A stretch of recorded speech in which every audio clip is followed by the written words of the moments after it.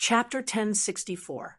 When Yang Fan returned to Longqingfang and passed by the Prince of Shochuan's mansion, he felt a little nervous. He was afraid that the gate would suddenly open and a young girl with a scarf over her face and a broadsword in her hand would jump out and yell in a childish voice, "Hey, you untrustworthy general, just obediently follow me, and marry to Tubo."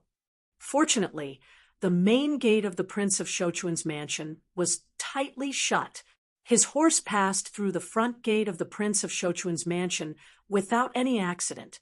In front of the Yang mansion, the family members were busy hanging red lanterns on the lampposts. Seeing that the new year was coming, the lanterns in front of the gate were replaced with 2 strings of red lanterns. A string of 9 red lanterns was hung up, making it look especially festive. Mo Xuanfei climbed high on a ladder and was hanging lanterns on the pole. Yang Fan dismounted and stamped the snow on his boots. He was about to step into the gate when Mo Xuanfei saw him from the ladder and shouted, "Ah Lang is back!" Yang Fan grunted. Mo Xuanfei said, "Ah Lang, there is a girl looking for you today." Yang Fan was a little surprised. He stopped and looked up, asking, "What girl?" Mo Xuanfei hung the lanterns and quickly climbed down. He scratched the back of his head and said to Yang Fan, "That girl calls herself Li Shenyang. She looks like a young lady from a rich family. She is accompanied by a light carriage and a servant. She is the first guest to visit our house. I don't know her." "Li Shenyang?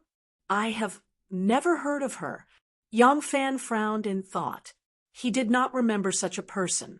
Yang Fan did not know that Li Qieying was the 10th daughter of the Prince of Xiang, and that she was usually called Shenyang among the sisters. Yang Fan thought for a moment, but did not know what to say. He asked, "Why did that girl come? Where is she now?" Mo Xuanfei said, "That girl came at noon. As soon as she heard that Ah Lang was not here, she turned around and left. I did not ask her anything else. That little girl is only about 10 years old. It's really strange. I don't know what this little lady wants from Ah Lang." When Yang Fan heard this, his heart skipped a beat. A young lady of around 10 years of age from a wealthy family. Was there even a need to ask? She must be the daughter of the Prince of Xiang's estate. Didn't she go to his estate at this time and go to the palace instead? Yang Fan had a lingering fear in his heart as he quickly instructed, "Remember, if this lady comes again, regardless of whether I'm here or not, tell her that I'm not here." "Oh." Mo Xuanfei nodded and scratched the back of his head. Suddenly, he remembered something and hurriedly said, "By the way, Ah Lang, there's another guest here today." Yang Fan turned around and glared at him. "Do you have to speak in halting sentences? Who else is coming?" Mo Xuanfei mumbled, "That person seems to be a foreign monk." "A foreign monk?" Yang Fan was even more confused. Among the people he had interacted with in recent years, there had never been a monk, let alone a foreign monk. Mo Xuanfei said. When the monk heard that Ah Lang was not at home, he left without even entering the door. He left a letter for Ah Lang, which is now in the gatehouse. "Ah Lang, please wait a moment. I'll go get it." Mo Xuanfei hurriedly ran into the gatehouse and soon took out a visitation card. Yang Fan opened the visitation card under the door. After reading it, an extremely strange look slowly appeared on his face. He hurriedly rolled up the visitation card, turned around, and walked out, saying, "I'm going out for a while." Mo Xuanfei chased after him and shouted, "Ah Lang, the weather is gloomy. I'm afraid it's going to snow again. Ah Lang, you'd better bring a raincoat. It's already late. Why don't you go to see the guest tomorrow?" Yang Fan waved his hand behind him and said, "Tell the First Lady that I have something to do tonight and won't be coming back to sleep." The gloomy setting sun in the sky reflected the majestic and tall gate of the temple. A spire emerged from the temple wall, pointing straight to the sky. When Yang Fan arrived, The gloomy sky was unexpectedly clear. Yang Fan stepped into the temple under the beautiful setting sun. The white walls, the black tiles, the tall bamboos, and the pine trees were all covered with a layer of white snow. The little bridge was winding, and the river under the bridge had already frozen, and the ice was covered with a layer of white snow. A few lonely lotus branches stood upright on the surface of the snow, rustling in the wind. Not far away, there was a rockery. White snow, moss, rocks, and sparse wisteria branches cast a mottled light and shadow like an ink painting. This was the Dayun Temple. In the past, the 10 eminent monks of Luoyang wrote the Dayun Sutra under the guidance of Xue Huai. They claimed that there was a saying in the sutra, "Goddess Bodhisattva ruled the country with the body of a woman," which referred to the current Empress Dowager. Wu Zetian then ordered all the prefectures to build a Dayun temple with a built-in sutra depository and a copy of the Dayun Sutra. This Dayun temple was built in Chang, and at that time, when Yang Fan walked in the temple, it was dusk, and the temple was unusually quiet. The 8th Japanese envoy to Tang had just arrived in Chang, and 2 days ago. This time, the envoy was led by Soda Jinren as the envoy to Tang, Sakagawa as the ambassador, and Great Envoy Ji as the deputy envoy. Most of the entourage were monks, so they stayed in the Dayun Temple. The Dayun Temple was built under the imperial edict to specially store the Dayun Sutra. Most of the temple was not open to the public, so it was very quiet and peaceful. After becoming the residence of the Japanese envoy to Tang, it became even quieter. Not a single worshiper could be seen. Yang Fan walked over the small bridge and saw a monk dressed in Japanese robes, a bamboo hat on his head and straw sandals on his feet. His hands were clasped together, waiting solemnly. Yang Fan suddenly stopped and was silent for a moment. He suddenly quickened his pace and rushed over. The monk in black also quickly walked over, opened his arms, an excited smile on his face. 17, 6th senior brother. The two of them hugged each other tightly. After a while, Yang Fan let go of his arms, wiped the tears of joy on his cheeks, and said happily, "I really didn't expect that the two of us would meet again here." The monk in black was the rogue monk of the White Horse Temple in Luoyang, Hong Lu. Hong Lu grinned and said with a smile, "Who said it wasn't? I thought that I would never be able to return to the Central Plains and see you again in this lifetime. Ha ha, let's go. Master has been waiting for you for a long time." Hong Lu pulled Yang Fan and walked along the long corridor with green eaves and red pillars. Along the way, there were 2 Japanese samurai standing quietly at every corridor pillar, with sharp katanas on their waists. Their left hands were pressed on the hilts of the katanas wrapped in black and white cloth. The back of their hands was red from the cold, but they stood solemnly and meticulously. Seeing Hong Lu striding over, the samurai all bowed to him, but Hong Lu ignored them and dragged Yang Fan forward excitedly. They came to the front of a quiet room, but before they could reach out to knock on the door, a noise was heard from inside. The door was opened with a crash, and the person who welcomed them was also a monk in black. It was Hong Yi. When Hong Yi and Yang Fan saw each other, they inevitably hugged each other tightly. Someone in the room laughed and scolded. "How long do you plan to chat at the door? Come in quickly, and let me see 17. Hong Yi hurriedly let go of Yang Fan and saw a person sitting cross-legged on the couch, wearing a snow-white robe that exposed his muscular chest. He was smiling at Yang Fan, and there were tears in his eyes. It was Xue Huai, whom he had not seen in a long time. Xue Huai looked a little older than before, and his cheeks were also a little thinner. The snow-white skin that he was once proud of had now become slightly darker. Yang Fan took off his shoes and quickly walked into the room. Xue Huai stood up from the couch and welcomed Yang Fan with a hearty laugh, giving him a strong hug. The two hugged tightly for a while before Yang Fan let go of Xue Huai and worriedly scolded, "Master Xue, you shouldn't have returned to the Central Plains." Xue Huai said, "What Master Xue? Master Xue is already dead, and there is no Xue Huai in this world anymore. I have now restored my ancestor's surname, and my name is Feng Xiaobao. Don't worry, no one will know who I am. Other than you, I won't be seeing any old friends on this trip." The few of them sat down on the couch. The four walls of the room were empty, and the walls were painted snow white. There were 2 tall paper candles on the ground, and there were bamboo leaves painted on the lamp paper, which made the 4 walls look blurred, as if they were standing in the shadow of the bamboo. There was a sunken stove on the ground, and it was level with the ground, with steam rising from it. Yang Fan said there was a letter from the South Sea saying that Master was not happy living in the South Sea, and after only a year or so, he insisted on leaving. In the end, he left without saying goodbye, and no one knew where he went. Today, I suddenly saw the letter from the Japanese envoy, and saw the words "the person who shaved for you." It really gave me a fright.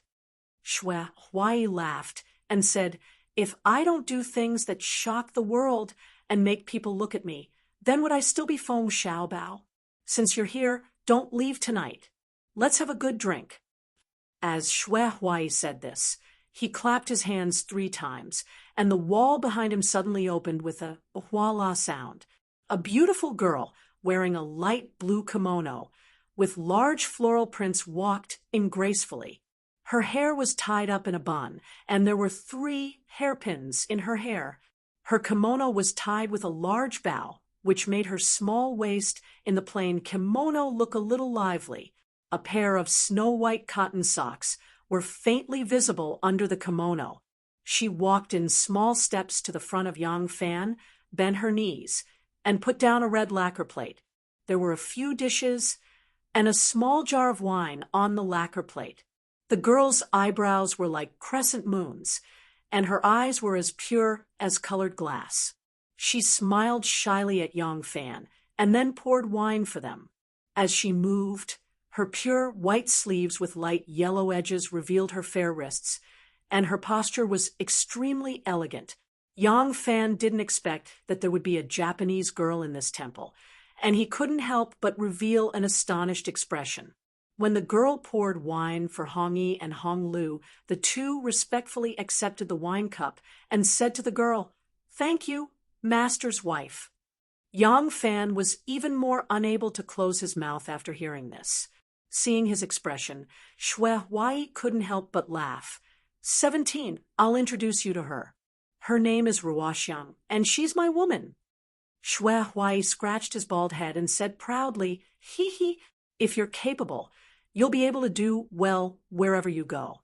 By the way, I have to clarify that this time, I, Feng Xiaobao, didn't rely on a woman but on my own ability to achieve what I have today." The girl pursed her lips and smiled at Yang Fan. She put her hands on her knees and bowed her head, and said softly and slowly, "Please enjoy." After saying that, she picked up the empty plate and slowly retreated. After a while, she came back and washed her hands in a basin in the corner of the room. She took out a guqin and sat down cross-legged. Her white hands gently plucked the strings, and a melodious tinkling sound flowed out. Yang Fan was secretly surprised. His master, Zhang Kuo, had clearly said in the letter that when Xue Huai left the South China Sea, he only brought Hong Yi and Hong Lu with him. He didn't have a single penny on him. Yang Fan didn't know how Xue Huai arrived in Japan, and what kind of fortuitous encounter he had. Suppressing his curiosity, Yang Fan raised his cup and congratulated. "Congratulations to Master for returning to the secular world and marrying such a gentle and virtuous mistress." Hong Lu laughed and said, 17, you're wrong. Our master didn't return to the secular world. Not only did he not, he even founded the Hanbo sect in the Fusang country's capital. He built a Hanbo temple and declared himself the pope of a sect. He's very impressive. This fake monk, Xue Huai, could actually create his own sect and become the pope? Yang Fan almost couldn't believe his ears. Hong Yi and Hong Lu explained in detail, one after another before Yang Fan finally understood. It turned out that Japanese monks had many sects that allowed them to marry by eating meat. Many monasteries were passed down from father to son, son to grandson, and passed down from generation to generation. The monasteries were like family businesses. With such an amazing monastery, not only did it have its own armed forces, a large amount of land that didn't need to be taxed, and a large number of believers, it could even be an independent region and interfere with the political affairs of the daimyo. The samurai in the corridor, just now, were Xue Huai's private soldiers. In fact, not only did some sects of Japanese Zen forbid marriage, but there were also some sects with strict discipline. It was also an open secret that the high monks of their sects had affairs with women. It was precisely, sometimes there are rivers and sometimes there are mountains. Outside the world, Taoists seek fame and fortune. Every night, Mandarin ducks sleep on the Zen bed, whispering amorous words. Xue Huai established his own sect, so he naturally had the final say in all the rules. His sect didn't forbid alcohol and women. It was particular about wine and meat passing through the intestines. The Buddha sat in the heart and pointed directly to the human heart. Its doctrine was similar to the enlightenment of the sixth patriarch, Huaining, but only in appearance. At that time, there were many nobles and people in Japan who worshipped and believed in Buddhism, but there were very few monks who were truly proficient in Buddhism. Xue Huai used the half-baked Buddhism that he had heard in the White Horse Temple to open up a situation in Japan and established a great foundation. After saying that, Hong Lu said proudly, 17, you can't imagine Master's prestige in Japan now. Not only are all the daimyo respectful to Master, but even the King of Japan treats our Master like a distinguished guest. Hong Yi added, Master brought the two of us from the South China Sea to Japan and built up this family business with our bare hands. Xue Huai scratched his bald head and tried to show a humble expression, but the big grin on his face revealed an indescribable pride. Yang Fan laughed and said, I didn't expect this. I really didn't expect this. Ha! Master, you're now drinking wine, getting drunk with beauties, and practicing Zen. This kind of freedom is really enviable. When the Japanese girl who was playing the zither heard this, she gently bit her plump red lips, and a charming smile appeared on her face. Her bright eyes quickly glanced at Yang Fan, then at Xue Huai charmingly. She flicked her slender finger and played a glissando full of shyness and lingering feelings of a young girl. Xue Huai laughed heartily and said, If you're envious, then follow Master to Japan. Master will still give you the position of first seat. With your ability, the two of us, Master and disciple, will definitely be able to move unhindered in Japan. We can be independent like Curly Beard and live a carefree and happy life. Isn't it better to stay here and suffer the filthy anger of that old woman? Yang Fan's eyes flashed, and he asked warily, Master, do you still hold a grudge against her? Xue Huai shook his head and stopped smiling. He replied indifferently, Do you think I came here with the intention of revenge? For a woman. She has long received her retribution for not being treated sincerely by a person in her life. I know it's my fault, so why should I take revenge on her? Xue Huai looked at Ruoxiang with a gentle gaze and said emotionally, If I have the time, I might as well use it to cherish the people in front of me. When I came to Japan from the South Sea, I was penniless and down on the streets. It was Ruoxiang who took me in. When a man is down on his luck, he will only know who truly loves you and who truly treats you as a friend. Love may not develop after a long time, but it will definitely show a person's heart. Shui Huai raised his cup and said to Yang Fan, "Everything in the past has already turned into smoke for me, except for you." 17. I came this time because I wanted to come back and take a look. If I don't come back, I won't be able to rest easy. I've been to Luoyang and White Horse Temple. Now I've come to Chong, and because of you. If it's possible, you should be like me and live a free and unfettered life. This temple is really too filthy.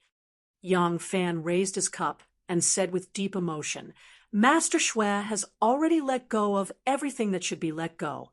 That's why I can live a free and unfettered life today. But I still have many people and many things that I can't let go of.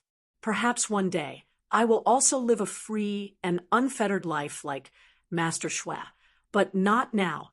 In the future, when I can let go of everything, I will definitely travel the world. At that time, I will bring my family to Japan to see you." Chapter 10:65. That night, it snowed again. The snowflakes fluttered in the air silently. Yang Fan, Shui Huai, Hong Yi, and Hong Lu drank to their heart's content.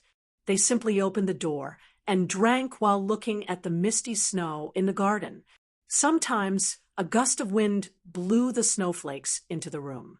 When it hit their faces, it would turn into a ball of moisture, making them feel very carefree.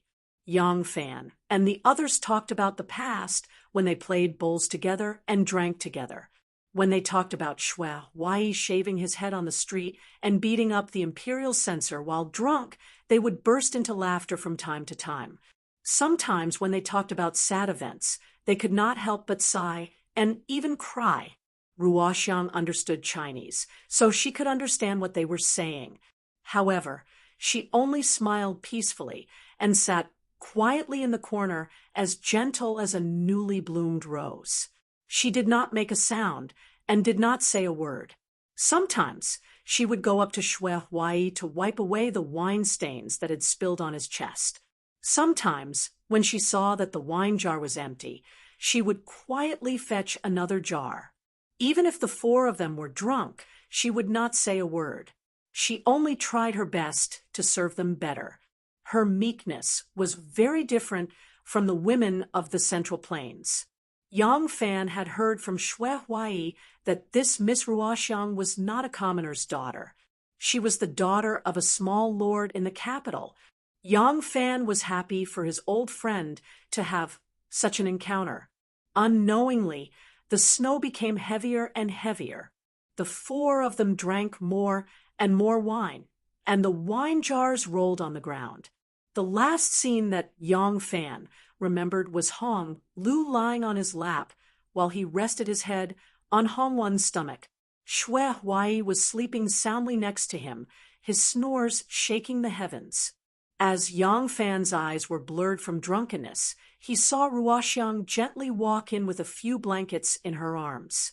She covered each of them and gently tucked the corners of Shui Huai's blankets. She then tiptoed out and gently closed the door to block out the heavy snow. At daybreak, Yang Fan was the first to wake up. He often had to wake up early to attend court, so he was not as free as these three carefree monks. These monks could meditate whenever they wanted, sleep whenever they wanted, and sleep until they woke up naturally. He did not have such good fortune. Yang Fan sat up and saw that Shui Huai and the other two were still sound asleep. There was a kettle on the small table beside them. Reaching out his hand, he felt that the water was still warm. Presumably, it was Ruoxiang who had brought it here early in the morning. Yang Fan poured a bowl of water to quench his thirst. Pulling open the door, a cool and refreshing aura assaulted his senses. The courtyard was covered in silver.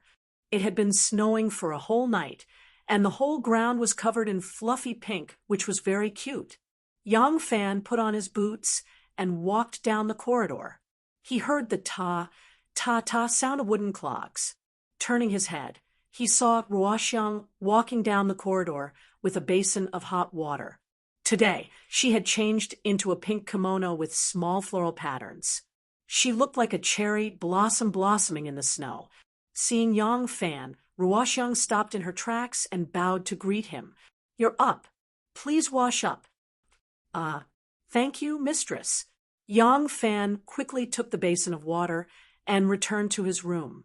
After washing up, Yang Fan went to the courtyard and practiced 2 rounds of martial arts in the snow. Only after his whole body was warmed up did Xue Huai and the other 2 get up. Xue Huai washed up with Ruo Xiang's help and walked into the courtyard. He looked at Yang Fan, who had just stood still, and said with a smile, "I heard that you're already a rank 4 great general. You haven't forgotten your skills yet?" Yang Fan smiled. "This disciple is a general, so naturally I can't neglect my martial arts. Does Master Xue still practice martial arts?" Xue Huai blushed slightly and laughed. "In the past, I was just boasting. Actually, I know in my heart that my martial arts are all showy but impractical. They're street tricks. Ha ha, they can't be taken seriously. They're useless. Why would I practice them?" As the 2 of them were talking, a skinny man in a kimono came from afar. When he saw Xue Huai, he stopped and bowed respectfully to him, saying, "Good morning, great monk." Turning his eyes, he saw Ruo Xiang coming out of the room and bowed to her, saying, "Good morning, sister-in-law Fan." Xue Huai and Ruo Xiang also greeted him. The 3 of them spoke in Japanese. Yang Fan didn't understand what they were talking about, so he ignored them. Although the man saw Yang Fan, he didn't know his identity. He only bowed to him and left the corridor. Xue Huai said to Yang Fan, "This person is the Tang envoy from Japan, Soda Shinran." Yang Fan thought, as the envoy, he must be someone with great power. Since he's so respectful to Master Xue, it seems that what Honglu said was true. Master Xue has really made a name for himself in Japan. Yang Fan asked, "When does Master Xue plan to return to Japan?" Xue Huai laughed. "What, you're in a hurry to send me away?" Yang Fan said, "Of course not. It's just that..." Xue Huai laughed. "I know you mean well. You're worried about my safety. Don't worry, even if it's for Ruoxiang, I won't act recklessly. I won't wait until the envoy leaves. At the beginning of spring, I'll take a boat to the east and sail back to Japan." When Yang Fan heard this, he couldn't help but let out a sigh of relief. He knew that this envoy was not a tribute envoy. The tribute envoy would leave after paying the tribute.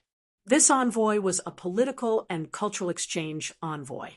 Every time he entered Tang, he would stay for at least a year.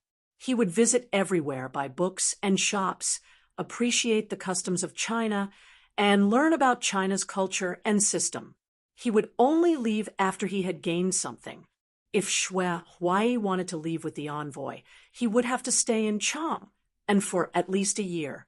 Ever since the incident where he was discovered by Du Wentian while visiting Xingjiao Temple, Yang Fan didn't believe in secrecy anymore. Naturally, he hoped that Xue Huai would leave as soon as possible to ensure his safety. Yang Fan quickly said, "If that's the case, when Master returns to the east, I'll arrange the boats, carriages, and horses. I'll definitely protect Master all the way." Xue Huai naturally didn't need to pretend to be polite to him. He readily agreed.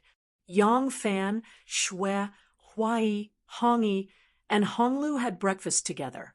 They agreed to visit often before they left. Yang Fan left Dayan Temple and turned onto Zhuke Avenue. He saw that the long street was covered in white. Many servants were clearing the snow in the square under the command of Basho. The snow on the long street had not been cleared yet, and there were already many footprints left by early passers-by. Yang Fan rode his horse with his bodyguards. Because there was no court meeting today, he wanted to return directly to Longqing Square. When he reached an intersection, he suddenly saw a group of soldiers escorting a camel team coming from afar, blocking the entire road. Yang Fan rode his horse to hide under the eaves of a house and watched the huge team pass by. There were about 200 people in this team. More than half of them were camels with all kinds of bags and weapons on them. One look, and one could tell that they came from afar. From the style of the robes of the people riding on the camels, they should be Turks. Since they were escorted by soldiers, they couldn't be merchants. Therefore, Yang Fan paid extra attention to them. Icicles hung from the eaves like sharp swords, glimmering in the sunlight. Yang Fan peered through the cluster of icicles and immediately saw a carriage with a banner written in both the Chinese and Turkic languages. When he saw the words on the banner, Yang Fan's heart skipped a beat. The Turks and the personal envoy are finally here. Compared to the Tubo, the Turks were even more shameless. The Tubo were like strong men who relied on their strength to bully others, while the Turks were scoundrels who would do anything. When he was in a disadvantageous position, Moshe could thicken his skin and ask to be Wu Zetian's godson. However, once he saw that he could take advantage of something, he would immediately turn hostile. He did not care about the reputation and dignity of a country at all. Take this time as an example. At the very least, the Tubo first asked for benefits from the marriage. When the marriage proposal failed, they resorted to force. The Turks, on the other hand, decided to fight first. Regardless of victory or defeat, they would shamelessly negotiate for benefits. The Great Zhou imperial court hated the Turks even more than the Tibetans. However, due to the current situation, they had no choice but to receive the Turks' peace marriage envoy. Wu Zetian could only use the Ministry of Rights as an excuse to delay them for 3 days. In the end, she still invited them to the Golden Palace to deliver the letter. Interestingly, this time, no matter which faction it was, all of them strongly opposed the marriage with the Turks. The moment the Turks' personal envoy handed over the letter stating the purpose of their visit and the intention of the marriage, the entire court of civil and military officials attacked them. After Wu Zetian moved the capital to Chang, and Zhang Jianji, who had just been appointed as the assistant minister of the Autumn Palace, was the first to step out. He raised his scepter and said loudly, "I object. Since ancient times, there has never been a prince of China who married the daughter of Neidi as his wife, let alone the emperor's grandson. How can the future mother of the country be a barbarian? Your Majesty must not agree. This is a great humiliation." Towards Zhang Jianji's words, Wu Zetian did not like it from the bottom of her heart. What great humiliation! Since the Han Dynasty, how many princesses of the Central Plains had been defiled by the barbarians? Why didn't anyone say it was a great humiliation? When the Tang Dynasty sent Princess Wencheng to the marriage, why didn't he jump out and say it was a national humiliation? So it became a great humiliation for us to marry their daughter to us. This old man's idea of men being superior to women is quite serious. Besides, the daughter of the barbarians, what daughter of the barbarians? Is the bloodline of the Li Tang imperial family very pure?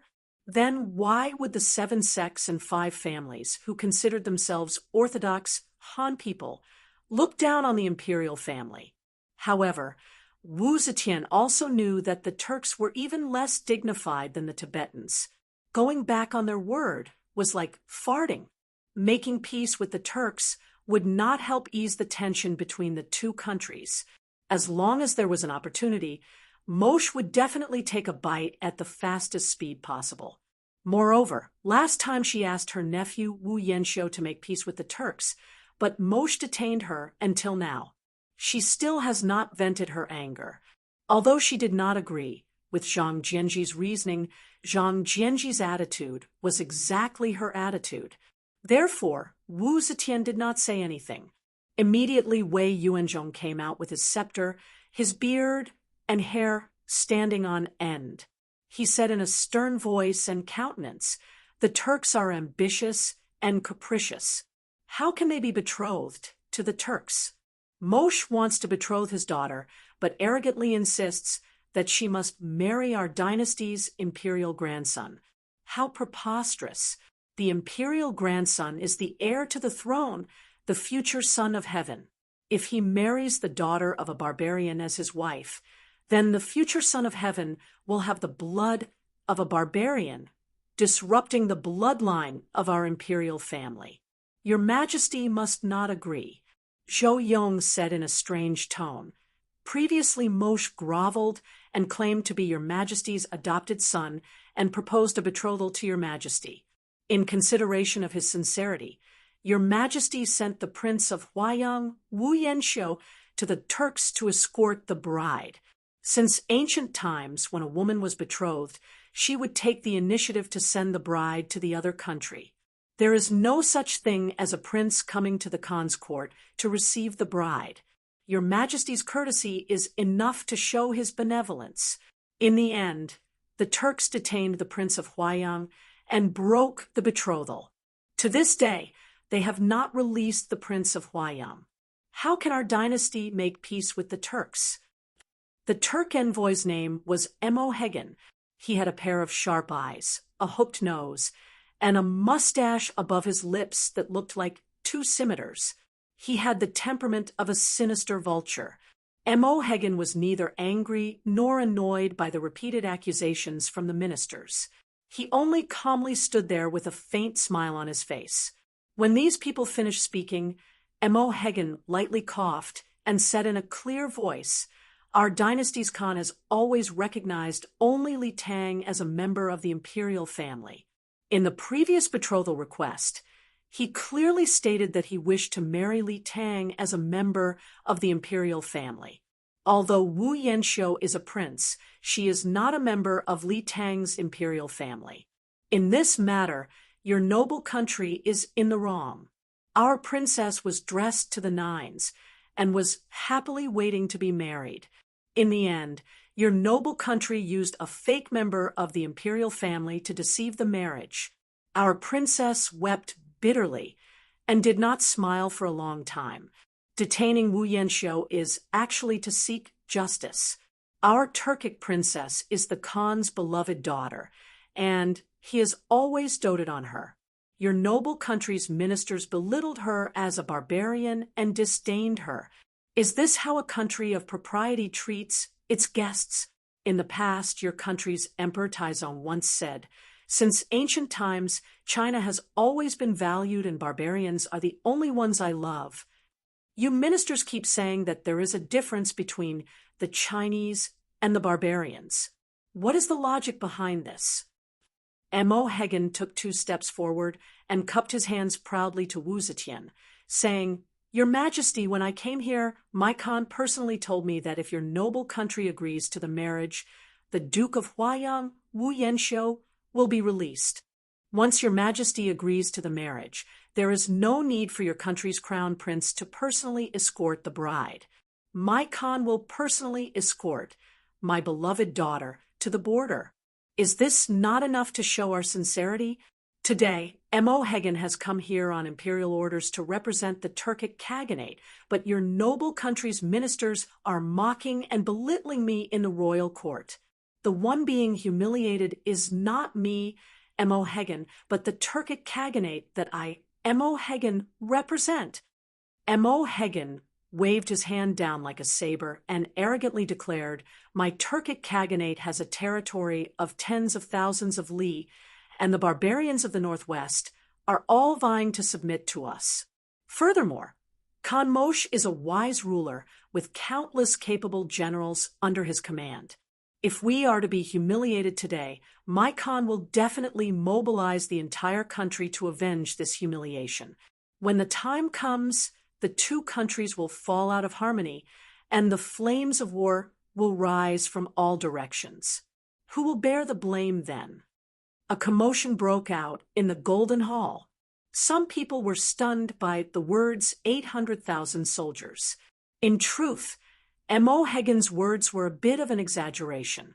The Turks only had around 300,000 soldiers at most, and their vast territory meant that they needed to be guarded everywhere.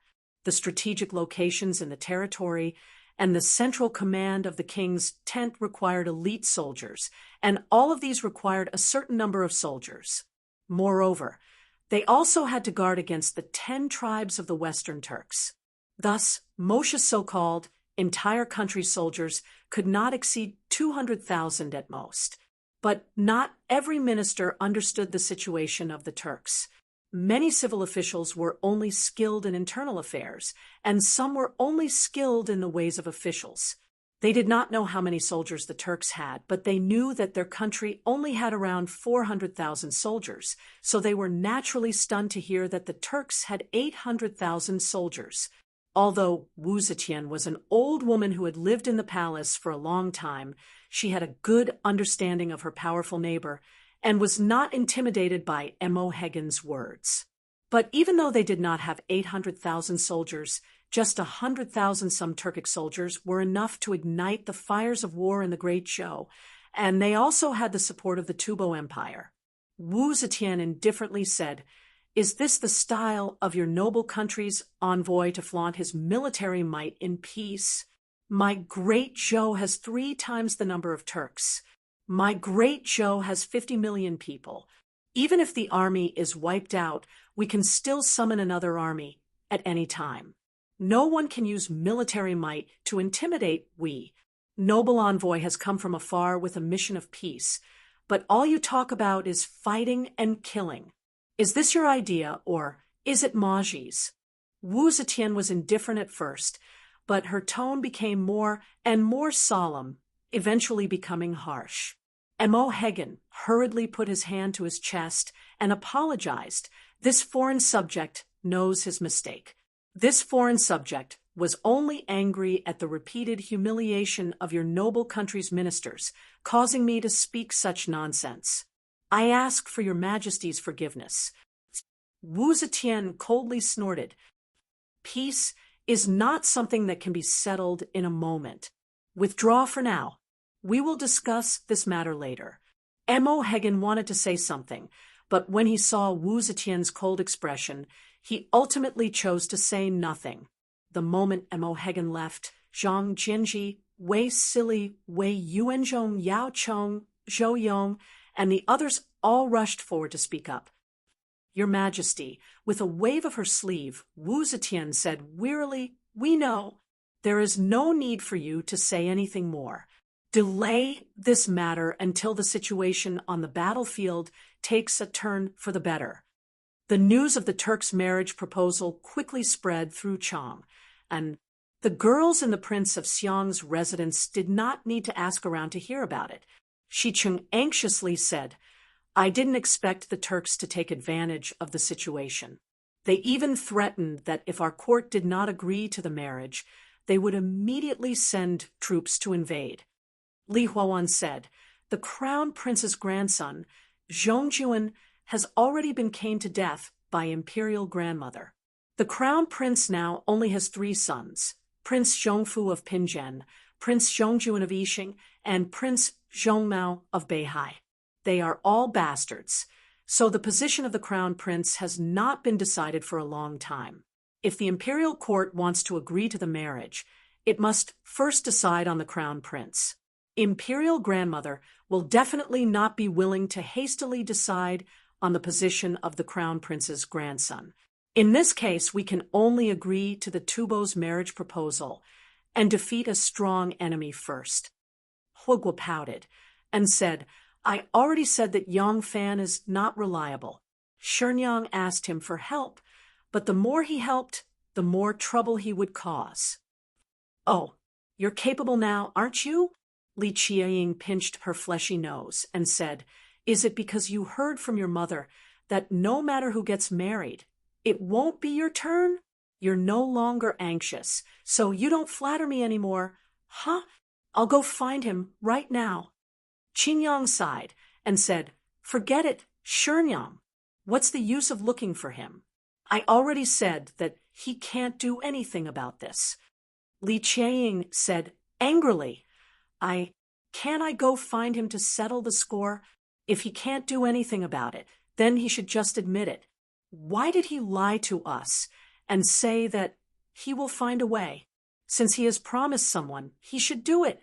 A promise is worth 1,000 gold, and it will not change even if he is killed. How can he not understand something that even a little girl like me can understand? Li Qiang angrily turned around and left. At this time, she had already returned to her residence in the Prince of Xiang's residence. She immediately ordered someone to prepare a carriage and go straight to Longqing Square. The Prince of Xiang's children were very close, and they often visited each other. The Prince of Xiang only thought that she was going to find his royal brothers, so he did not ask any questions. Li Qiang rushed to Longqing Square and asked to see Yang Fan. Mo Xuanfei had already received Yang Fan's orders.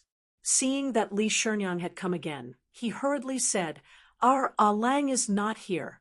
He has gone to the palace to be on duty."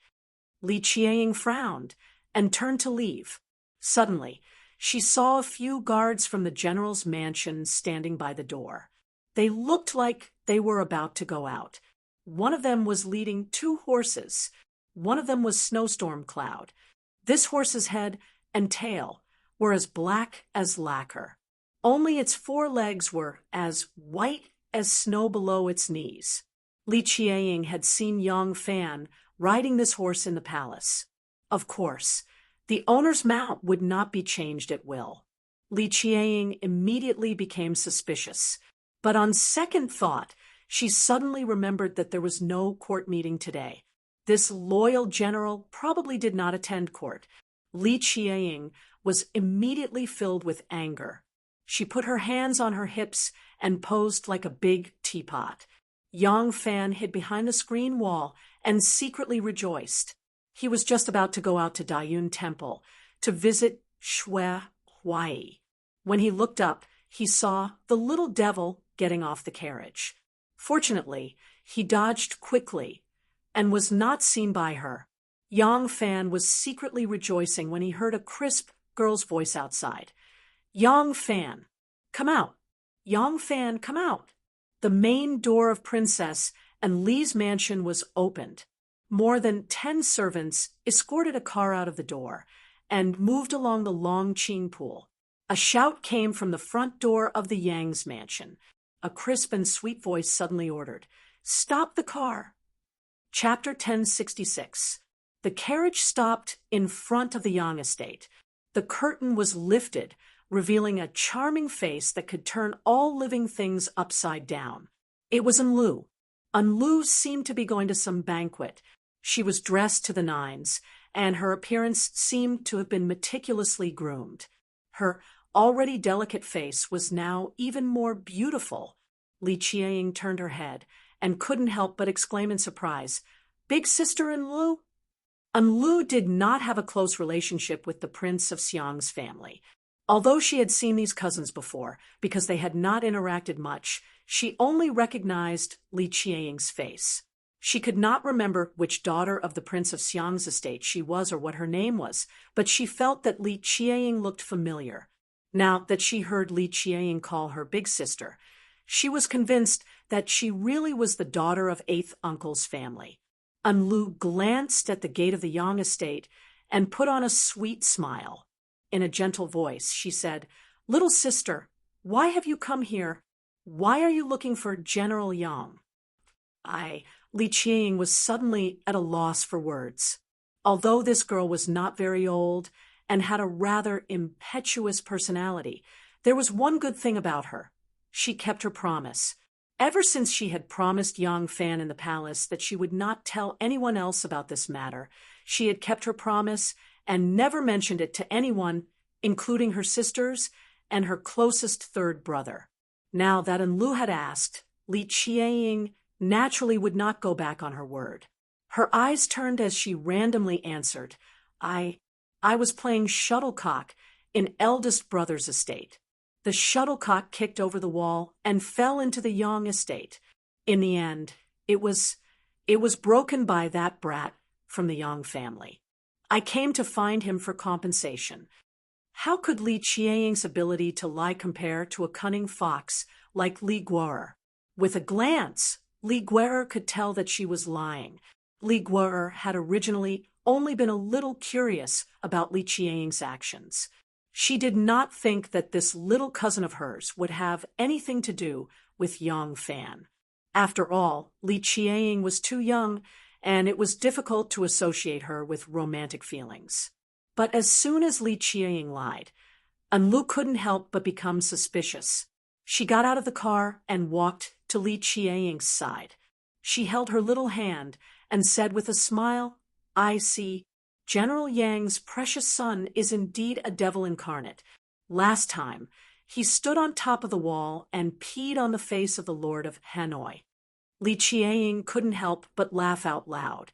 Anlu said with a smile, "Our Li family sisters can't be bullied by that surnamed Yang. But what about you? After all, you're a noble lady of the imperial family. It's not proper for you to stand at the gate and shout. Come, big sister will take you to the Yang family to seek justice from General Yang." Li Qianying was a little embarrassed. When she looked up, she saw Anlu smiling at her carriage. Li Qianying's pretty face suddenly blushed. She just said that she was playing shuttlecock in her eldest brother's mansion. The shuttlecock fell into the Yang family's young master and was broken by the Yang family's young master. But she forgot that she came from afar. The carriage and servants were all waiting on the side. Her eldest brother's mansion and Yang Fan's mansion were next to each other. If she was in her eldest brother's mansion, just now, would there be a need for a carriage? Li Qianying was a little embarrassed when her lie was exposed. Anlu didn't expose her. She held her little hand and was about to break into the Yang family's mansion. Mo Xuanfei stood at the door with an awkward expression. She had a noble identity.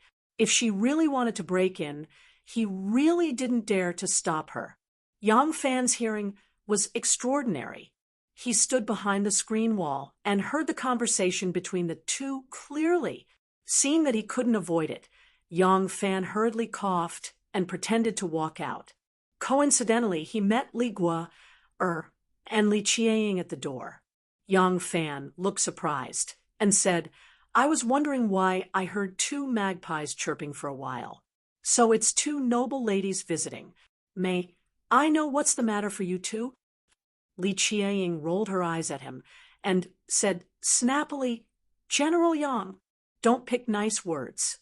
As long as you don't think that it's a night owl visiting, I'll be thankful." Yang Fan glanced at Li Guo'er and smiled meaningfully. "You don't say?" Last night, there really was a night owl that couldn't stop chirping. Li Qianying thought that Yang Fan was talking about her, and her little face immediately turned serious. But Li Guo'er's pretty face sank. She naturally understood that Yang Fan was saying that he did not like her coming to the Yang family's door. Li Qianying said unhappily, "General Yang, I'm here today to collect a debt from you." After saying that, she was afraid that Yang Fan would misunderstand. If Yang Fan thought that she had already told the matter to Anlu and simply revealed the secret between them in front of Anlu, then it would be bad. She hurriedly added, "My shuttlecock kicked over the wall and was broken by your child. What do you think about it?" Yang Fan said with a smile, "The child is not sensible. There's no need for you to lower yourself to his level. How about this? I'm about to go out. Why don't you come with me to Chang and City? I'll buy whatever shuttlecock you like and return it to you. What do you think?" Li Qianying was anxious to send Anlu away. She quickly agreed. "You must keep your word. Then let's go." Yang Fan glanced at Li Guo'er. He was still smiling, but his smile turned cold. "May I know why your highness has come to visit?" Li Guo'er saw that the two of them were echoing each other, and it was impossible for her to have a good show. Although she couldn't let go of her doubts, she let go of Li Qianying's little hand and smiled. "Nothing. I'm here to accompany my little sister." Since you've made up, then there's nothing for me to do. General Yang, little sister, I'll take my leave. Li Gua turned around and walked down the stairs. Suddenly, she looked back with a smile and said to Yang Fan, General Yang, you have to fulfill your promise. If my little sister is bullied, I'll definitely seek justice for her. Yang Fan frowned slightly and was very displeased. Li Qiang stood at the side. Seeing his expression, she couldn't help but feel perturbed. But she gently bit her lower lip and didn't speak. Until Li Gua boarded the carriage and left, she couldn't wait to explain to Yang Fan. I didn't say anything to her. Yang Fan coldly said, I know. He lifted the hem of his robe and walked out of the residence. Li Qiang secretly glanced at his expression and nervously followed behind him. Yang Fan held his hands behind his back. Looking at Li's fleet of carriages leaving, he lightly said, I really don't like this cousin of yours. Li Qiang said, I know. I wasn't the one who found her. I heard that at that time in Chang, an East City. Yang Fan said, I dislike this person, but it has nothing to do with that matter. Li Qiang choked and gathered her courage to say, I also don't like her. Sister-in-law always has some airs. And my third brother also told me not to have any contact with Enlu. He said that she is not a good friend. I don't quite understand what third brother meant, but third brother will not harm me. He must have his reasons for saying so. Yang Fan couldn't help laughing. He glanced at the little girl beside him and suddenly asked, Do you know that you are somewhat similar to her? Ah. Li Qiang's pair of beautiful big eyes suddenly widened. She strangely said, How am I similar to her? Yang Fan's face darkened. He said, Both of you have no sense of propriety and are willful and impulsive. This was the first time Li Qiang saw him getting angry at her. She couldn't help but be shocked and didn't dare to reply for a moment. Yang Fan walked towards the Longqing pond. The lake water in the pond had already frozen and was covered with ice and snow. There were a few withered lotus stems by the lake, struggling in the ice and snow. It was a scene of withered. Li Qiang took small steps, slowly moving to his side. Sneaking a glance at his face, she timidly said, You're angry? Yang Fan gazed at the snowy field in front of him and coldly said, Although you're young, you were born in the imperial household. You should understand things better than ordinary girls. Tell me, isn't this marriage between the two countries a matter of national importance?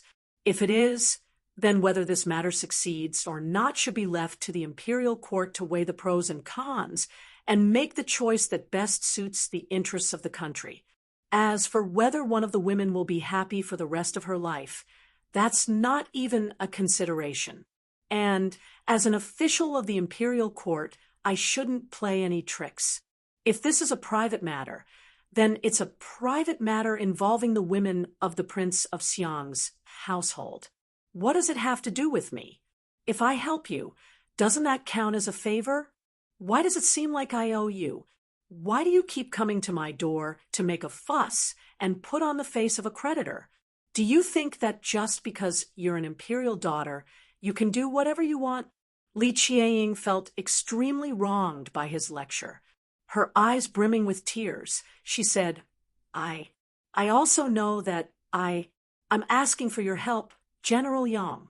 But I suddenly heard that the Turks also want to come to the marriage, and the entire court is against it.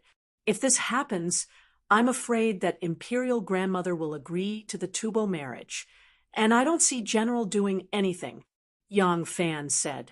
The Emperor also doesn't want to have a marriage between the Tubo and the Turks, but can she directly refuse? Even if it's a marriage between two ordinary families, if the two families off in a business, and the family with the daughter is afraid that it will affect their own family's business, they can't rudely refuse and say that because your son eats, drinks, and gambles that he's not a son, my daughter can't marry, right? He has to find all sorts of reasons to tactfully refuse. This way, he won't offend anyone, but he can also protect his daughter. If he wants to find someone to mediate, this person has to use even more tricks. I've been running around for this matter all this time, but do you think that I've done everything in the open? Or do you think that I have to tell a silly girl like you everything I've done, no matter how big or small? Li Qiang lowered her head and fell silent at his lecture. Yang Fan emphasized, "Don't just listen to the wind and think it's rain. You do whatever you think." To put it nicely, this is called being straightforward and naive, but don't forget that you're a princess, and this matter has even greater implications, so you need to be especially cautious. You understand? Li Qiang felt wronged and said, "I understand." As she spoke, 2 teardrops fell from her eyes and fell onto her lapel. Li Qiang couldn't help but softly sob. In the distance, the maids and servants of the Prince of Xiang's estate seemed to notice something. They stood on their tiptoes and looked over, whispering to each other. Yang Fan noticed their strangeness and couldn't help but curse. He had spoken too harshly and made this girl cry. If the people of the Prince of Xiang's estate went back and told the Prince of Xiang, it would be difficult for him to explain himself. Yang Fan smiled and suddenly became amiable. He said to her, "But I've realized that you're better than Enlu in at least 2 areas." A child's attention was truly easy to divert. Li Qiang, who had been scolded to the point of tears, immediately blinked her eyes, her eyelashes still glistening with tears. She curiously asked, "Is that so? How am I better than Big Sister and Lu?" Yang Fan replied, "One is that you're willing to listen to advice, and not so arrogant as to believe yourself infallible. That kind of woman is the most loathsome. Another is that you take your promises very seriously. Although you're still young, once you make a promise to someone, you'll definitely keep it. You're a good girl." Li Qiang's tears broke into a smile. Yang Fan continued to encourage her, continuing to praise, "I've now discovered yet another area in which you're better than her." Li Qiang's eyes glowed. "Is that so?" Yang Fan nodded. "Of course. You look very good when you smile. I suddenly realized that you're a beauty in the making. When you grow up, you'll definitely be more beautiful than Enlu." Li Qiang's pretty face blushed from his praise. She bashfully said, "How can I be as beautiful as Big Sister Enlu? You're talking nonsense." Enli's happiness was famous in the upper circles of the capital. Princess Taiping was once hailed as the flower of Luoyang. Now that she was middle-aged and had established her own government, she began to display the image of a strong woman in the political arena in front of everyone. She was no longer as famous as she was when she was younger. But even when she was in the prime of her youth, she had never received such an evaluation from Enlu. Li Qiang's few elder sisters were still in their youth. Usually when they gathered together, they would often evaluate the beauty of the noble ladies in the capital. Li Gua would always be the well-deserved first place. Naturally, Li Qiang was aware of this. She simply did not dare to think that she could be more beautiful than Enlu. But regardless of age, once a girl became sensible, they would like others to praise her beauty. Although Li Qiang felt that Yang Fan was exaggerating, she was still extremely happy. Her mouth said that Yang Fan was talking nonsense, but in her heart, she wished that what Yang Fan said was true. Yang Fan said, "Women are like flowers. Some are as light as chrysanthemum. Some are as clear as lotus. Some are as cold plum blossoms proudly in the snow. Some are like orchids in a deep valley. They are all colorful and different. Beauty is beauty. There's no difference." Li Qiang had never heard of such words. For a moment, she was fascinated. She tilted her head and thought for a while. She innocently asked, "Is that so? Then what kind of flower do I look like?" Yang Fan was secretly amused. He made up some nonsense, and this little girl actually took it seriously. Yang Fan pretended to look at her seriously. Li Qiang actually shyly avoided his gaze. Yang Fan said, "The reflection of the lotus in the spring, the peak of the Yang mountain. Compared to the ability of the lotus pod, the fragrance of the flower is drawn. As for Miss, you are comparable to a lily." Li Qiang was overjoyed. Yang Fan did not know that because of his casual words, this little girl would henceforth love lilies among hundreds of flowers. Not only did the flowers arranged in the house become lilies, the embroidery on her clothes became lilies. She even went around collecting lilies. It was to the extent that on her birthday, her sisters were proud to give her a pot of a different kind of lily. Yang Fan gave her a slap on the face and gave her a sweet date. He successfully coaxed this little girl to leave happily. Yang Fan stood on the same spot with a deep frown on his face. He had already started his plan earlier, but he did not expect the Tuju to come so quickly. If the Empress could not hold on until the Tubo and Tuju were in trouble, the situation would be very bad. At this time, a rider suddenly galloped over. Ren Wei went up to greet him. After exchanging a few words, he suddenly turned around and ran excitedly towards Yang Fan. From afar, he shouted, "General! General! Victory at Maozhou!" Chapter 1067. The news of Maozhou Governor Chen Desai defeating the Tibetans became the most sensational news in the capital before the new year.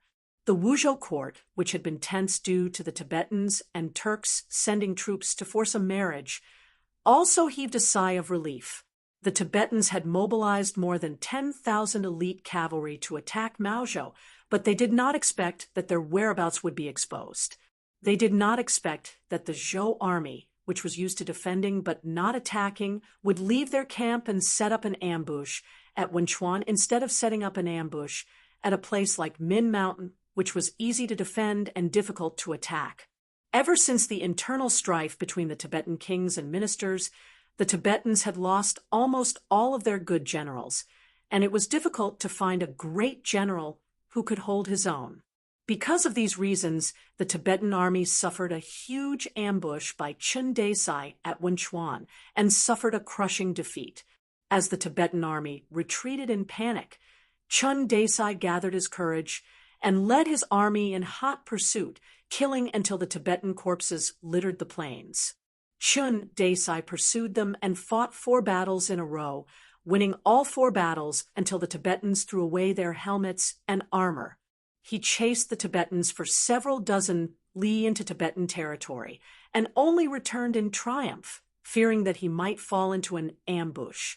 After 4 battles, Chen Desai beheaded more than 1,000 soldiers, captured more than 3,000 Tibetan soldiers, and seized a large number of cattle and sheep used as food by the Tibetans. Wu Zetian was overjoyed at the news and immediately ordered the 3 armies to reward him.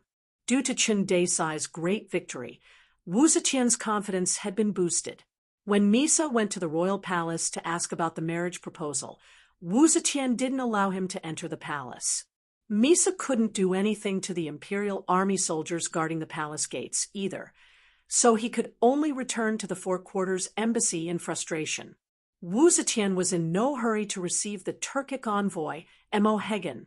After 5 days, under Emo Hagen's repeated requests, and considering that it would be New Year's Day soon, and that there would be many celebrations, and there would be no time to receive foreign envoys, Wu Zetian finally agreed to host a banquet at the Suyu platform. On that day, the crown prince, Prince Xiang, Prince Liang, and all the high-ranking officials in the capital attended the banquet. This could be considered a gathering of the important officials of the court before the new year. The crown prince's 2 sons, Prince Pinzhen, Li Zhongfu, and Prince Yixing, Li Zhongjuan, were also summoned to serve the emperor.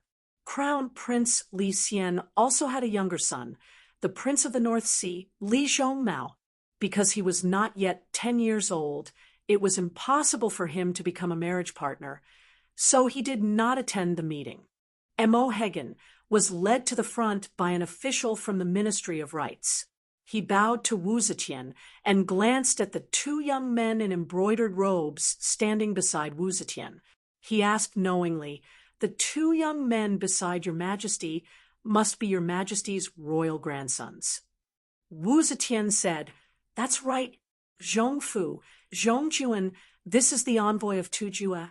Mo Hagen." Li Zhongfu and Li Zhongjuan stepped forward, and Mo Hagen quickly rushed forward to greet them, saying, "Your subject, Mo Hagen greets." At this point, Mo Hagen suddenly paused and pretended to be hesitant.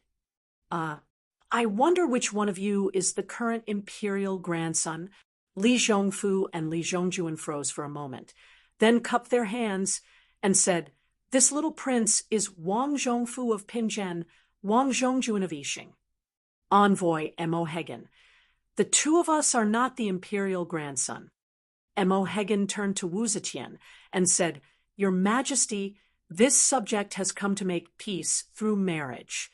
If your Majesty can introduce this subject to the imperial grandson, this subject will welcome it. However, my Kagan has designated the marriage of my beloved daughter to your country's imperial grandson. Why has your Majesty only invited the two princes, but not allowed this subject to meet the imperial grandson?" Li Zhongfu and Li Zhongjuan's expressions suddenly changed. Wu Zetian indifferently said, "The crown prince's family has 3 sons, Zhongjuan, Zhongfu, and Zhongmao. Zhongmao is young and has not reached the age of marriage, so he has not attended the banquet. We have only established the crown prince, and not the imperial grandson. What, do you want to help we choose a grandson?" Mo Hagen hurriedly bowed and said, "This subject does not dare. This subject does not dare. It is just that my country's Kagan has designated the marriage of only the imperial grandson. As of now, your country has not established a grandson. What should we do?" Wu Zetian looked up at the sky and laughed. She indifferently said, "This is easy. The crown prince only has Zhongfu and Zhongjuan as marriageable princes. The two of them are the sons of the phoenix and the descendants of the emperor. They will not bring disgrace to your princess. You can see which one of them is a good match for your princess. Just go ahead and marry her." Mo Hagen craftily said, "Your Majesty, the son-in-law our Kagan wants to choose is your country's imperial grandson." Wu Zetian smiled and said, "That is easy. In that case, after we have established a grandson, your country can send an envoy to make peace." Mo Hagen gradually became angry, but he forced himself to restrain himself and said, "If your country does not establish a grandson, will I, the Turkic princess, have to wait forever?" Wu Zetian's expression became even more amiable. She said, "Our imperial grandson can wait, but can't your country's princess wait? If your country's princess will not marry anyone other than my great Zhou's imperial grandson, then we can only wait until we have chosen a grandson. Do we have to hastily choose a grandson just for your country's princess to marry? If we choose a Turkic princess to marry someone other than your country's crown prince, will your country immediately choose a crown prince?" The Turks were used to acting shamelessly. Now that old mistress who had suddenly started acting shamelessly, Mo Hagen was momentarily speechless. While the court was engaged in a heated debate, the officials below were also restless. At this moment, the deputy minister of the imperial censor, Song Jing, had just entered the Suyu terrace. Last time, he had impeached Zhang Tongxiu and his 2 brothers and fined Zhang Changzong 20 caddies of copper. It was under Song Jing's instructions that the imperial censors had completed this. Since then, Zhang Yiji and Zhang Changzong had held a grudge against Song Jing. But the 2 of them also knew that Song Jing was now the deputy minister of the imperial censor, controlling the Suyu terrace and the imperial censors. He had the power to monitor and report all the civil and military officials in the court. Against such a troublesome figure with real power, it was better to make friends than to make enemies. Besides, although the two brothers had lost face last time, it was also a blessing in disguise. The three brothers of the same clan had all been sent out to hold real power in the prefectures and counties, so they could not go too far. Song Jing entered the hall and looked around. Just as he was about to go to the seat next to Wei Yuanzhong and sit down, Zhang Yizhi hastily stood up and gave up his seat closer to the Son of Heaven. Walking over to Song Jing, he said with a sincere smile, "Duke Song is the current #1 person. How can you sit down? Come, Duke Song, please take the seat of honor." Song Jing glanced at him and indifferently said, "Jing's talent is inferior, but official Zhang thinks that you are #1. What is the logic behind this?" Zhang Yizhi's face immediately froze. He was just casually flattering Song Jing. Who knew that Song Jing would take it so seriously? Zhang Yizhi looked embarrassed. He did not know how to justify himself. Zheng Gao, the assistant minister of the heavenly official, saw this and was immediately displeased.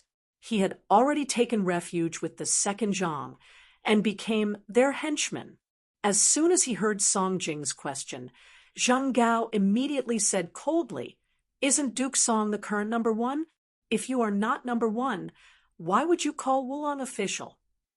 Prior to the Han Dynasty, official was a respectful title for others. Since the Wei, Jin, and 6 dynasties, it became a nickname or a humble title. By the time of the Sui and Tang dynasties, it changed again and became a special title for the emperor to address his subjects. Zheng Gao's choice of words could be said to be full of murderous intent. Song Jing laughed and said, "Zhang Yizhi's position is one of the 9 ministers. According to the official's words, he is a proper official. I am not Zhang Yizhi's servant. Why do you call him Lang?" Song Jing's words were a bit unreasonable. Nowadays, the term Lang was widely used. To a man whom they did not know, they could respectfully call him Lang Jun or noble man. As for adding another Lang, according to rank, it was a title used by those who were close to them. Many people called Zhang Yizhi and Zhang Changzong Wulong and Wulong to show their closeness. But the servants also called their masters and young masters Lang. For example, in Yang Fan's residence, Yang Fan was called A Lang, Yang Yinzu was called De Lang Jun, and Yang Ji was called Second Lang Jun. At this time, Song Jing deliberately emphasized the way the servants addressed their masters. It was clear that he was publicly mocking Zheng Gao for attaching himself to the rich and powerful and bootlicking. Zheng Gao was stiff by nature. He was not good at eloquence. How could he be like Song Jing, an imperial censor who relied on his writing skills and eloquence? For a moment, his face turned red. He was tongue-tied and could not say anything. Many officials in the hall heard the conversation between the two of them. Seeing that both sides were opposing each other with equal harshness, they could not help but be somewhat surprised. As soon as the hall quieted down, Zheng Gao felt even more embarrassed. His face swelled up until it turned purple. Song Jing laughed and walked slowly toward Wei Yuanzhong. With a smile on his face, he greeted Wei Yuanzhong and sat down next to Wei Yuanzhong. Zhang Yizhi's cheek twitched a few times. He flicked his sleeves and walked back to his seat. All the officials in the hall saw that Zhang Yizhi's handsome face was ashen, and his eyes were faintly burning with anger. At this time, Wu Zetian and Mo Hagen were talking, so Wu Zetian did not notice the confrontation between her lover and Song Jing. But Yang Fan, who was patrolling in the hall, saw it clearly. Yang Fan immediately frowned. He knew that the struggle between the court officials and the two Zhangs was far from settled. This time, it was only because of the successive invasion of the Turks and Tubo and the marriage alliance that the tense situation between the court officials and the two Zhangs was temporarily eased. Once the external threat was resolved, it would be time for them to fight to the death again. Chapter 1068. Ever since Tang Xiujing received the imperial edict, he had rushed to Suya City through the night. Shun Mu had given him great help in this matter. Tang Xiujing and his entourage consisted of at least several hundred people. If they were to travel by horse, carriage, and camel, the journey would be long. Moreover, it would be a world of ice and snow. Who knows how long it would take? Only Shen Mu, the local tyrant of Longyu, would be able to send them to Suya City in the shortest time possible. Under Shen Mu's full deployment, the hidden sect, in the name of the tyrant of the western region, mobilized a sufficient number of sledges to send Tang Xiujing and his entourage to Suya City at a speed that was several times faster than horses. However, it was still unknown how the 10 families tribe would react after receiving the imperial edict. The imperial edict to the various kingdoms of Nanzhao arrived faster than Suya City, although the journey from Chang and to Nanzhao was not as long as Suya City. It was a journey of trekking mountains and was equally difficult. In order to get in touch with the various tribes of Nanzhao as quickly as possible, Wu Zetian did not send envoys from Chang, and instead, she sent a courier to deliver the imperial edict to Yao province. After receiving the imperial edict, the supervising imperial censor of Jiannan, Li Yan, immediately went to Nanzhao with the great leader of Baiman, Sun Qi, and his son-in-law, the great leader of Wuman, Meng Zhizhu. The Baiman and Wuman were mostly related to the royal families of the 6 tribes of Nanzhao. They had a close relationship with each other, with the leaders of Wuman and Baiman mediating between them. The matter was half done. In addition, the 6 tribes of Nanzhao had been increasingly exploited by Tubo in recent years. They were already in constant conflict with each other. Now that the Great Zhou had promised to provide them with large amounts of weapons and rations, the kings of the 6 tribes of Nanzhao immediately rose in revolt. They killed the Tubo who were demanding tribute from them and launched an attack on Tubo. The Wuman and Baiman also sent their men to mix in with the troops of the 6 tribes of Nanzhao.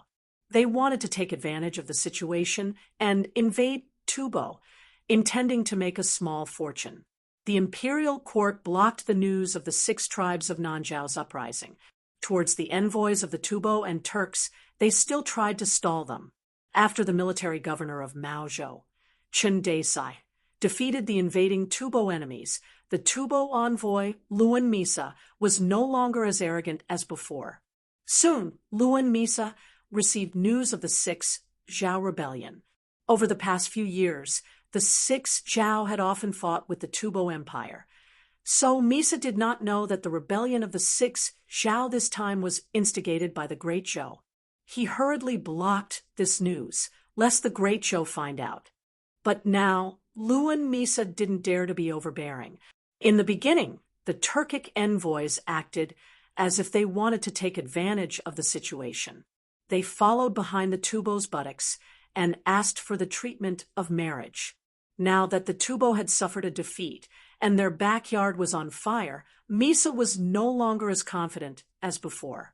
Instead, he pushed Mo Hagen to the front to lead the charge while he waved the flag and shouted from behind. At the start, Mo Hagen had believed that Misa's attitude had changed because of the defeat in Maozhou. Only when the news of the 6 Zhao's rebellion was concealed and even the Great Zhou learned of it did Mo Hagen understand the true reason for Misa's sudden change of attitude. But at this time, he had no idea that the rear courtyard of the Turks was about to catch fire. Wu Zetian dragged it out again and again. She used all of her methods and finally managed to drag it out until the New Year. In order to celebrate the New Year, the Great Zhou had arranged a series of New Year's celebrations. This time, they could justifiably drag them down. The Turkic and Tubo envoys also planned to quell the rebellion of the 6 Zhao before continuing to put pressure on the Great Zhou. Both sides had their own plans, but they happened to coincide. With the arrival of the New Year, The discussion about marriage was temporarily forgotten. The first day of the first month, the origin of the year, the origin of time, and the origin of the moon was the beginning of the 3 Yuans. Bright red peach talismans were hung on both sides of the main door of the Yang family. There was also a spring festival couplet written by Anu on the door, the beginning of the 3 suns, the beginning of the 4th sequence. Early in the morning on the New Year's Eve, the exploding poles in the courtyard of the Longqing pool started to crackle nonstop. This was called court fire. The fire in the courtyard of the rich would burn for at least a day and a night. Some families would even burn for 3 days and 3 nights without stopping. Princess Annel's residence had started to bring back the exploding poles a few days in advance. No one knew how many carts of exploding poles they had bought. They were piled up like a mountain in the courtyard. On the morning of the New Year's Eve, the exploding poles in Princess Annel's residence started to burn with great momentum. Princess Annel had ingeniously sprinkled expensive spices into the exploding poles. Once they started burning, the whole place was filled with a strange fragrance. Yang Fan's family was actually much wealthier than Princess Enli's, but he didn't flaunt his wealth like Princess Enlu. Even so, the entire Yang residence was dressed up meticulously, draped in red and decorated with a joyous atmosphere. The happiest ones were Yang Serong and Yang Nianzu. Dressed in their new clothes and hats, they played around in the front and back courtyards. One moment, they circled around the beautiful lantern tree in the courtyard, and the next moment they joined the singing and dancing group of maids, weaving in and out of the girls who were holding hands and singing. In the evening, Yang Fan's neighbors quieted down. Wu Chongxuan and Lu had gone to the Liang household to stay up for the new year. Li Qingqi and his 5 brothers, the Prince of Shouchuan, had also gone to the Prince of Xiang's residence. Although their residences were still brightly lit, there were only servants guarding the house, so it was not as lively as before. Only the Yang family was as lively as before. In the depths of the hill by the western wall, there was a small pavilion surrounded by a white jade fence. Yang Fan filled Ningku's grave with new soil. He then opened the food box and placed a few cold foods and a few plates of dry food in front of the tombstone. Finally, he lit the gold, silver, and paper money he had brought with him. With a sudden burst of fire, the dark red ashes, accompanied by the sparks of fire, flew away like butterflies. The crackling of firecrackers came from far and near, but it only made this place seem more deserted. After paying his respects to Ningku, Yang Fan slowly walked out of the hill. The firecrackers in the courtyard were burning fiercely, crackling like a series of cannons. All the family members coming and going were wearing new clothes, their faces beaming with joy. The children of the Gu clan also came to visit from time to time. When they saw Yang Fan, they all greeted him. As soon as he entered the reception hall of the rear residence, Yang Fan saw Yang Nianzu carrying a goldfish lantern, staggering out of the reception hall as if he was drunk. When he went out, he even bumped his head against the door frame. Yang Fan supported him and couldn't help laughing when he saw his son's drowsy eyes. The whole family had gotten up very early today. Yang Nianzu, who usually had the habit of taking afternoon naps, was too excited and hadn't slept at noon. It seemed that he was extremely sleepy. Yang Fan rubbed his head and said, "You look sleepy. Go sleep." "I'm not sleepy. I want to stay up on New Year's Eve." Yang Nianzu shook his head. These days were the busiest days of the year, so he couldn't bear to sleep. He carried the goldfish lantern and staggered all the way, fighting tenaciously against sleep, waiting for the arrival of midnight. Midnight had finally arrived. First, the bells and drums in the Chang and palace rang together. The melodious bell and drum sound had just faintly passed into the ears, and then the bell and drum sounds of the Vermilion Bird Avenue, the workshops, temples, and Taoist temples rang together. The sound was far and near, loud and small, high and low, and it was an extremely shocking feeling. It was time to say goodbye to the old year and welcome the new year. Mahan, the butler, said to young Fan with a smile, "Ah Lang, please have a seat of honor." The old butler of the Yang mansion was surnamed Niao. Because the capital moved westward, the Yang family also moved from Luoyang. Old Niao was old, and his family lived in Luoyang, so he didn't come to Chang and with them. He resigned and went home to retire. Ma Han was the new butler hired by the Yang family after they moved to Chang. And he was extremely smart and capable. Yang Fan was a little surprised and said with a smile, "What kind of rule is this? Do I have to have a seat of honor?" Mahan smiled and said, "Of course. Ah Lang, you are the head of the Yang family. Your seniority and status are the most important. Of course, you have to have a seat of honor and accept the greetings of the whole family." Yang Fan was really lacking in this aspect. He lost his family when he was young and wandered in Southeast Asia. The customs of Southeast Asia were different from those of the Central Plains. When he came of age, he returned to the Central Plains and built up the family business with his bare hands. He had never properly stayed up on New Year's Eve according to the customs of the Central Plains. Yang Fan followed the butler's instructions and sat in the middle of the hall. He saw that there was another seat beside him, half a step back, and there were two more seats on the left and right. Xiao Man, Anu, and Gu Zhuting walked in with a smile and bowed to Yang Fan in turn. Their voices were melodious, but it was unusually solemn. Then the three women returned to their seats, one by one. Yang Serong and Yang Nianzu were brought in front of Yang Fan and knelt down on the praying mat. The siblings sincerely kowtowed to their father and said in a crisp voice, "Fortune extends to a new day, longevity is boundless," and other auspicious words. At first, Yang Fan was a little amused, but gradually he had a strange feeling. Little Yang Ji was also placed on the cattail hassock by the wet nurse. Imitating his elder brother and sister, he cupped his hands and kowtowed to his parents. The little guy said something in a childish voice. Unfortunately, he could not speak clearly, and his voice was too low. Besides, the sound of bells and drums and the exploding poles kept coming from far and near. No one could hear what he said except for himself. After Yang Ji finished his congratulatory speech, he kowtowed very seriously. Although he looked like he was doing it, he lost his balance and almost fell over. Fortunately, he was smart and his buttocks tilted and fell to the side. The wet nurse caught him in one swift motion. Yang Fan couldn't help laughing out loud.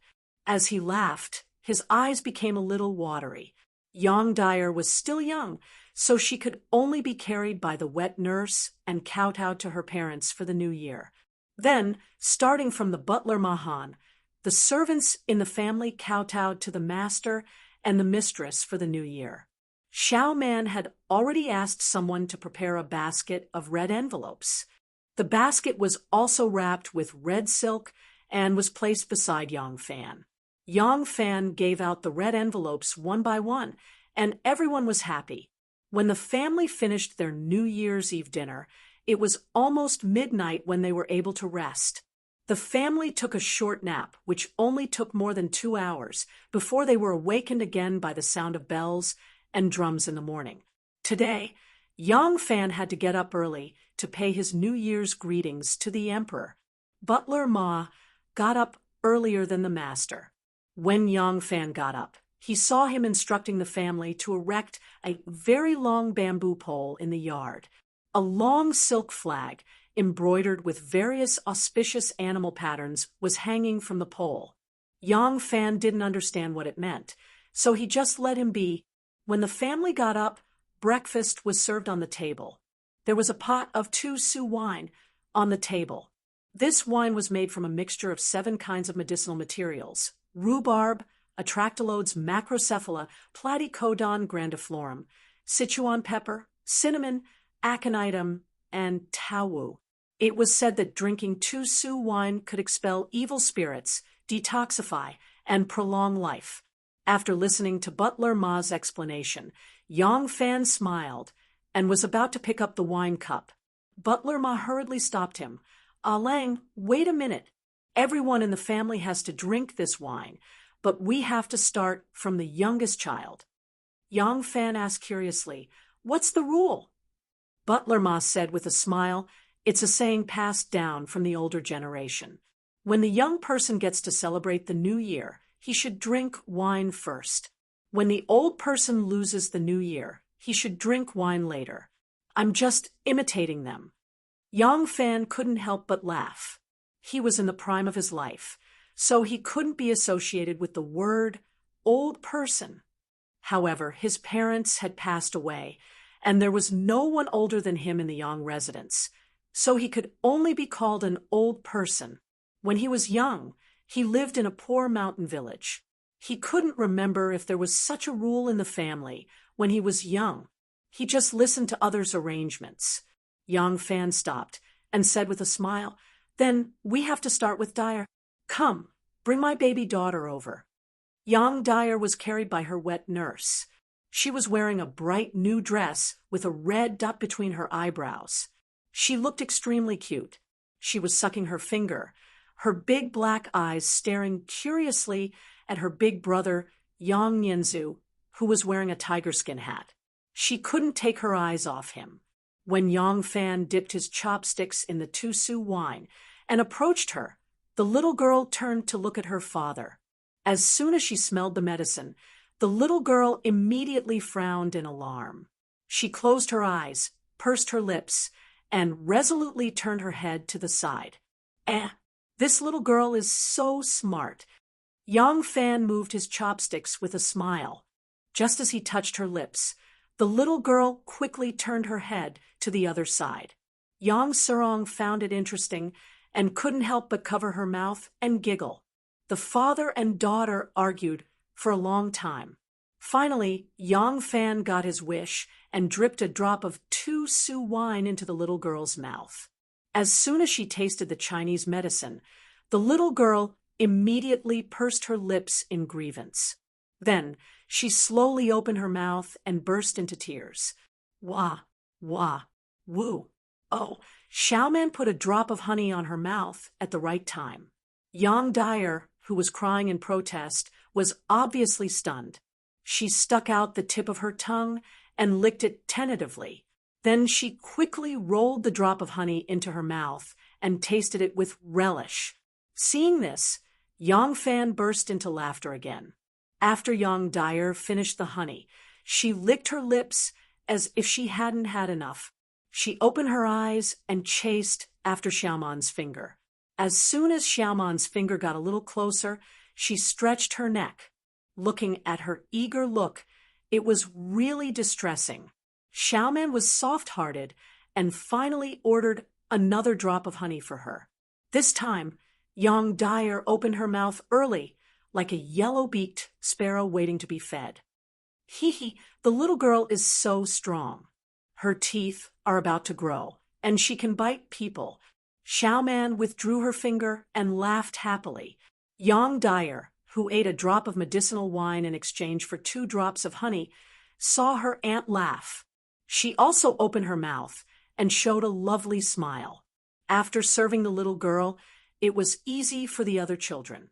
As long as Yang Fan stared at them, even Yang Ji had to be obedient. Yang Fan didn't believe that 2 Su wine had such an effect, but he still had to abide by the tradition. For example, at midnight, the family had to get together to pay a New Year's greeting to him, the head of the family. At first, he didn't think much of it, but he gradually felt that some rituals and rules were the foundation of family tradition and affection. The breakfast on the first day of the new year was different from usual. The first thing that was served was a green and spicy 5-spice plate filled with garlic, chives, brassica, and coriander. It was said that eating 5-spice plate could disperse the stagnant qi in the 5 internal organs and prevent diseases. The children also had their favorite food. A plate of glue tooth starch made of maltose was quickly divided up by the children. Tao Mei and third sister came up with 2 plates of steaming prison pills. These prison pills were dumplings, but this was not the name in this era. Yang Fan picked up a prison pill and ate it. He said to Xiao Man, "In a while, I will go to the court to pay my respects to the emperor. After the ceremony, there will be a palace banquet. Lu Maofeng was on duty last night, so I will go to replace him in the afternoon. Because there will be an exorcism dance in the palace at night, I have to make some arrangements for the security, so I can only come back in the evening."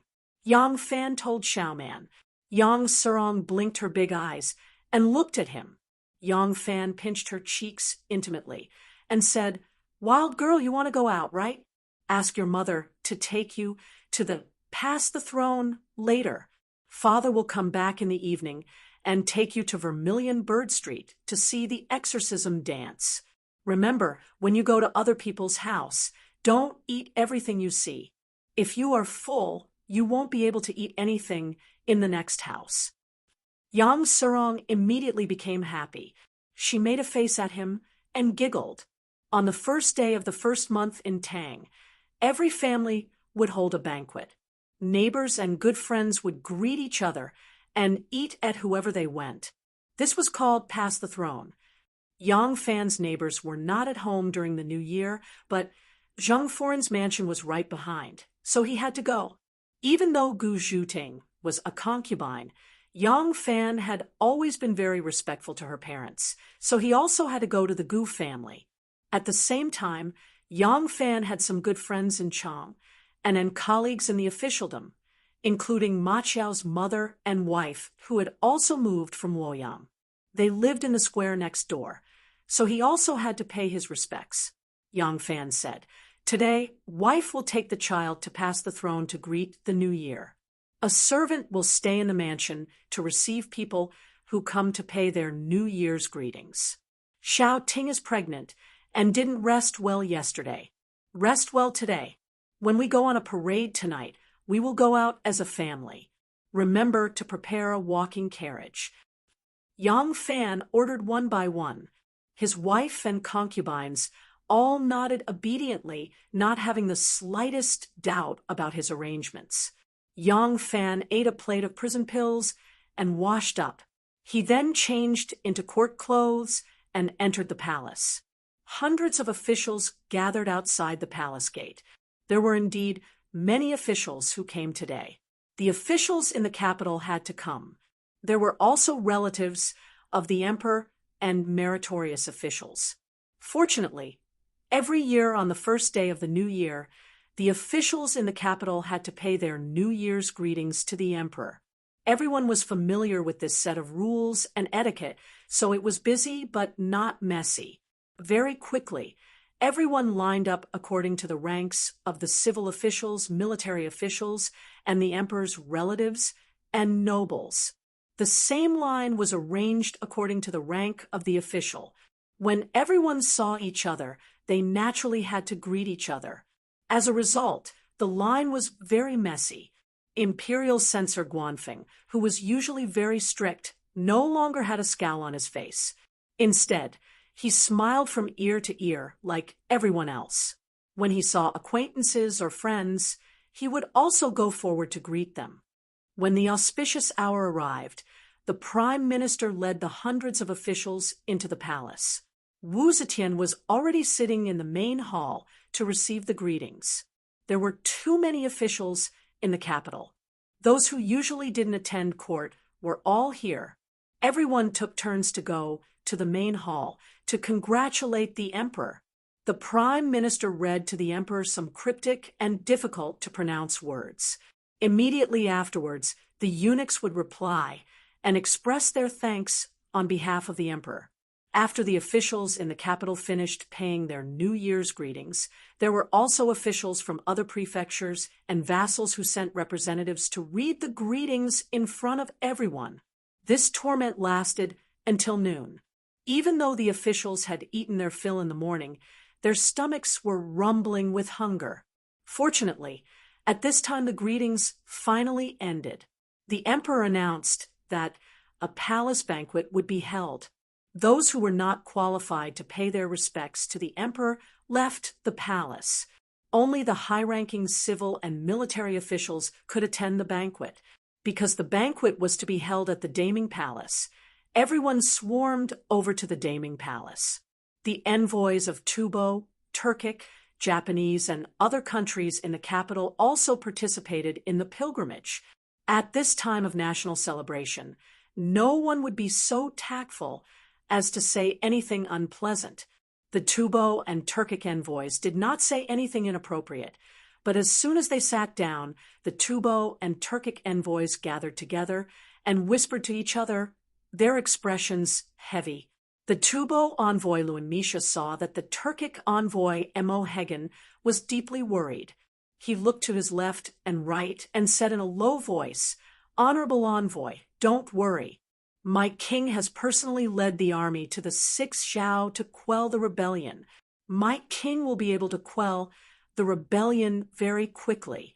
When the time comes, he will take advantage of his victory and send his army to attack your country from both sides." Hearing this, Emohegen's eyes lit up. "Really? That's good. Otherwise, I'm afraid our two countries will have to return empty-handed this time." Among the great Zhou civil and military officials, the two brothers, Zhang Yizhi and Zhang Changzong, no longer tried to reconcile with Wei Yuanzhong, Song Jing, and the others. Everyone naturally formed different social circles and chatted happily. The palace maids entered one by one. Sweet dew soup, spirit-dispelling grilled, goose and duck grilled, deer tail sauce, red clear incense, camel hoof soup, bright prawn grilled, jade dew dumpling, phoenix fetus, snow baby, imperial queen mother rice, and other major dishes of the imperial banquet were served. The ingredients were expensive, and the cooking was top-notch. However, for such a large banquet, many of the dishes could only be prepared in advance. By the time they were served, the food was already half cold, and the taste was greatly affected. Fortunately, those who were qualified to attend the imperial banquet did not come for the food. The banquet was still bustling with noise and excitement. Wu Zetian had been in the court for a whole morning, receiving all the officials to see the emperor. She was already exhausted, so she only sat for a short while at the imperial banquet. She accepted the toasts of the officials and returned a toast to them before returning to the palace. Once the emperor left, the officials were even more at ease. The imperial banquet did not end until late at night. Yang Fan only sat in the hall for a while. As soon as the emperor left, he toasted a cup of wine to familiar friends and fellow officials, then left Daming Palace with the excuse of inspecting the palace. Yang Fan first went to replace Lu Maofeng and sat for a while. He waited for Dugu Huizhi and Huang Xuchang to arrive and inquire about the security arrangements for the night before leaving. Yang Fan wandered around the palace for a while before sneaking into Wan Er's residence. Wan Er left the imperial banquet with Wu Zetian. She did not eat well at the imperial banquet. When she came back, she asked someone to prepare a few exquisite dishes. With Fu Qingqing accompanying her, the two of them sat across from each other and drank. When Yang Fan arrived, Fu Qingqing naturally excused herself. Yang Fan ate with Wan Er and talked about how he let Dai Er drink 2 su wine this morning, which made Wan Er giggle. "Tomorrow I will go back to mother's place." As they spoke, Wan Er suddenly said something out of the blue. In the Tang dynasty, there was no lunar calendar and solar calendar, so New Year's Day and New Year's Day were the same day. There were 7 days off on New Year's Day, 3 days before New Year's Day, and 3 days after New Year's Day. However, Wan Er was a female official of the inner court. 3 days before New Year's Day, she had to deal with the details of the celebration in the palace. On the first day of the new year, she had to accompany the emperor to receive the officials, so she could only visit her relatives 3 days before the annual meeting. Yang Fan squeezed her soft little hand and smiled mysteriously. Yes, the door of the Yang residence's backyard is locked. Do you want me to stand by the door to welcome you? One lightly spat at him and said, I want to see my daughter. I haven't seen Dai, for a long time and miss her. What are you thinking about? Yang Fan blinked and smiled. I didn't say anything else. I also miss her very much. One blushed. She clenched her fist and gently punched his shoulder. She snuggled into his arms and said in a faint voice, I don't know when I can be with Lang Jun for a long time.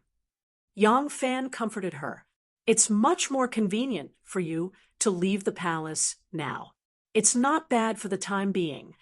At home, Xiao Man usually took care of the shop and didn't feel bored. Nu felt a bit bored staying at home all day. Now that you are dealing with government affairs in front of the emperor, you are used to being energetic. If you were to be a canary now, trapped in the house every day and only occasionally going out to shop, you would lose a lot of the charm of life. I'm afraid you wouldn't feel happy. Maybe when you get older, you will be able to control yourself.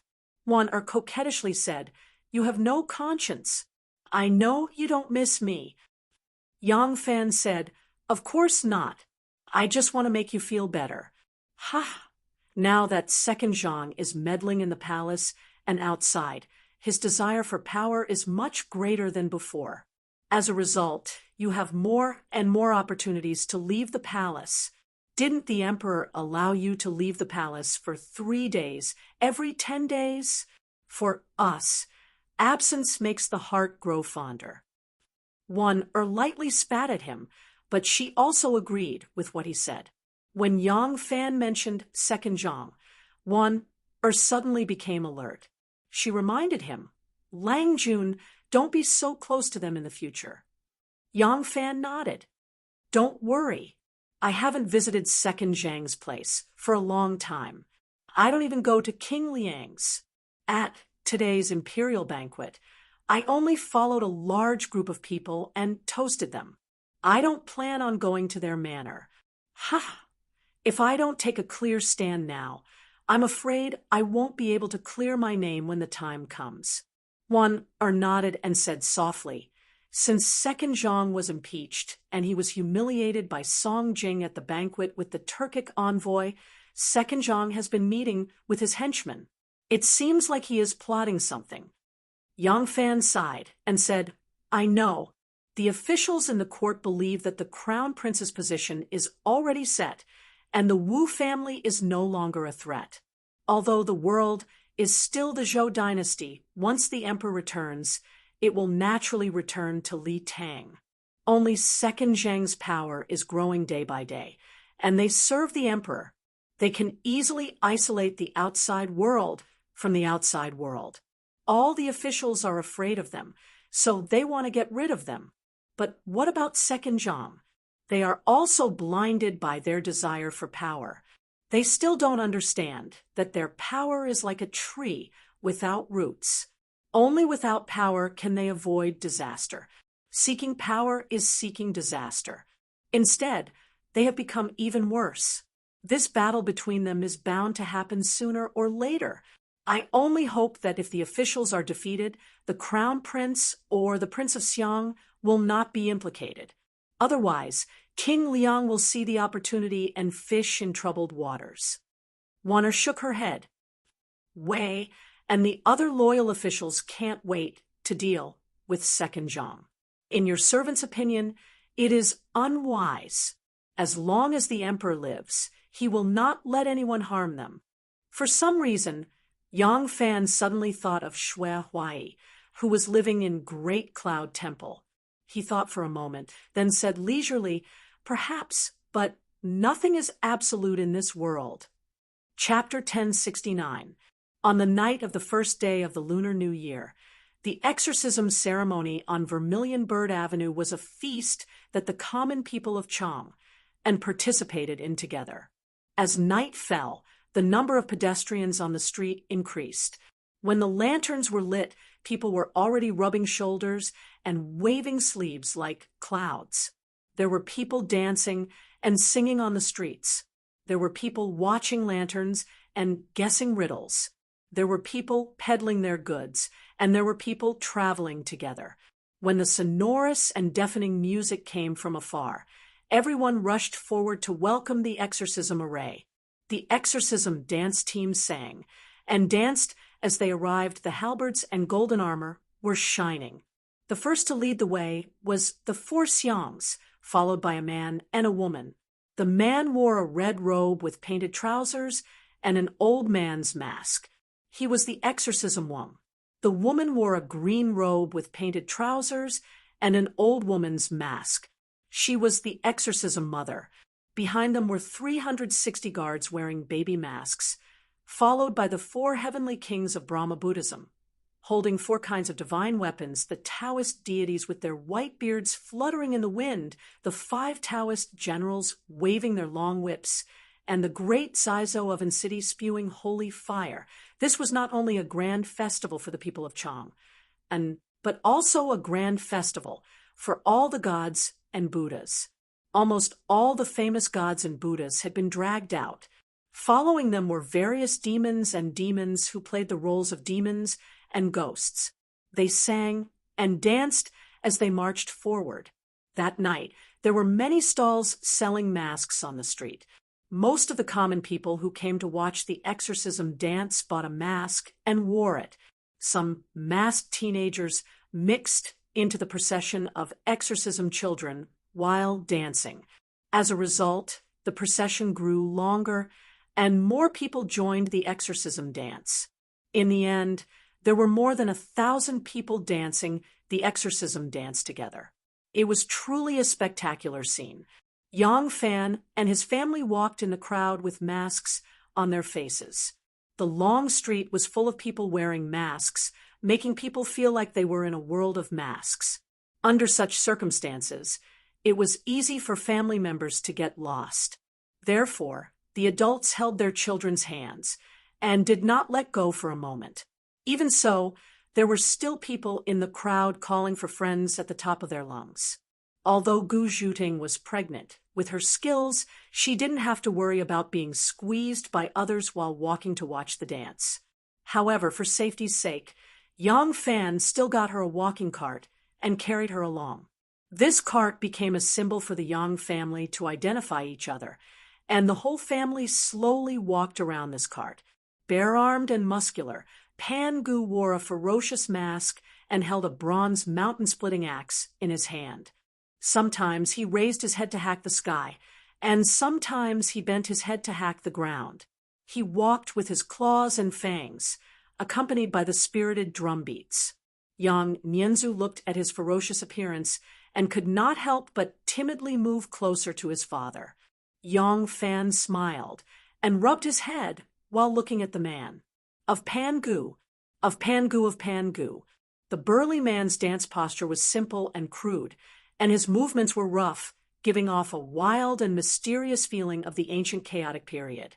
He vividly displayed the spirit of a giant who created the universe and the strength of a primitive human, making people's blood boil. My mask! Suddenly, a coquettish voice came from the side. Yang Fan turned his head and saw that Yang Sairong's mask had been scraped off. Before she could pick it up, she was trampled under the feet of the crowd. The little girl was so angry that she kept stomping her feet. Yang Fan casually took off his mask and handed it to her. He said with a smile, "Don't pout. You can hang an oil bottle on it. If you see someone you like later, you can buy another one." Oh, Si Rong gloomily took her father's mask. Her mask was originally that of a Magu fairy, which was very beautiful, but her father's mask was that of a monkey's face that was making faces. Si Rong didn't like it, but it was better than nothing, so she could only take it and put it on her head. Yang Nianzu wore a pig's face with a fat head and big ears, laughing loudly at her. Yang Fan led the family to enjoy the scenery along the way. As they were walking, the road ahead was suddenly blocked by two people coming from the front. Looking at the two people's clothes and figure, they should be a man and a woman. The man was tall and burly, wearing a smiling Mithra mask. The woman had a green face and fangs, and a bright red tongue stuck out from the ghost face.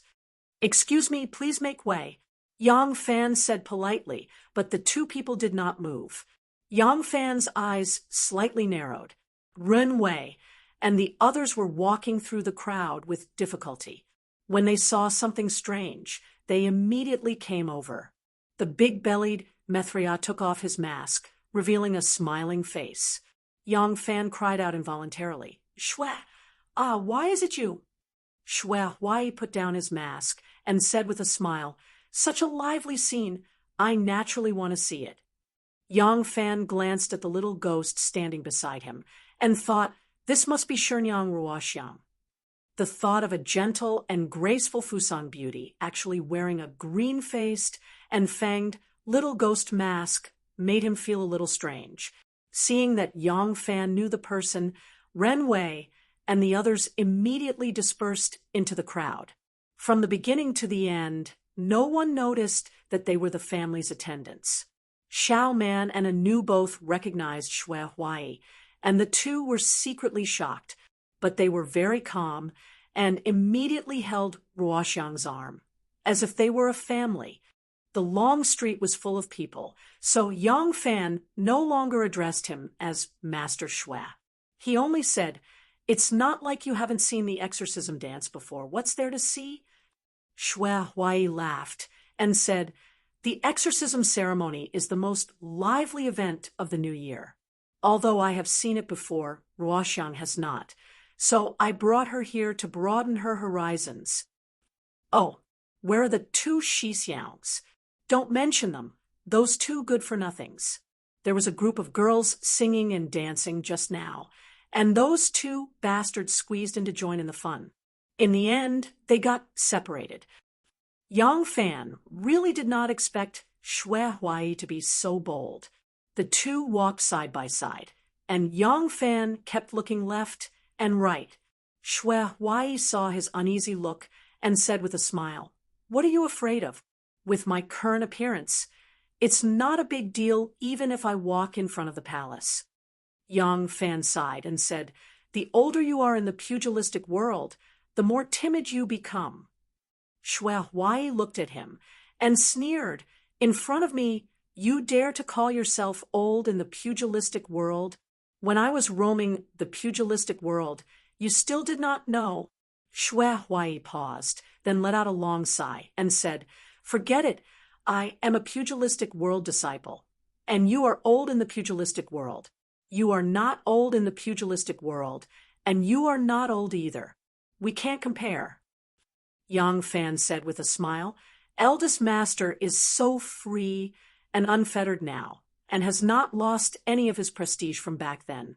If you say you are old, you are still full of vigor." Shue Huai laughed and said proudly, "Not bad, this, I am worthy of it." He put his arm around Yang Fan's shoulder and said secretively in his ear, "Very soon you will have a little Shixiao."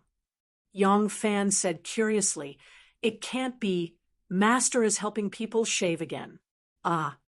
Yang Fan suddenly reacted and said with surprise, "Could it be that mistress?" Shue Huai chuckled. In fact, he wanted to laugh out loud, but he suddenly remembered that he was going to be a father soon, and he should be more reserved. The result of deliberately holding it in was that his laughter sounded like an old hen that had just laid an egg. The exorcism procession gradually went further away, and many people chased after them with cheers and laughter. The place where Yang Fan and the rest were suddenly much more spacious, and they could stroll around and enjoy the scenery. Shue Huai looked at a huge lantern tree by the roadside and commented with disdain, "This lantern tree is far inferior to the 100-foot lantern tree I had in the past. This lantern tree was dozens of feet tall and was the largest lantern tree on Vermilion Bird Avenue, but compared to the lantern tree that Shui Huai had built in Luoyang's Ding Ding Street, it was more than half the size. Yang Fan recalled the time when he climbed the lantern tree with Princess Taiping, sat side by side on the leaf, looked down at Luoyang, and whispered sweet kisses at the starry sky. He could not help but be fascinated. Suddenly, there was a commotion in the distance, and then there were earth-shattering cheers. In fact, at this time, the street was crowded, and the crowd was dense, so it was not easy to see what the commotion was, but the people's movements were moving along Vermilion Bird Avenue from north to south.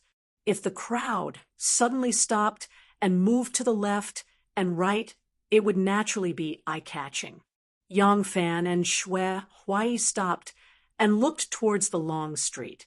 They saw 4 or 5 border army officers, their faces weathered, holding red flags in their hands. The red flags fluttered in the wind. As they galloped over, they waved the red flags, and with rough and hoarse voices they shouted, "Tufan Zanpu has died suddenly. The sons of princes are fighting for the throne. The country is in chaos, and the border threat has been resolved." There were too many people on Vermilion Bird Avenue. Although the long street was brightly lit, the people saw that the people coming were the couriers reporting the victory with the red flags, and they did not have time to dodge. As a result, these border army couriers did not run very fast, and everyone could hear their shouts clearly. Cheers immediately rang out, and the people behind them who still did not know the truth were immediately stunned. As the couriers rushed towards the direction of the palace, the news spread out one after another, and the cheers also rose and fell like waves of the tide. Yang Fan was stunned at first, but soon after he was wild with joy. He did not expect that Tufan Zanpu personally led the imperial army to the 6th Zhao, but actually died suddenly.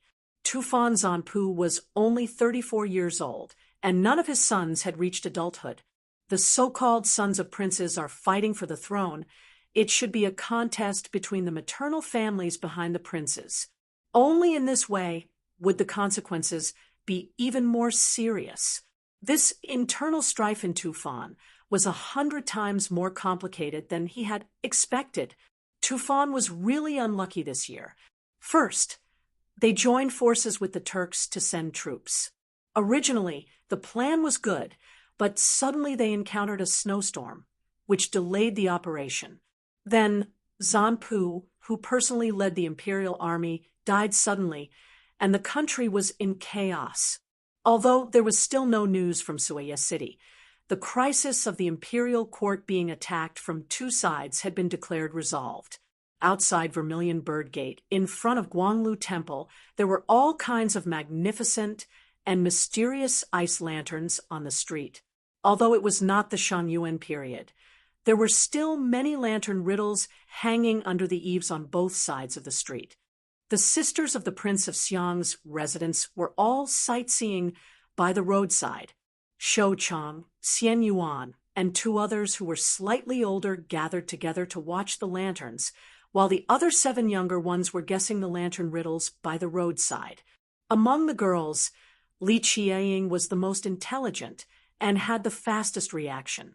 She had already guessed several riddles, and all the rewards and gifts she received were given to the younger sister, Hua Guo.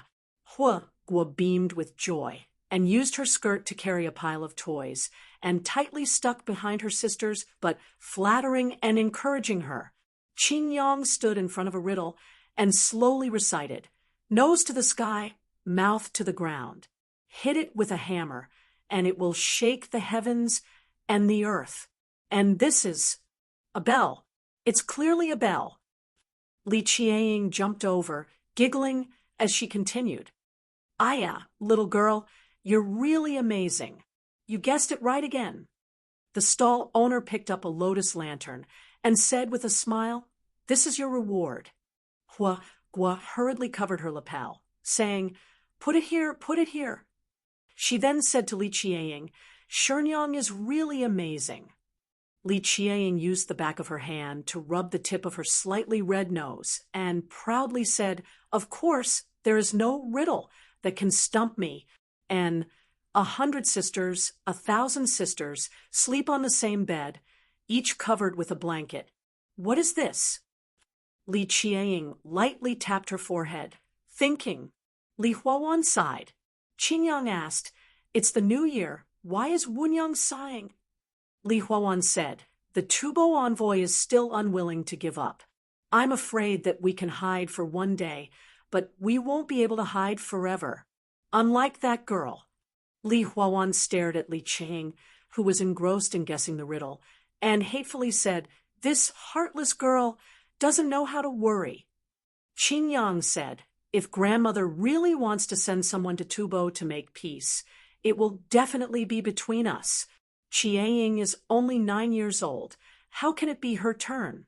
She is naturally not in a hurry."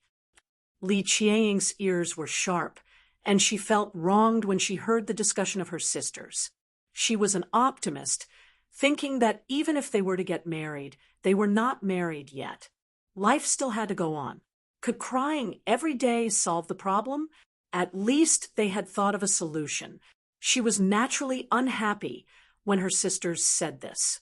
However, she could not tell her sister that General Yang had promised her that he would think of a solution. It was just that the matter was important and complicated, and it could not be solved immediately. When Li Qiang was angry, she forgot about guessing the riddle. Huoguo waited for a while and could not help but ask, "Shenyang, what is this riddle about?" Li Qiang glared at him, and just when she was about to speak, the red flag messengers arrived. Their voices became hoarse, but the gate of heaven influence was already in sight, and their voices became unusually excited. "Victory report! Victory report! Tubo Zanpu died suddenly, and the Tubo princes are fighting for the throne. Tubo is in chaos, and the threat at the border is resolved." Shou Guang, Qingyang, Shi Cheng, and the others were stunned when they heard the news.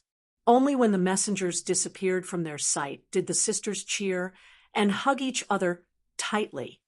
Guo persistently asked, "Shenyang, what is the answer to the riddle?" "Shenyang, pomegranate, pomegranate." Li Qiang answered her sister casually, and Guo immediately turned around and said excitedly, "Shopkeeper, the answer to the riddle is pomegranate. Quickly give me a present." Li Qiang seemed to be sleepwalking and walked down the stairs in a daze. The light from the ice lanterns reflected on her jelly-like smooth face, and there was a kind of dreamy beauty. "Oh my God! How did he do it? He actually did it. He really killed the king of Tubo. This is really amazing." Li Qiang's eyes were reflected by the colorful lights like little stars. She murmured in a voice that only she could hear. Her tone was dreamy and dreamy, with a trace of a girl's unique blurred childishness. At the gate of heaven-bearing, Wu Zetian, accompanied by Zhang Changzong and Zhang Yizhi, was watching the exorcism dance in the palace. The exorcism dance in the palace was hosted by Taichung Temple. 120 people from the little eunuch sect were chosen to be the maids, and then they were chosen to be strong and sturdy soldiers of the Jinwu Guards, holding golden spears and dragon flags, embroidered clothes, and gold-plated bronze armors. At this time, all the immortals, accompanied by Duke Nuo, Mother, and the maids, were chasing after the demon kings and demons until there was no way out. They could only kneel down and surrender, and let their faces be chopped by the axes. Duke Nuo and Nuo, Mother, led the maids to the top of the gate of heaven bearing and sang a divine poem. First, I wish for every family to be happy. Second, I wish for the husband and wife to be at peace. Third, I wish for the weather to be good. Fourth, I wish for the crops to be ripe. Fifth, I wish for the pigs and cows to be prosperous. Sixth, I wish for the 5 grains to be plentiful. Seventh, I wish for the world to be at peace. Eighth, I wish for the emperor to reign for thousands of years. Ninth, I wish for a courier with a red flag on his back, whose legs were already numb due to the constant galloping, was carried up to the gate of heaven bearing by 2 strong imperial guards. That courier threw himself at the feet of Wu Zetian and reported everything that had happened in Tubo to Wu Zetian in detail. It turned out that the Nanzhao kingdom in the region of Jiang rebelled under the instigation of Great Zhou, and soon after, the southern vassal states, such as the Neiberman sect, rebelled one after another. The Tubo king also knew that in order to fend off foreign aggression, he personally led an expedition to suppress the rebels. In the end, the Nanzhao region was ravaged by a plague, and in a moment of carelessness, the Tubo king actually died from the disease. Originally, the Tubo generals also understood the principle of keeping it a secret and retreating calmly. But the problem was that this news could be kept a secret to the outside world, but could not be concealed from the inside world. As soon as the news reached the royal court, the capital was in an uproar. The sons of the Tubo king were still young, and each of the concubines had their own political factions behind them. They all wanted to support their sons to ascend the throne, and for a while they were in a fierce battle. Once the capital of Tubo was in chaos, the news could no longer be concealed. The 6 imperial edicts took the opportunity to pursue the Tubo army, and the Wuzhou army also launched an attack on the Tubo army that had been in a stalemate for a long time.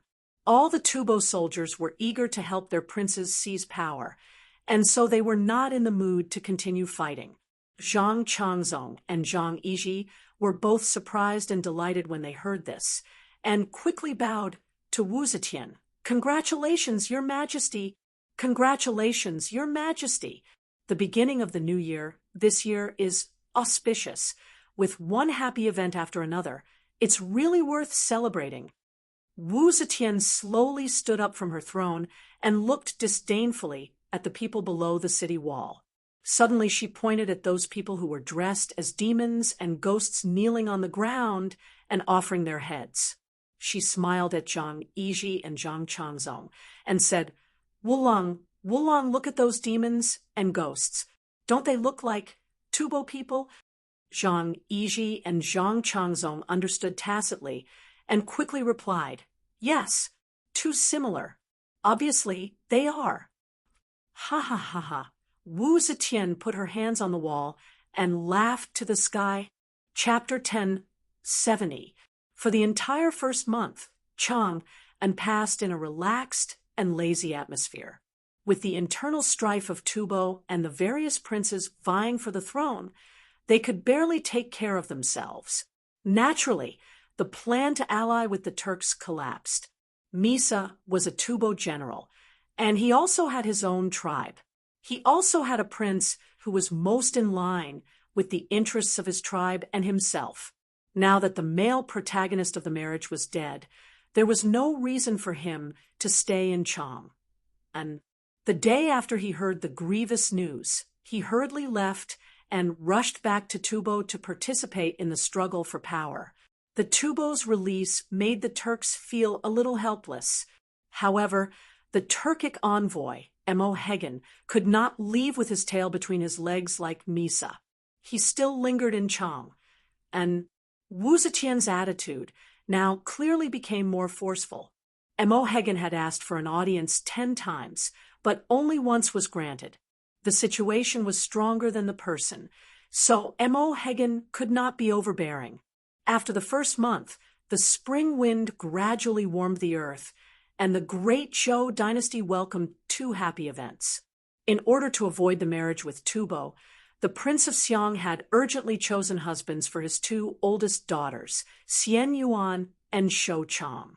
Although the Tubo were no longer forcing the marriage due to the internal strife, the marriage that had already been arranged naturally had to be carried out.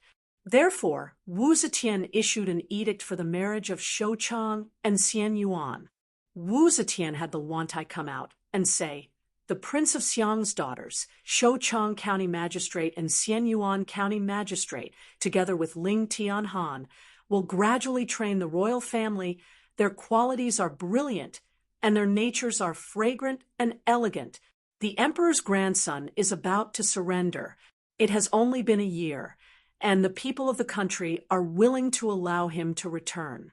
Zhan, the minister of the Pure Temple, and Shui Boyang, the crown prince's left minister, will be dressed in ceremonial robes and will bow to the teachings of the famous.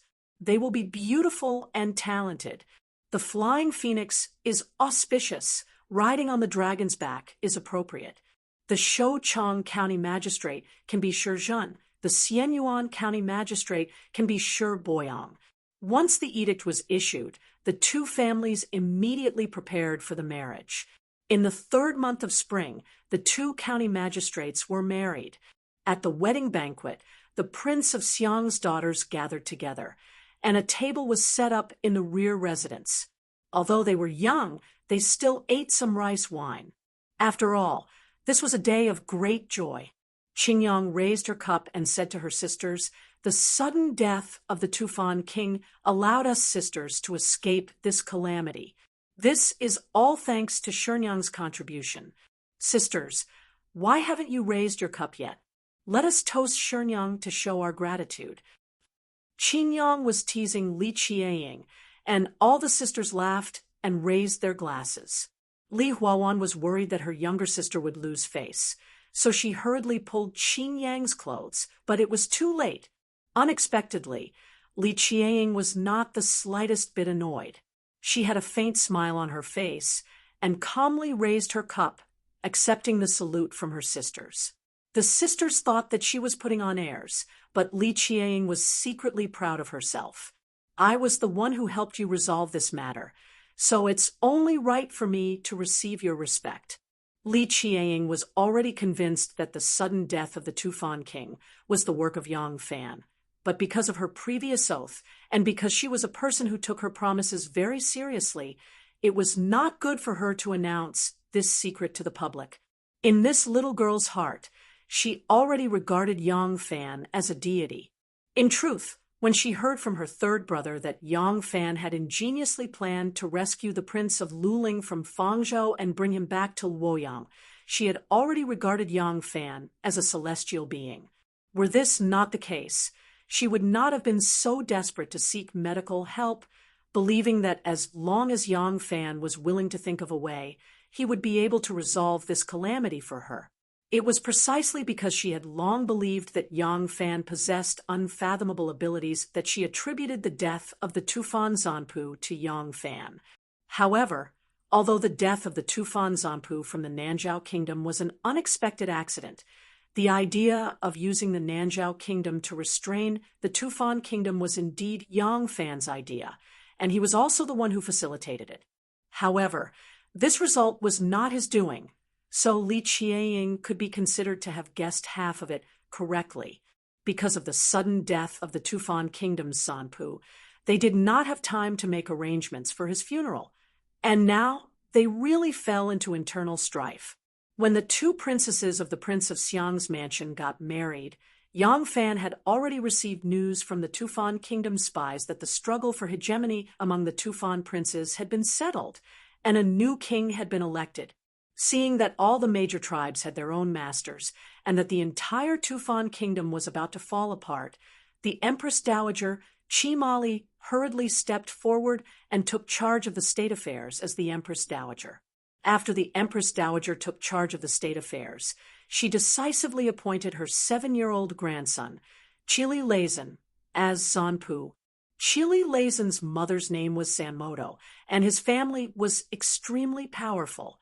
Empress Dowager Qi Mali's maternal family was also extremely powerful. With the cooperation of the two families, and the fact that the Empress Dowager chose a grandson of the king was a perfectly justifiable move, the position of Zanpu was finally confirmed. However, this only ensured the stability on the surface. The tribes and families behind the princes were not willing to accept this. The rapid decline of the royal power had become a fact, and without a strong prime minister to suppress them, many tribes began to act on their own, and the royal power could no longer be enforced throughout the Tufan kingdom. After meeting with Shenmu, Yang Fan evaluated the situation and believed that the Tufan kingdom would be in chaos for at least 20 years, until after Chili Leisen's death. If he could become a great king like Songzan Gampo, the Tufan kingdom would recover. For at least 20 years, it would be difficult for the Tufan kingdom to pose a threat to the Central Plains.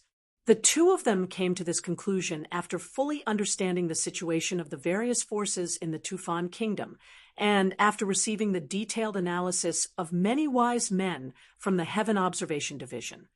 In reality, after Chili Leisen's death, he did not become a great king, and the subsequent generations of Tufan and Zanpu did not produce another hero like Songzan Gampo. The decline of the Tufan kingdom began at this time, and from this moment on, the Tufan kingdom continued to go downhill until its demise. 3 days after the marriage of the two princesses of the Prince of Xiang's estate, on the day they officially returned home, good news came from the western regions about Tang Xiujing. When Tang Xiujing arrived at Suiya, he used both carrot and stick on the 10 families tribe, writing empty checks as if they didn't cost money, completely beguiling the leaders of the 10 families tribe. The lord of the 10 families tribe, Wuzheil, was officially conferred the title of prefecture king by the Great Zhou and recognized as the Turkic Shirhan. From this point onwards, he could rightfully kick Hesero aside and become the lord of the 10 families tribe. He had obtained the greatest benefit, so he gladly agreed to send troops. By sending troops to suppress Moshe, Wuzheil would not only gain even more support from the Tang dynasty, but it would also be in line with his own interests. After all, the Eastern and Western Turks had been mortal enemies ever since they split up. Since he had replaced Ashina Hesero as the lord of the Western Turks, he had to attack the lord of the Eastern Turks. Wuzheil had 200,000 soldiers, only half of Moshe's. However, Moshe's territory was too vast and needed to be garrisoned everywhere, especially on the border with the Great Zhou. Thus, the number of soldiers he could actually mobilize was not greater than Wuzheil's. As a result, Moshe could only stop fighting on the Eastern Front and move soldiers to meet Wuzheil. When Emohigu heard this news, he immediately changed his attitude. What he needed to do now was not to force the Great Zhou into a marriage, but to express goodwill and repair the relationship between the two countries so that the Great Zhou would not ally with the 10 families tribe and stab them in the back. Yang Fan and Shenmu, these two bad friends, were naturally delighted in the Tubo and Turkic backyards being set ablaze, but they had not expected that once the Great Zhou was rid of its external threat, it would begin to fight among itself. This internal strife was naturally between the officials and the second Zhang. The second Zhang had always been in constant conflict with the officials, but the spark that had ignited this all-out war was Zhang Changqi. When Zhang Changqi had been impeached and demoted by the imperial censor, Wu Zetian had taken sides and used the power of the emperor to demote him to Qi province minister. When Zhang Changqi arrived at Qi province, the Tubo and Turkic forces had joined forces to invade. Zhang Changqi complained incessantly, but he did not dare to abandon the city and escape. Fortunately, there were border troops stationed in front of them, so he could only close the city gates and wait anxiously for the enemy. In the end, not long after, Chen Desai won a great victory in Maozhou, so the Tubo troops did not dare to act rashly. Next, the Tubo Zanpu personally went to the 6th Zhao, but in the end, he was infected with a miasma and died in the army. The Tubo kings fought for hegemony, causing an internal strife. Wu's external threat was removed, so it could be said that it was a daunting experience but not a dangerous one. At this time, Zhang Changqi's cleverness came into play. He pretended to lead his troops to chase and kill for a while, but did not even see the shadow of the Tubo troops before triumphantly returning. Zhang Changqi then reported that he had defeated the invading enemy and asked his cousin to help him find an official position. With this reason, naturally Heir Zhang begged Wu Zetian, all day long. Wu Zetian could not resist the coaxing and pestering of her two lovers. She had no choice but to agree to help Zhang Changqi find an official position. One morning at the morning court, the Ministry of Appointments reported that there was a vacancy in the chief historian of Yongzhou. Wu Zetian immediately remembered her promise to her lover. She looked around at the prime ministers and asked, "There is a vacancy in the chief historian of Yongzhou. Who can fill the post?" Wei Yuanzhong reported, "Xue Jichang can do it." This Xue Jichang was originally the chief historian of Yongzhou, but now he was the chief minister of Right Station. Compared to before, he was a lot nobler, but he did not have as much authority as before.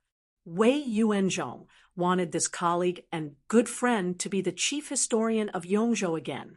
The Son of Heaven was old. The world was about to change. If he had more authority, he would have a greater chance of success in the future.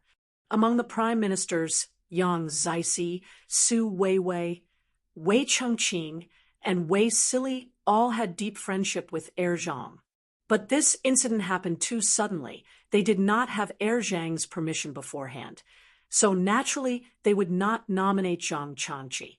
Wu Zetian knew that she could not count on the prime ministers to recommend her, so she took the initiative and said, "Xue Jichang has been in the capital for a long time. Zhen has another important position." Recently, Qizhou's deputy minister Zhang Changqi has repelled the Tubo invading enemy. He has established a military service. Zhen wants to appoint Zhang Changqi as the chief historian of Yongzhou. What does the prime ministers think? Only now did Yang Zixi, Su Weiwei, and the other prime ministers understand Wu Zetian's intention. Promptly they bowed and said, "Your Majesty is wise." Wei Yuanzhong stepped out from the crowd and said in a loud voice, "Zhang Changqi cannot be the chief historian of Yongzhou." Wu Zetian knitted her brows slightly. "Why does Prime Minister Wei say that?" she asked. Wei Yuanzhong said, "Zhang Changqi is young and ignorant. He does not understand local government affairs. He has only been in Qizhou for a short period of time. It is even more difficult to say that he has gained experience. Yongzhou is the imperial capital. Yongzhou is the governor of the capital. It is located in Chang, and the government affairs are complicated. How can Zhang Changqi be competent? Comparing this person with Xue Jichang, the superiority and inferiority can be seen at a glance. Actually, the prime ministers have the right to recommend officials. Right now, Yang Zixi, Su Weiwei, and the others have understood Wu Zetian's intention. As long as Wu Zetian insisted, these prime ministers would definitely step forward to support her. However, Wu Zetian also knew that Zhang Changqi was not qualified to be the chief historian of Yongzhou, be it in terms of seniority, ability, or reputation. Wu Zetian had abused her official position for personal gain, so she did not have much confidence. As soon as Wei Yuanzhong spoke, she unexpectedly fell silent. Yang Zixi, Su Weiwei, and the others were all old foxes. Seeing that the emperor did not insist, naturally they would not step forward to say anything. If something happened to Zhang Changqi in Yongzhou, as the people who recommended him, they would also have to bear the responsibility. Unexpectedly, this matter was left unsettled. When the two Zhangs heard about this matter, they could not help but fly into a rage. Zhang Changzong slapped the table and sternly shouted, "This old man Wei has repeatedly made things difficult for our Zhang family. If this can be tolerated, what can be tolerated?" Zhang Yizhi, who has always been more composed than him, was also provoked by Wei Yuanzhong. He angrily said, "This old thing does not know how to appreciate favors. He really wants to climb all over us. Does he think that our Zhang family is easy to bully? If we don't teach him a lesson, this old man will certainly become even more savage." After the two brothers had a discussion, they immediately launched their revenge against Wei Yuanzhong. Chapter 1071. It was the third month of spring, and the scenery was bright. White willow catkins flew all over the sky, as if it was a heavy snow in the middle of winter. However, under this heavy snow, there was a cold mist and new willow trees on the shore. It was the scene of spring. The color of the willow was like smoke and snow. It was one of the 8 sceneries of Chang, and it was called the wind and snow of the willow. The scenery was beautiful, but it was only suitable to be seen from afar. For those who were in it, it was extremely troublesome. For example, Yang Fan and Xue Huai, who were standing by the Baqiao. Ruoxiang was wearing a dew on her head and did not feel much about the fluttering willow catkins, but Yang Fan and Xue Huai had to squint and speak carefully to avoid the catkins from entering their mouths. I'll ask someone to send Master Xue all the way to Yangzhou, then change to a large ship there. The ship and manpower are very reliable. Don't worry, Master Xue. Xue Huai smiled and said, 17, you're really amazing now. I didn't expect you to have such close relations with Nanyang and Dongying. This fleet is yours, right? Although I live in Kyoto now, all the feudal lords in Japan have to give me some face. If your people encounter any trouble in Dongying in the future, tell them to find me at Hanbara Temple in Kyoto. Xue Huai had experienced many ups and downs and was no longer as crude as before. However, his personality was still wild, and his words were really heroic. However, his arrogance had always been backed up. In the past, he had Wu Zetian to support him in the Central Plains. Now that he was in Dongying, it was because he had enough power. Thank you, Master. Master's wife, I wish you a safe journey. Yang Fan turned to Ruoxiang and bowed to her with a smile. Ruoxiang was a 16 or 17-year-old girl, much younger than Yang Fan. However, her status was there, so Yang Fan was very polite. Ruoxiang pressed her knees and bowed back to him, a very pretty smile vaguely visible under her slightly exposed face. All right, we're both grown men. Let's not play those childish games. Let's go. I'll wait for you in Dongying. When Xue Huai saw that Hong 1 and Hong 6 were about to step forward to bid farewell to Yang Fan, he waved his hand forcefully, turned around, and strode onto the ship. Ruo Xiang immediately followed behind him. Hong 1 and Hong 6 cupped their fists towards Yang Fan and said, "Take care." Then they followed Xue Huai onto the ship. Not far away, the Japanese Tang Imperial Envoy, Ambassador, and Deputy Envoy bowed to the ship. There were also a few Japanese monks who put their palms together. Xue Huai stood firm on the bow of the ship, cupped his fists, and bowed to them. Yang Fan looked at his movements. No matter how he looked at it, he looked like a street performer. However, who else in history could have such a legendary experience as Xue Huai, a street performer and peddler of strength pills? Even when Yang Fan thought about it, he could not help but sigh at the wonders of life. The sails were raised, the mooring ropes were untied, and the big anchor was hooked onto the ship. The big ship belonging to the Shun sect slowly left the shore. On both sides of the Wei River were lush green fields. In the middle of the green trees was the vast and mighty Spring River. The white sail on the river was like a new cloud, slowly sailing towards the distant horizon. After Xue Huai's ship left the Ba, Yang Fan rode his horse back to Chang. And the Japanese Tang Imperial Envoy did not travel with him. They seemed to be very interested in the enchanting scenery of the Ba. After seeing off Master Xiaobao, they stayed on the Ba and enjoyed the scenery.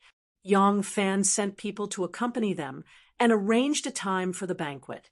Then he rode his horse and left. Some of these people were originally Japanese officials, and some would definitely become influential figures after returning. They were all people that Yang Fan could use in the future, so he naturally had to contact them. In order to avoid conflicts of interest with the hidden sect, Yang Fan decided to develop the obvious sex power in the east and south. Yang Fan had a strong foundation of connections in the southern states, so it was easy to ensure that his power could penetrate. The southeast coast had long been densely populated with merchant ships, and Yang Fan's master was also the overlord of the South Sea, so the construction of this route was unusually smooth. As for the east, Shunmu had already taken the lead in Exine Luo heading north, so Yang Fan's main target was Fusang. However, he started to manage Dongying late, so his power there was still very weak. Although he had Xue Huai's help, which was equivalent to having the biggest inside man in Japan, he could maintain close contact with these Tang imperial envoys. In the future, his network in Dongying would be wider, and it would definitely be beneficial to the development of his power. Naturally, he could not miss this opportunity. When Yang Fan was about to reach the city gate, there was suddenly a group of people riding horses in the distance. They galloped very quickly, and the road was covered in dust. Many commoners who were entering the city moved to the sides of the road. At the front of the group of people, there were a few servants leading the way. When they arrived at the city gate, they said a few words to the gatekeeper, and the gatekeeper hurriedly had people open the city gate, remove the obstacles, and let those people enter the city. When the city gate opened, the group of people had just reached the city gate, and they did not stop at all. They marched straight in. Yang Fan saw a few familiar faces in the group, but he could not remember most of their names. He only vaguely remembered that they were people from Guanzhong's aristocratic families. Among them, there was only one that Yang Fan remembered very clearly, because that person was Du Wentian's father, Du Jingting, the head of the Du clan in Fanchuan. Seeing that these people had suddenly gathered together and were in a hurry, Yang Fan could not help but wonder, did something happen?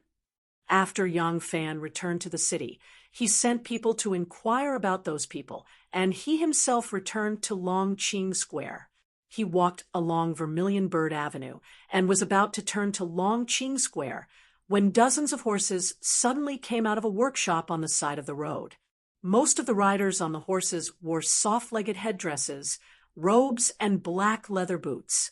Since they were dressed like this, they were either officials wearing swallow-style robes or scholars with scholarly honors. Seeing that they had solemn expressions and were in a hurry, no one was talking or laughing, and did not look like they were gathering for a trip. This attracted Yang Fan's attention. Yang Fan looked around and found a few familiar faces in the crowd. The person who was surrounded by the crowd was the Minister of Strict Governance, the Minister of Imperial Censor, Song Jing. Song Jing's expression was cold, and his eyes were filled with anger. When Yang Fan saw this, he thought, something must have happened. Not long after, the people he sent to inquire about the news returned with detailed information. Something had indeed happened. The second Zhang was not a person who was good at forbearance. Even Zhang Yizhi was only slightly calmer than Zhang Changzong. As soon as the two brothers decided to launch a counterattack against Wei Yuanzhong, they immediately began to carry it out.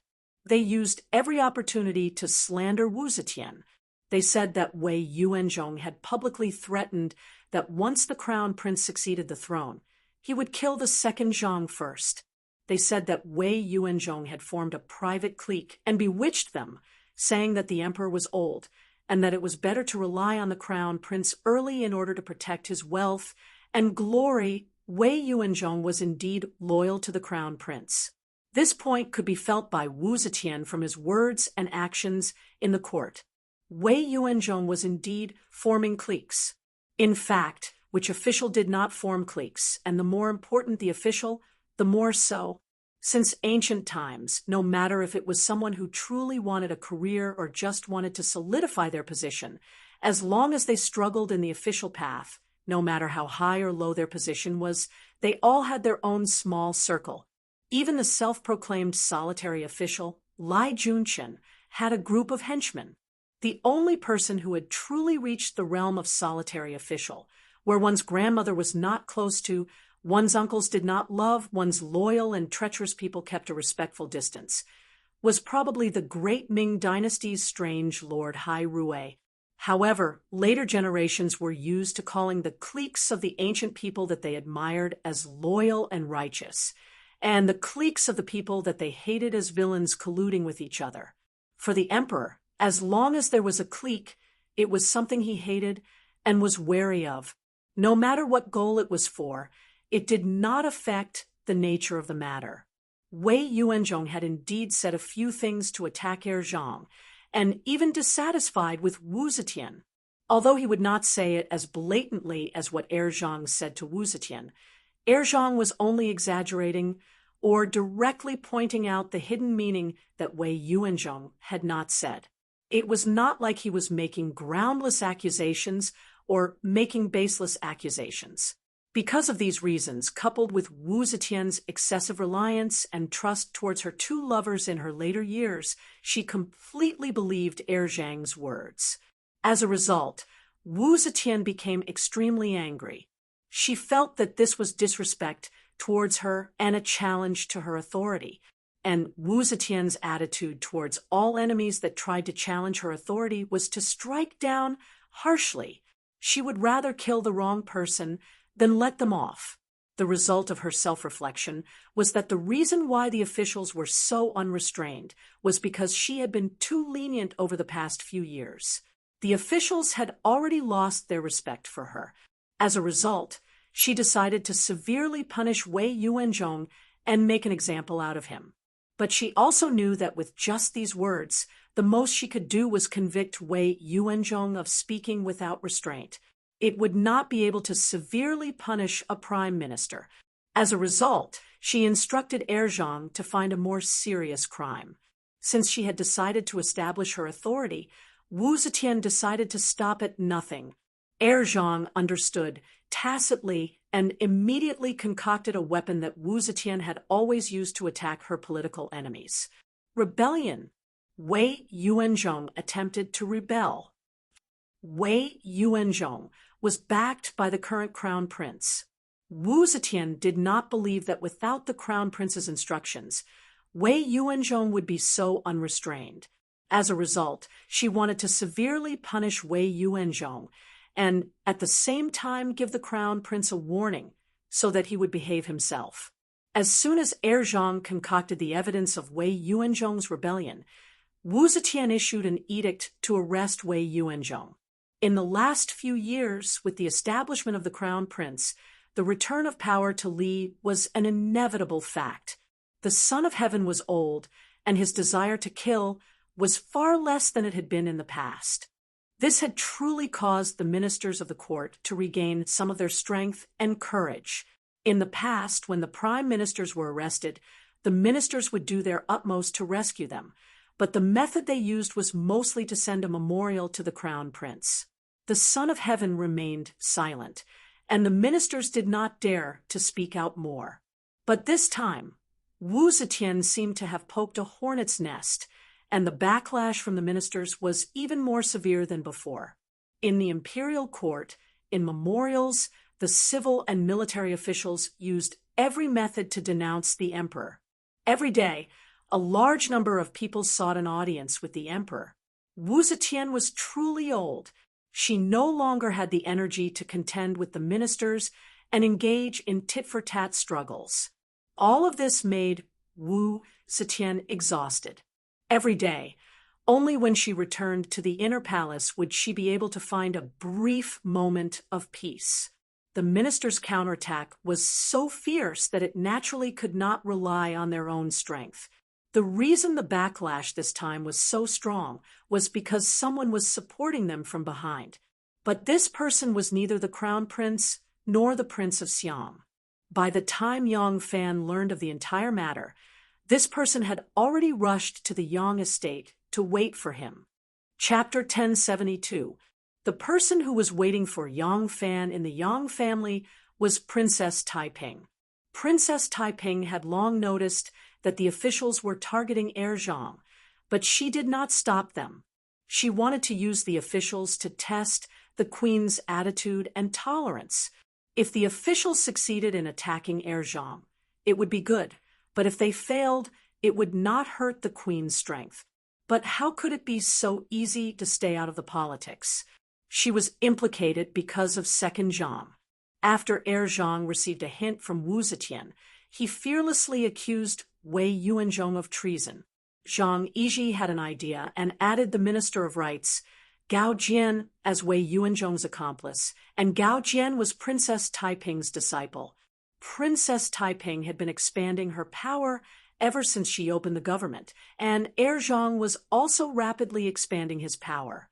In order to compete for some official positions, the two sides inevitably had some friction. Princess Taiping was not as tolerant of Zhang as Wan'er was, so the two sides had long had a grudge against each other. Moreover, Zhang knew that the Crown Prince and the Prince of Xiang had always been timid. Only Princess Taiping was the mainstay of Li Tang's royal family.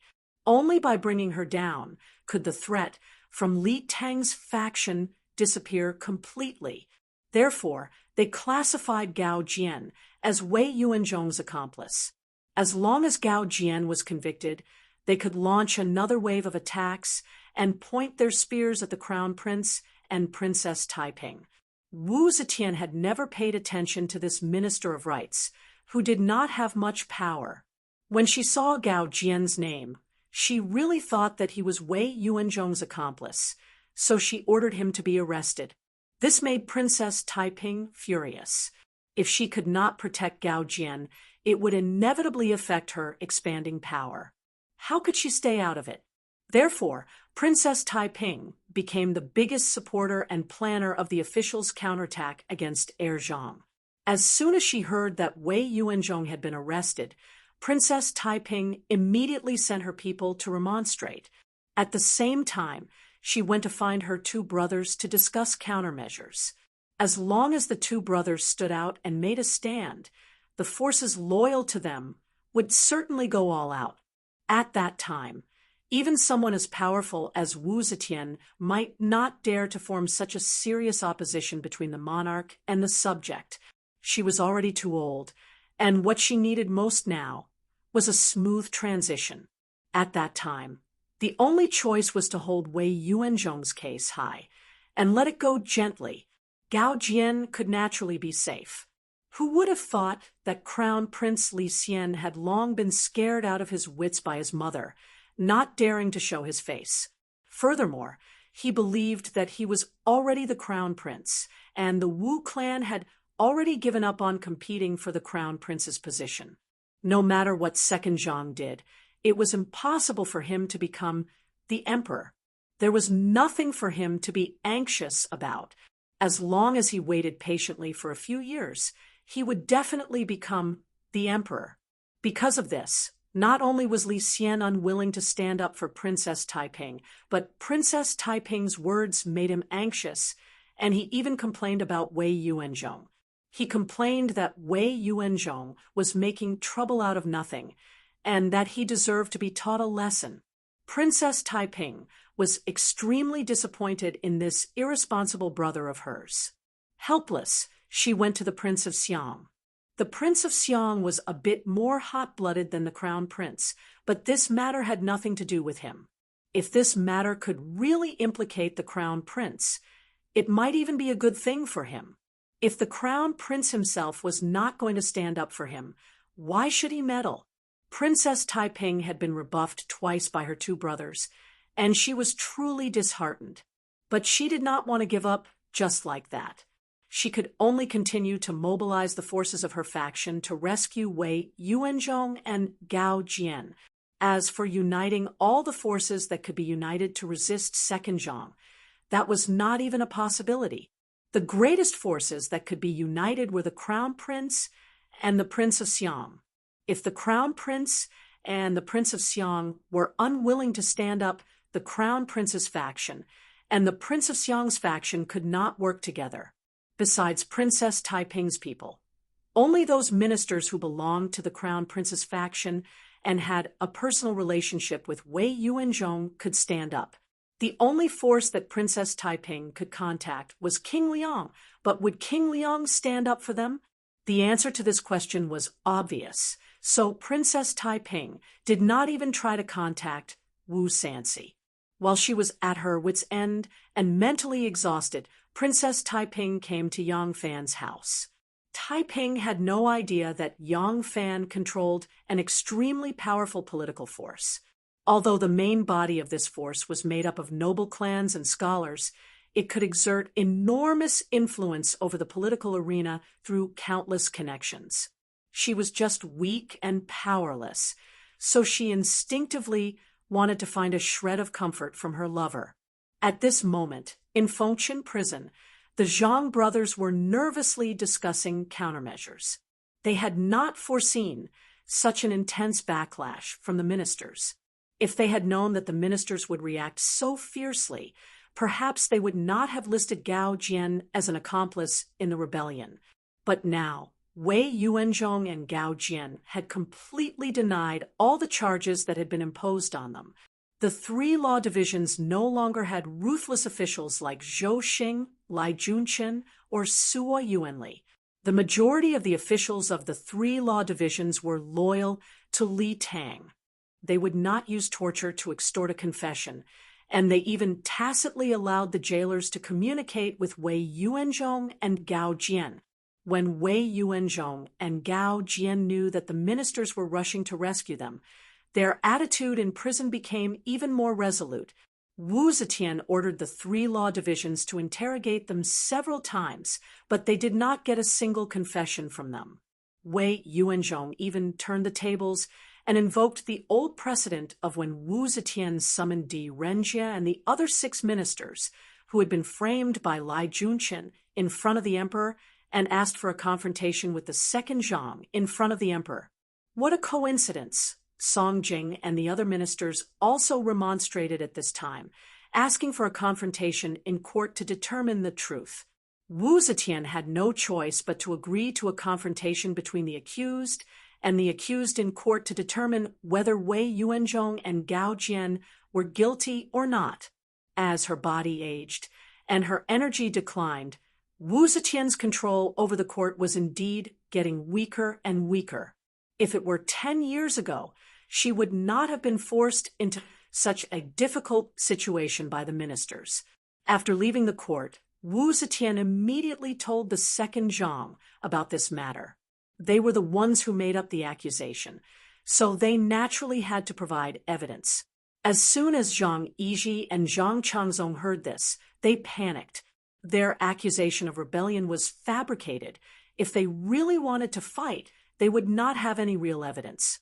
The two of them had a secret discussion. Zhang Yizhi said, "We must find a witness.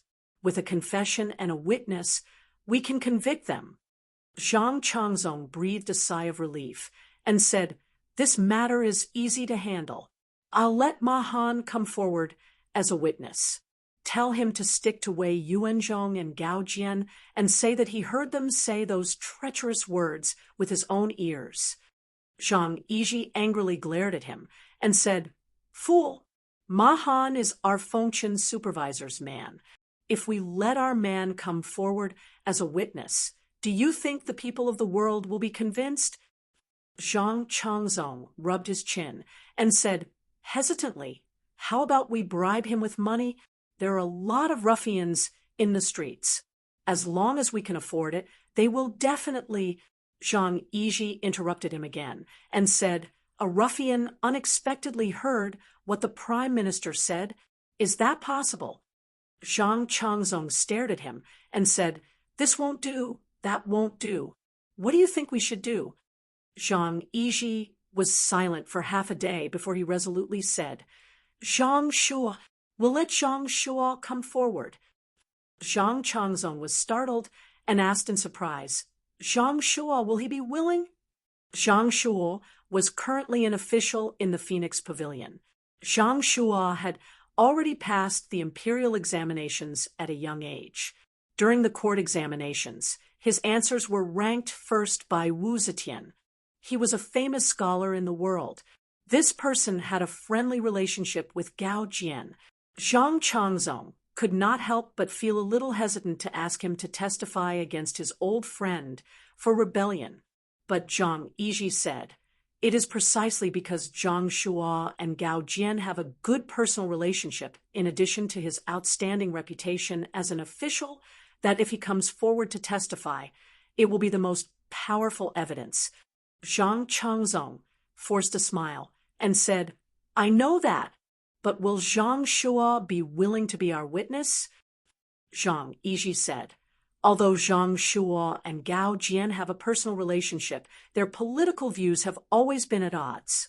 I am afraid they do not have a deep friendship." Zhang Changzong's expression changed. "Is there such a thing?" he hastily asked. Zhang Yiji nodded and said, "Gao Jian once wanted to introduce Zhang Shuo to join him as Princess Taiping's disciple, but Zhang Shuo was unwilling to agree. Later on, because there were rumors that Taiping kept Gao Jian and the others as her gigolo, Zhang Shuo used this as an excuse to distance himself from Taiping. When we were compiling the Pearl of the Three Sects, Zhang Shuo put in a lot of effort, so I did not treat him unfairly. Precisely because of the compilation of the Pearl of the Three Sects, he, a talent without any background or backing, was promoted to the Phoenix Pavilion's Renren. This can be considered as my kindness to him, right? Now, as long as we give him a high position and a generous salary, it is not certain that he will not be moved by us." Zhang Yiji whispered to Zhang Changzong, "You go and find him first. When the time comes, I will tempt him, and you will coerce him. Both of us will work together. If he agrees to be our witness, he can choose a high position and a generous salary. If he does not agree, then we will cut off his future. I am not afraid that he will not obediently submit." Zhang Changzong repeatedly nodded and immediately left Fengchen prison to personally invite Zhang Shuo. Yang Fan learned that the current prime minister had been arrested. This was a major event that had not happened in recent years. Yang Fan hurriedly entered the palace to find out the details. With his identity as the Thousand Horsemen General, it was more convenient for him to enter and exit the palace than the imperial family. Very quickly, he obtained first-hand information from Yang Fan came out of the palace and had just returned to his mansion when Mo Xuanfei came up to him and whispered, "Alang, Princess Taiping is here." Mo Xuanfei knew the ambiguous relationship between his master and Princess Taiping, so he spoke very softly. Yang Fan was startled and asked in a low voice, "Where is she?" Mo Xuanfei pointed to the flourishing flowers and plants. Yang Fan understood and turned around to climb up the short mountain. In a red pentagonal pavilion, Xiao Man was sitting and chatting with Taiping. The pavilion was lush with foliage, and strange flowers as big as the mouth of a bowl hung heavily beside them. The two women were even more beautiful than the flowers. Seeing Yang Fan walking along the small path, Xiao Man immediately stood up and called out in a sweet voice, "Lang Jun." Yang Fan nodded to her and smiled at Taiping. He cupped his hands and said, "Your Highness is here." Xiao Man smiled at him and said softly, "Lang Jun, accompany your Highness for a while. I will go and prepare the food and wine." Xiao Man excused herself to Taiping and left. Yang Fan sat down on the seat she had just sat on. Seeing Taiping's unhappy expression, he smiled and said, "What's wrong? Are you unhappy because Gao Jian was arrested?" Taiping hatefully said, "You have to look at the owner before beating the dog. Second Zhang is clearly targeting me. I will definitely not let this matter rest." Yang Fan sighed and said, "Speaking of which, Prime Minister Wei's character is too straightforward. Since the impeachment against Second Zhang is invalid, the Emperor's intention to protect him is obvious. He should endure it for the time being. Why show his hatred towards Second Zhang so clearly? If they were willing to feign civility, why would Second Zhang take the risk out of desperation? Now, Second Zhang only lost a clown, but they have suffered a great loss. It is really unwise." Taiping rolled her eyes at him and said coquettishly, "What are you saying? If I did not know your character, I would have thought that you are on second Zhang's side." Yang Fan smiled and comforted her. All right, all right. Things have come to this point. It is useless for you to be angry. It is better to look at the long term. Taiping said in a fit of pique, "My hair is long, but my knowledge is short. I cannot see the long term." Speaking to this point, she suddenly sensed that there was a hidden meaning in Yang Fan's words. She could not help but raise her eyes in surprise and said, "See the long term? What do you mean by that?" Yang Fan had already found out after entering the palace that the person who wanted to kill one to warn 100 was Wu Zetian herself. Second Zhang was only an executor. How would they fight this lawsuit? Yang Fan said, Do you think anyone would dare to casually frame others for rebellion? At the beginning, Zhou Xing, Suo Yuanli, and the others dared to use this as a reason to eradicate the ministers. That was because the emperor also needed them to do so. As for Lai Junqian, he is a mad dog. He cannot be speculated with common sense. Do you think Second Zhang is as mad as Lai Junqian? Princess Taiping was very intelligent. Although Yang Fan said it vaguely, Princess Taiping understood immediately. She could not help but cry out, "Are you saying that this matter was incited by Queen Mother?" Yang Fan sighed softly. He did not say yes or no.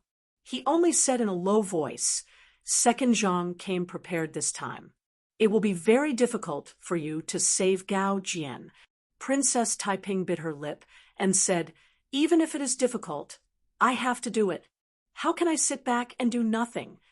Yang Fan said, "A strong man must loosen his wrist. When it is time to let go, you must let go.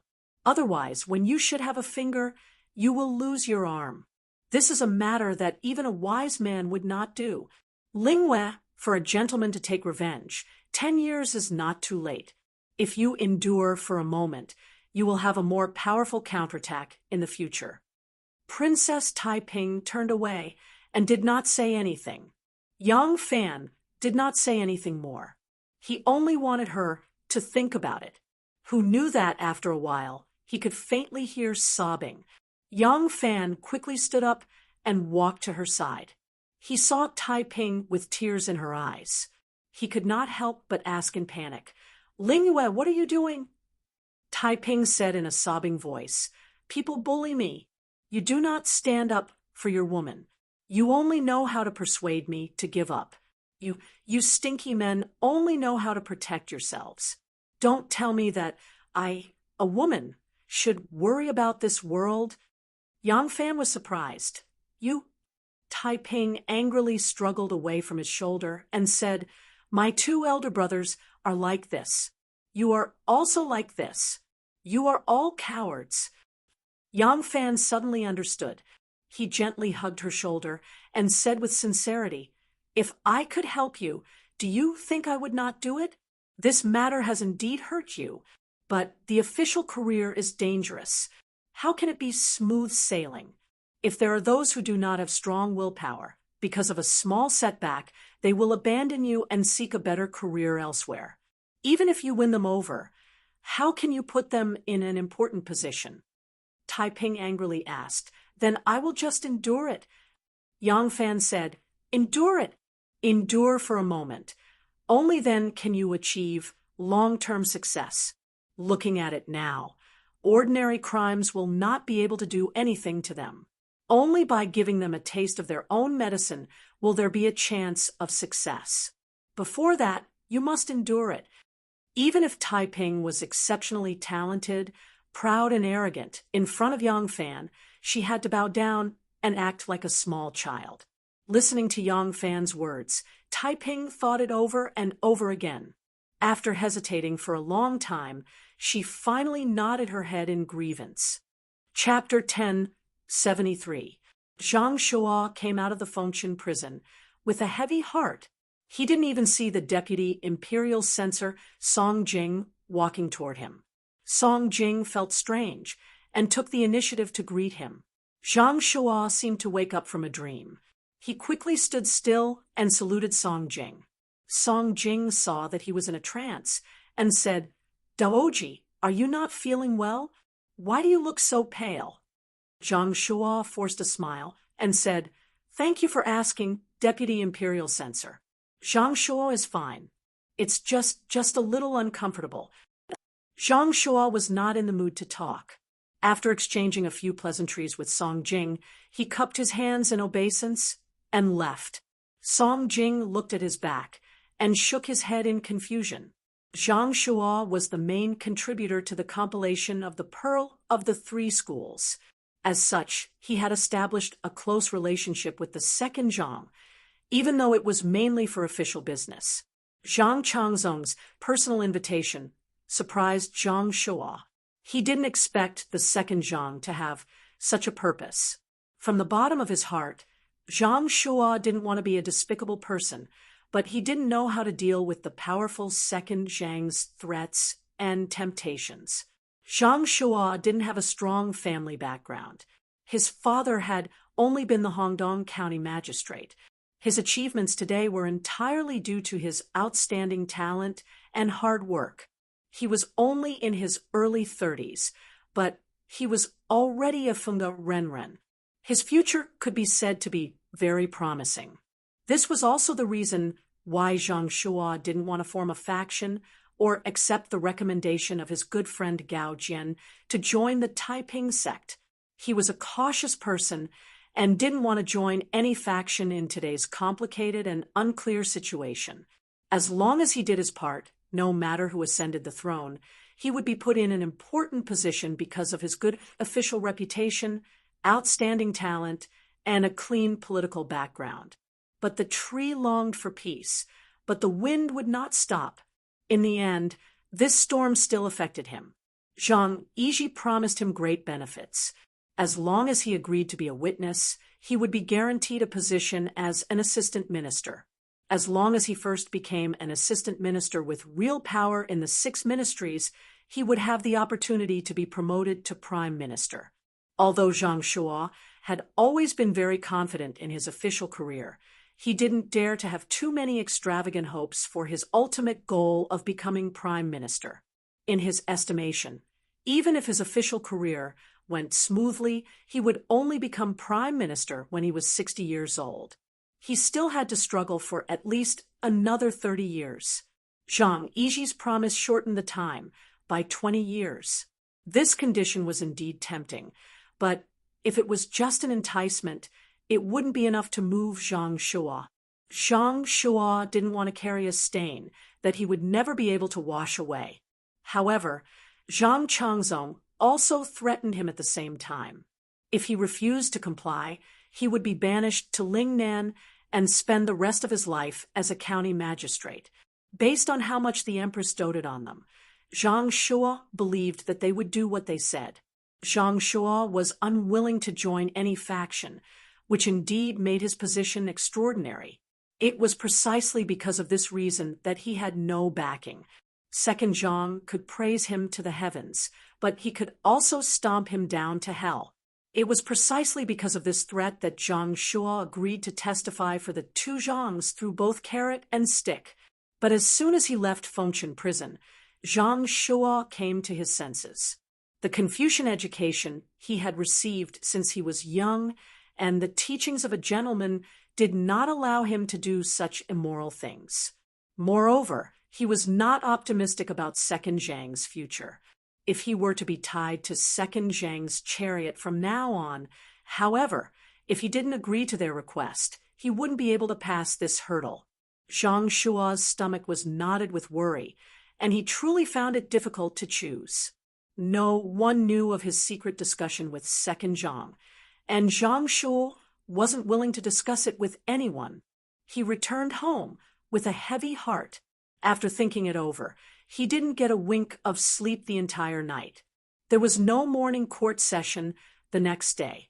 Wu Zetian summoned the crown prince, the Prince of Xiang, Prince Liang, and the other prime ministers to the Changxing courtyard as witnesses to have the original and defendant confront each other in court. All the civil and military officials of the court moved upon hearing the news. Although they couldn't enter Changshan courtyard without an imperial edict, they all gathered outside and waited with bated breath for the outcome. After entering the palace, Wei Yuanzhong and Gao Jian naturally flatly denied Second Zhang's accusations, but Second Zhang spoke with certainty. As the two sides continued to argue, Yao Chong stepped forward and said to Wu Zetian, "Your Majesty, there are no witnesses or material evidence for what Second Young Master has said. It is not enough to convict the Prime Minister." These words should have been said by the Crown Prince, but as soon as Li Xian entered the palace, he stood there like a sick quail, his eyebrows drooping, not saying a single word. Wu Zetian indifferently said, "But we have heard that there is a crucial witness in this case, enough to prove that Yuanzhong and Gao Jian are guilty." At these words, all the officials in the palace, as well as Wei Yuanzhong and Gao Jian, were shocked. Wu Zetian raised her voice and said, "Come, summon Zhang Shuo of the Phoenix Pavilion." For a moment, the palace was in an uproar. Gao Jian's eyes were wide open, his face full of disbelief. Even now, he still couldn't believe that his close friend would come forward to testify against him. Shanghai Wan quickly gave a look to the eunuch who delivered the edict. The eunuch was Little Hai, and as Wan Er's confidant, he immediately understood. After walking out of Changshan courtyard, Little Hai didn't raise his head or open his eyes. He only slowly announced, "The Emperor has decreed that summon Zhang Shuo of the Phoenix Pavilion to come forward to testify for Zhang Fengchen." If Little Hai had only summoned Zhang Shuo to come forward, no one would have understood why he was summoned. At the very least, they wouldn't have understood that he was going to testify for Second Zhang. But as soon as Little Hai said these words, all the officials waiting outside the palace understood that the emperor summoned Zhang Shuo to come forward to testify against Wei Yuanzhong and Gao Jian. Zhang Shuo, who had been waiting for a long time inside the palace, was brought in by two young eunuchs. After a night of psychological torture, Zhang Shuo's expression was abnormally haggard. His head drooped, he weakly walked forward. The officials whispered to each other and discussed. Suddenly, the imperial censor, Song Jing, rushed forward to block Zhang Shuo. Zhang Shuo saw a pair of feet appear in front of him. He slowly raised his head and saw that it was Song Jing. He couldn't help but be startled. Hesitantly, he cupped his hands and said, "Imperial Censor Song." Song Jing's eyes shone as he sternly said, "Daoji, a person's reputation is the most important. Even ghosts and gods can't deceive you. You must not join the evil and harm the righteous, seeking to escape.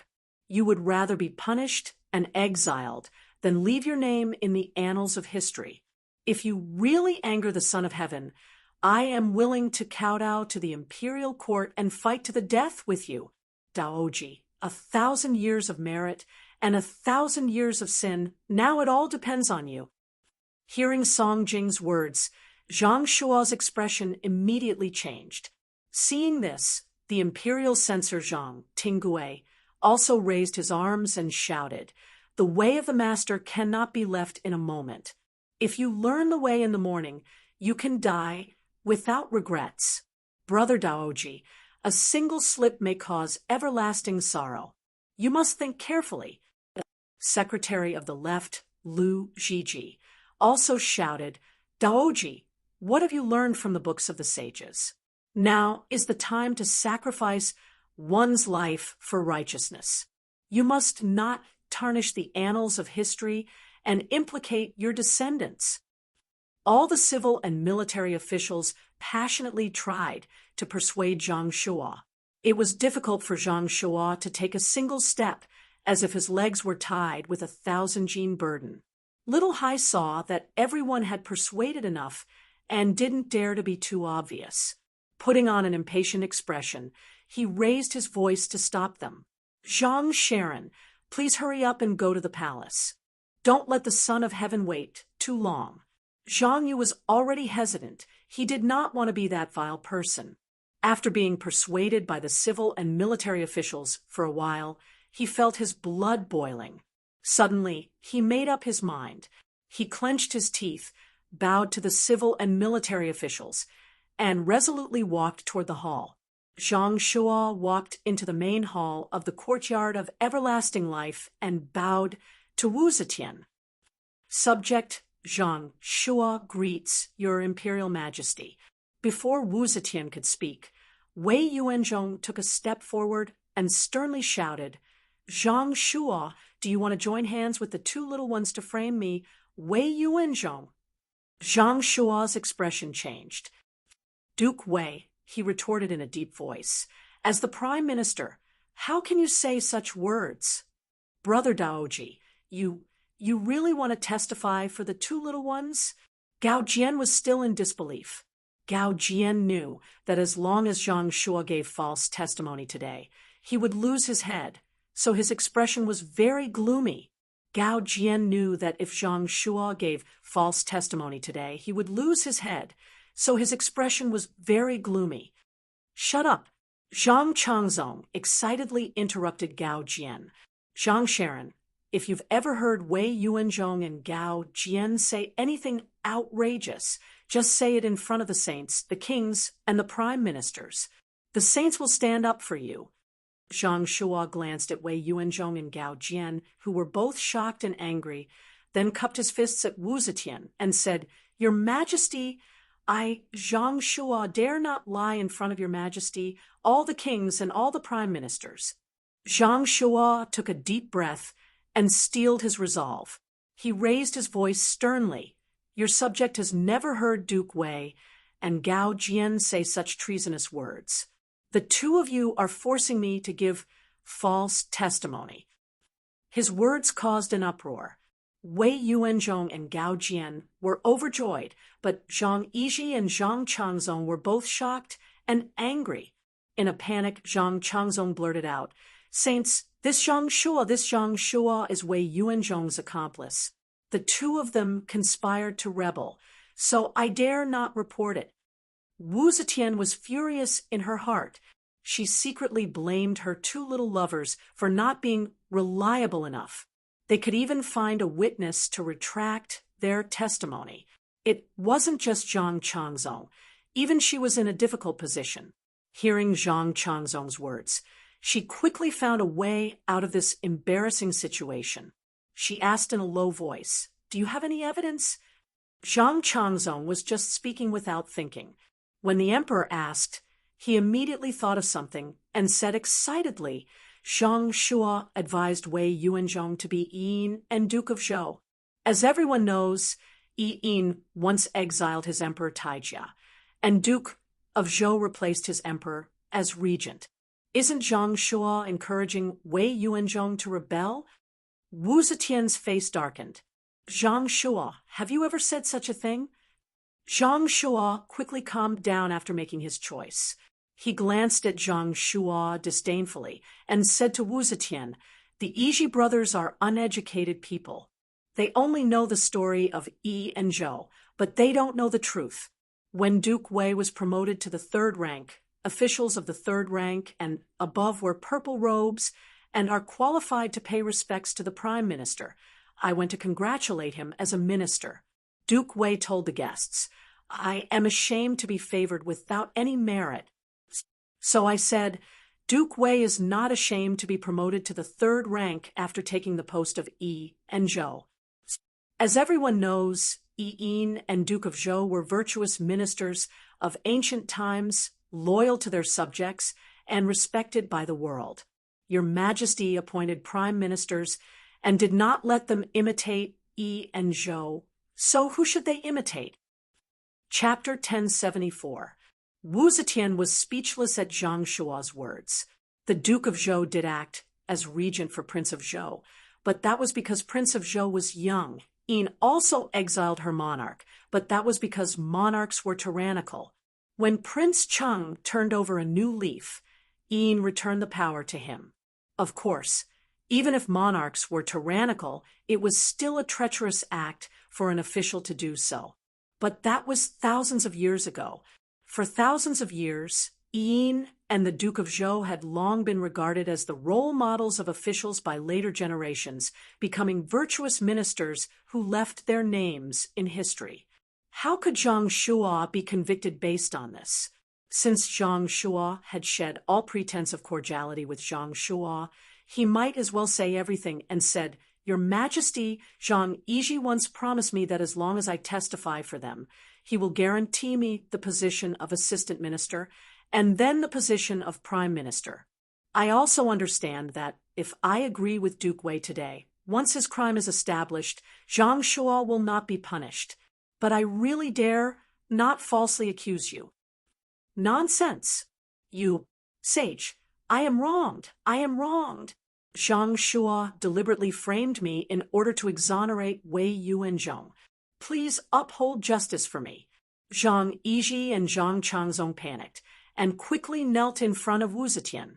At this point, they could only deny everything and did not admit to having contact with Zhang Shuo in private. Yang Zixi, Su Weiwei, and the others looked at each other and chose to continue pretending to be deaf and mute. However, Yao Chong stepped forward and said loudly, "Your Majesty, Heir Zhang has framed the Prime Minister. This is no small matter. I ask Your Majesty to investigate this case thoroughly." Seeing that Zhang Shuo not only failed to prove Wei Yuanzhong's crime, but also made Zhang Shuo the suspect of framing Zhongliang, Wu Zetian was furious. She had received Zhang Shuo's testimony in advance and knew that Zhang Shuo had promised to testify for them. But now he had done the opposite, which made Wu Zetian extremely disgusted. Wu Zetian slammed the table and stood up, saying in a deep voice, "Take Wei Yuanzhong and Gao Qi back to the prison and try them later." Yao Chong said anxiously, "Your Majesty." Wu Zetian ignored him and flicked her sleeves. "Zhang Shuo is an important witness of this case. Take him back to the prison and wait for trial." Yao Chong said angrily, "Your Majesty, since we cannot prove Wei Yuanzhong is guilty, he should be released." Wu Zetian's face sank. Without saying a word, she turned around and left. Yao Chong's face turned ashen as he walked out of the courtyard. Standing on the stone steps, he recounted the events that transpired in the hall to the ministers. This matter immediately caused a huge uproar among the civil and military officials. The next day, during the court session, Zhu Jing, the Minister of Remonstrance and the Minister of Peace and Order, protested, "Your Majesty, Wei Yuanzhong has always been known for his loyalty. Today, Zhang Shuo used Zhang Shuo as a witness, but Zhang Shuo disproved Wei Yuanzhong's innocence. In such a situation, Your Majesty should release a loyal official. Your Majesty is still detaining Prime Minister Wei and High Temple Deputy, and even detaining Zhang Sharon, the witness." There were even people who spoke fiercely, pointing directly at Wu Zetian. At the beginning of the revolution, Her Majesty was the one who accepted admonitions. But now that she is old, she has become the one who receives flattery. Ever since Yuanzhong was imprisoned, everyone thought that His Majesty trusted the traitor and chased away the good and virtuous. Loyal officials and martyrs are grieved and kept their mouths shut. They fear the power of the brothers, and it is useless for them to die. Now the taxes are heavy, the common people are suffering. In addition, the villain is tyrannical, punishment and reward are reversed. I am afraid the people will be uneasy and change will occur. They are fighting within the Vermilion Bird Gate and in front of the Daming Palace. How will His Majesty thank them? How will he defend them? Wu Zetian was enraged. She called for the palace guards and shouted angrily, "Drag them out, drag them all out." The court meeting ended on bad terms. Princess Taiping was delighted and invited Yang Fan to her residence. She said to him, "Erlang, this time you have made a mistake." He, Zhang Wei wanted to use Zhang Shuo as Wei Yuanzhong's evidence, but now they are confused. The civil and military officials are angry, and can be used by me. I plan to go to the palace tomorrow to remonstrate with the Empress and rescue Prime Minister Wei and Minister Gao from prison. Yang Fan had won as his eyes and ears in front of the emperor. No one understood Wu Zetian's current state of mind better than him. After Wu Zetian reported to the court, she angrily returned to the inner palace. The first thing she said was, "Zhang Shua is really a villain, despicable and hateful." Shen is disgusted. What was a villain? Zhang Shua did not say anything bad about Wei Yuanzhong and Gao Jian before the court. How could he be a villain? Wu Zetian's unintentional words not only showed that she knew that Zhang Shua had bribed Zhang Shua to falsify his testimony, but she was also angry that Zhang Shua was telling the truth. Yang Fan saw Taiping's naivety and could not help but shake his head. "Lingwei, don't get carried away. Now is not the time for you to go into battle," Princess Taiping complained. If I did not listen to you, they would have come forward earlier, and perhaps they would have rescued them. Now you still want to stop them. Don't you understand the situation in the court? My two brothers have always been timid in front of the Empress. If I do not come forward, won't the loyal officials be bitterly disappointed? Yang Fan said seriously, "Of course I understand the situation in the court. But what can I do even if I understand? The one who decides this matter is the emperor. Don't you understand the emperor's intention?" Zhang Shua testified in front of everyone, and the truth has been revealed.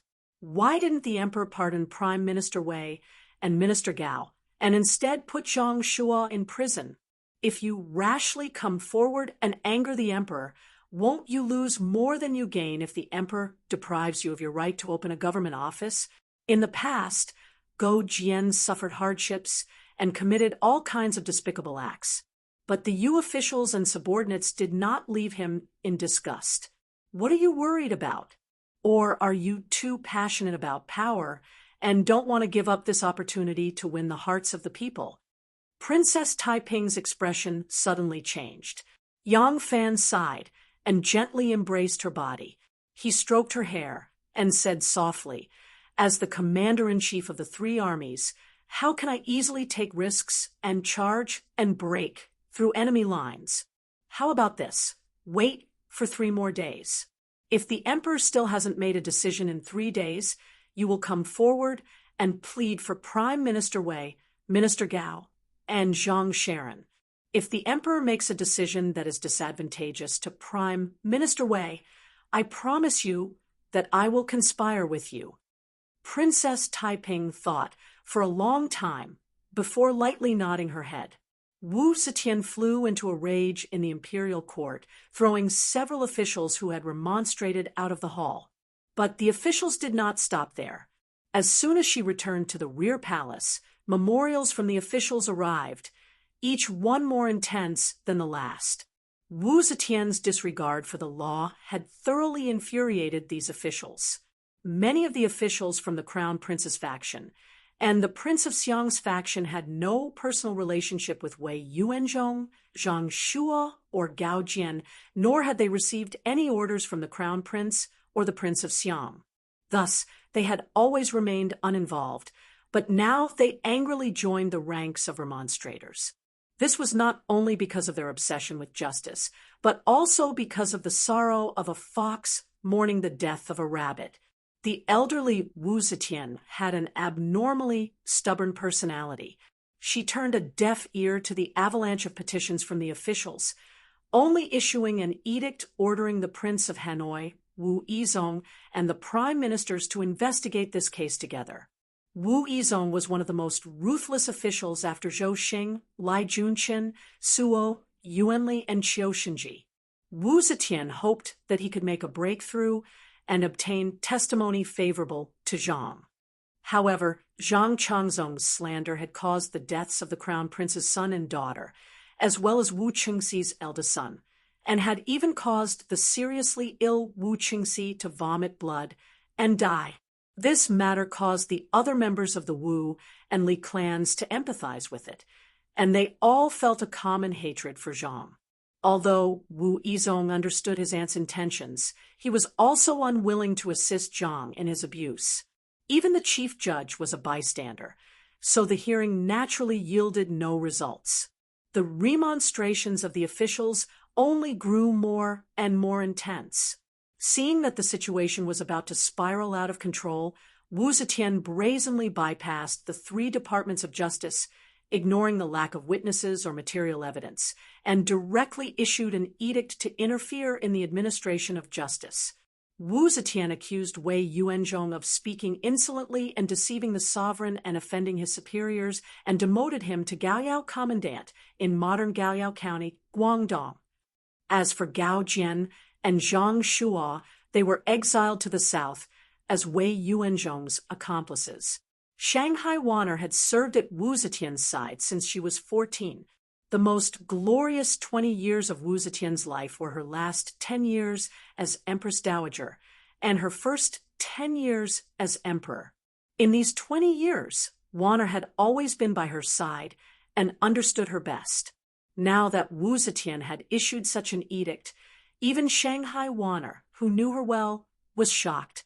After finding a chance to tell Yang Fan of this edict that had not yet been officially announced, Wanner sighed softly. She said to Yang Fan, emotionally, "Her Majesty has changed." Yang Fan looked at her. Wanner faintly said, "In the past, no matter what Her Majesty wanted to do, even if she knew that she had wronged you or even wanted to wrong you in terms of the law, she would always act flawlessly. But this time, Her Majesty made a decision that went completely against the law. This is the first time in Her Majesty's life that she has publicly broken the law." Yang Fan was silent for a while and then sighed. When a person is too old, not only will their body age and their energy be depleted, but their intelligence and thinking will also be affected. What is even worse is that many old people's temperaments will change greatly. They will become irritable and stubborn. If this person is only the head of a family, or if it is just a son being scolded a few more times, if this person is the ruler of a country. A smile slowly appeared on Yang Fan's face as he softly said, "But this is not necessarily a bad thing for us." This time, Her Majesty was unable to use the 3-law division to convict Wei Yuanzhong. She could only bypass the 3-law division and use the imperial power to suppress him. This means her control over the court is becoming smaller and smaller. Yang Fan raised his eyes to look at the dusky sky and leisurely said, "The sun rises, but there will be a time when it sets. This sun is about to set." As soon as Yang Fan came out of the black tortoise gate, Ran Wei pursed his lips at him.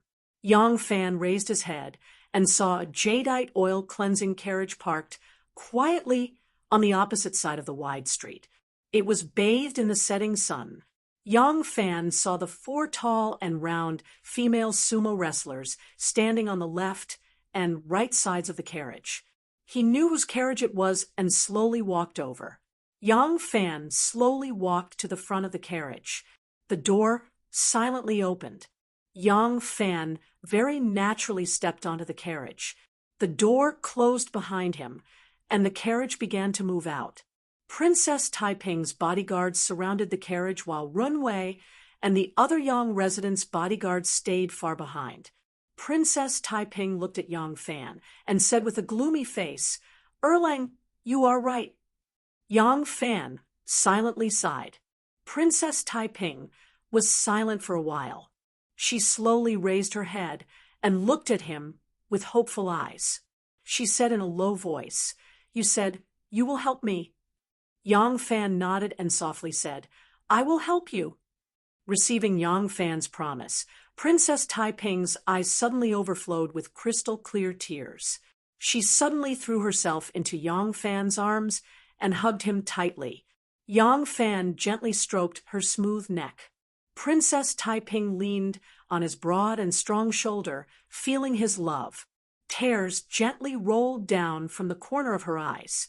Since her mother acquiesced in her involvement in politics, her authority was heavier than before.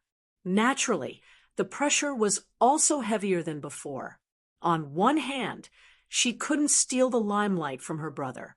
On the other hand, she had to work hard to bear the responsibility that should have been borne by the crown prince. It was really difficult, like walking on thin ice. There was no one to share her burden. Her two brothers' timid actions had disappointed her again and again, but she had to do her utmost to assist her brother. This bound her hands and feet, and she often felt powerless.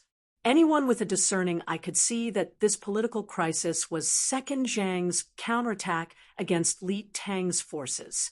His true target was the crown prince, but the crown prince was so short-sighted that he was not willing to make the slightest effort for his loyal and devoted subordinates. Moreover, the Prince of Xiang was wise to his own safety and stayed out of the matter. Princess Taiping was both tired and sad. Great Sir Mo sat upright on his horse, following Princess Taiping's carriage. He knew that in this political crisis, Crown Prince Li Xian and Prince of Xiang Li Dan's performance had greatly disappointed Princess Taiping. But wasn't this what he wanted? Great Sir Mo indifferently raised his head to look at the palaces, overhanging eaves bathed in the setting sun. The sunset on the horizon reflected in his eyes. His eyes flickered with light, but there was not a shred of warmth. Chapter 10:75. Wei Yuanzhong was the prime minister of the current dynasty. He was more than 70 years old, but he was sent away again. This time he was sent to a place even further away, to Guangdong. If it was a little further, he would be in Jiaoji. Wei Yuanzhong was dressed in plain clothes. He bade farewell to the emperor in the Golden Hall and angrily said in a loud voice, "I am old. Today I am going to Lingnan. 10 out of 10 I will die. I am afraid I will not be able to see your majesty again. There will be a time when your majesty will miss me." Wu Zetian's anger had not subsided. Hearing him say that, she was somewhat curious. She laughed coldly and said, "Why will I miss you?" Wei Yuanzhong's white beard fluttered. He pointed to Zhang Yizhi and Zhang Changzong, who were standing next to Wu Zetian, and shouted loudly, "These two children, in the future, they will become the root of His Majesty's disaster. At that time, His Majesty will think of this old official's benefits."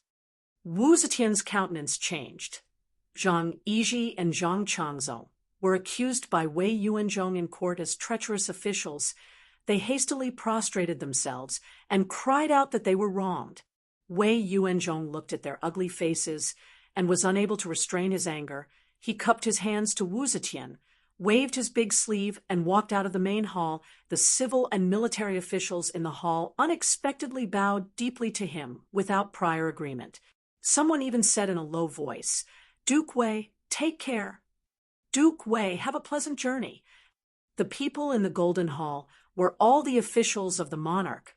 Regardless of their positions, they did not need to salute each other when they saw each other. Strictly speaking, in front of the emperor, officials should not use honorifics when addressing each other, nor should they address each other by their official positions, but by their full names. But at this moment, the officials in front of the emperor were solemnly saluting Wei Yuanzhong, even saying, "Duke Wei, take care." It was clear that they were extremely dissatisfied with the emperor and were using this as an excuse to vent their anger. Wu Zetian saw the reaction of the officials in her eyes. She was secretly vigilant. She suddenly felt that she had become a lonely person. Wu Zetian was in a trance. She suddenly remembered Zhou Xing, Suo, Yuanli, Lai Junqin, Qiu Xinji, and the others who had been executed one after another. She couldn't help but sigh inwardly. They are the ones who are truly loyal to me. If they were still here, would the ministers dare to be so arrogant? However, it was useless to think about this at this time. Wu Zetian also knew that she didn't have much time left. She didn't have the time to cultivate a few capable watchdogs. Moreover, the courtiers gradually became bolder. It was not only because she had lost her powerful lackeys by her side, but more importantly, it was because of her declining age. Her aging was unstoppable. No one would believe that an old woman in her 80s could sit on the throne for another 8 to 10 years.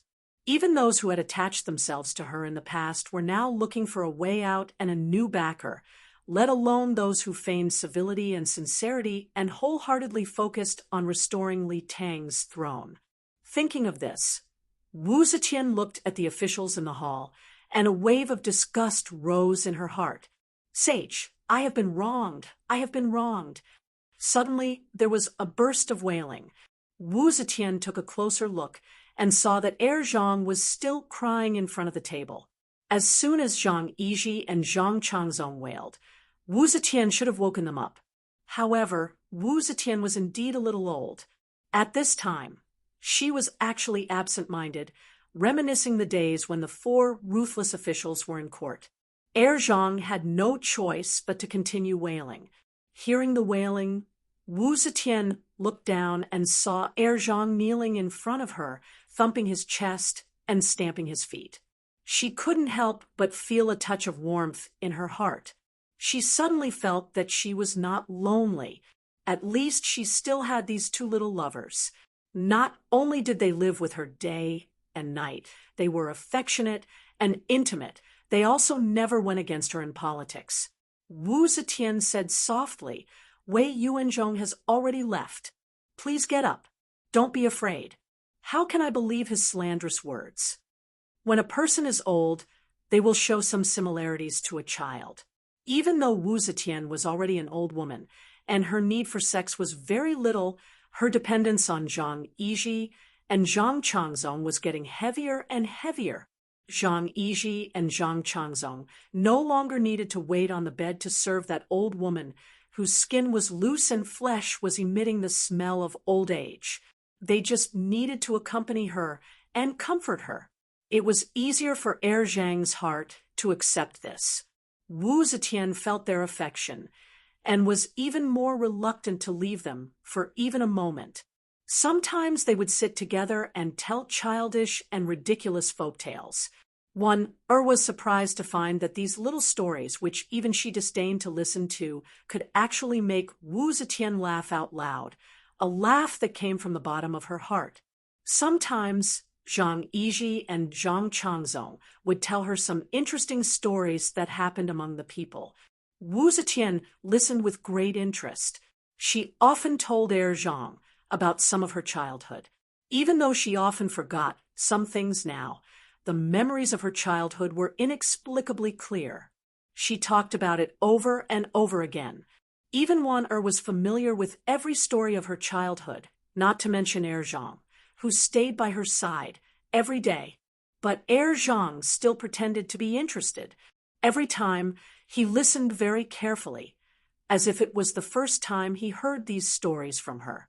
For Wu Zetian, it was indeed the first time she told these stories. She could not remember if she had told it to Zhang yesterday, or even just now.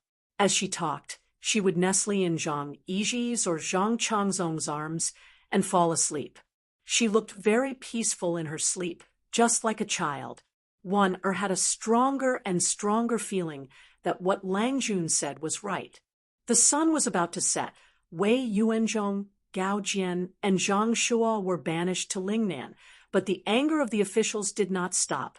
The Du family of Fanchuan had always regarded Zhang as the murderer who killed Du Wentian. They spared no effort to contact him. Through the huge connections and financial resources of the aristocratic families, they united all forces and persistently found trouble for Zhang. Impeachment memorials were constantly sent to the emperor. Wu Zetian showed an attitude that she had never shown before, ignoring them. She completely ignored Zhang's various crimes mentioned in the memorial, but she also did not punish those who impeached Zhang and challenged her authority. It was not that she did not want to, but because she had already lost her exuberant energy. The aging of her body made her naturally choose this kind of reaction that should not have appeared in someone as strong as her. In the beginning, Zhang Yiji was a little nervous when faced with all kinds of impeachment, but seeing that Wu Zetian was calm, Zhang Yiji gradually developed the habit of ignoring it. He just quietly remembered the names of each impeachment, endured it, and waited for the opportunity to fight back. Wu Zetian admired Zhang Yiji's indifference. One day, she smiled and said to Zhang Yiji, "A gentleman is magnanimous." Facing the provocation and impeachment of the officials, Wu Long can be indifferent. "You are worthy of the name of a gentleman." Zhang Yiji humbly and ingratiatingly said, "I do not dare to be called a gentleman. It is only because I know that the sage will protect us, so I feel at ease." Zhang Changzong said, "The officials are not willing to forgive us. I am very depressed. My brother, and I have never done evil to anyone. Why can't they tolerate us?" Because in the eyes of the officials, an emperor can only be a good emperor if he becomes a high and lonely person. Wu Zetian replied with a smile, "They are not targeting you. Anyone who is favored by me will become their enemy. But they can't tolerate you. I can tolerate you. What can they do?" Wu Zetian said childish words and did something childish at the same time. She took a memorial to impeach Zhang Yiji and tore it into pieces. She scattered it on the ground like a fairy scattering flowers. As an emperor, he could not tear up the memorial of the officials because it was a symbol of a fatuous ruler. Even if the emperor was impatient to see a memorial, he had to file it and store it to show that he was accepting the admonishment. She had already grasped the power of the world's supreme ruler. Wu Zetian, who only cared about the reputation behind her, seemed to have abandoned her reputation like a pair of worn-out shoes. The house attendant faithfully recorded this incident. Wu Zetian looked at him and smiled faintly. Her smile was full of mockery and disdain. Her expression was not directed at the house attendant, but at the entire court. She used this almost childish action to vent her dissatisfaction. Gave Little Hai a look. Little Hai waved his horsetail whisk, and a few eunuchs tiptoed over. They knelt on the ground and picked up the scattered pieces, hoping to piece them back together. Wu Zetian did not stop them. She only smiled disdainfully. She snuggled into Zhang Yiji's arms and fell asleep. Not every official had a far-sighted and far-sighted vision, and not every official could uphold the path of a sage. The emperor's unusual trust in heir Zhang still made some officials wag their tails to express their goodwill and submit to heir Zhang like flies chasing after Smelly, like they wanted to serve under him. Among them, there were a few who held real power. For example, Assistant Minister of the Summer Palace, Wei Chongqing, Assistant Minister of the Phoenix Pavilion, Cui Xinqing. They were only one step away from becoming prime ministers.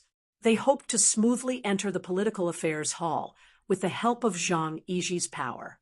Among the prime ministers of the political affairs hall, Yang Zixi, Su Weiwei, and others always flirted with Zhang Yiji. Since Wei Yuanzhong was demoted, Yao Chong had been alone. In order to keep his position as prime minister and prevent the anti-Zhang forces from losing the last seat in the political affairs hall, Yao Chong had to change his way of doing things.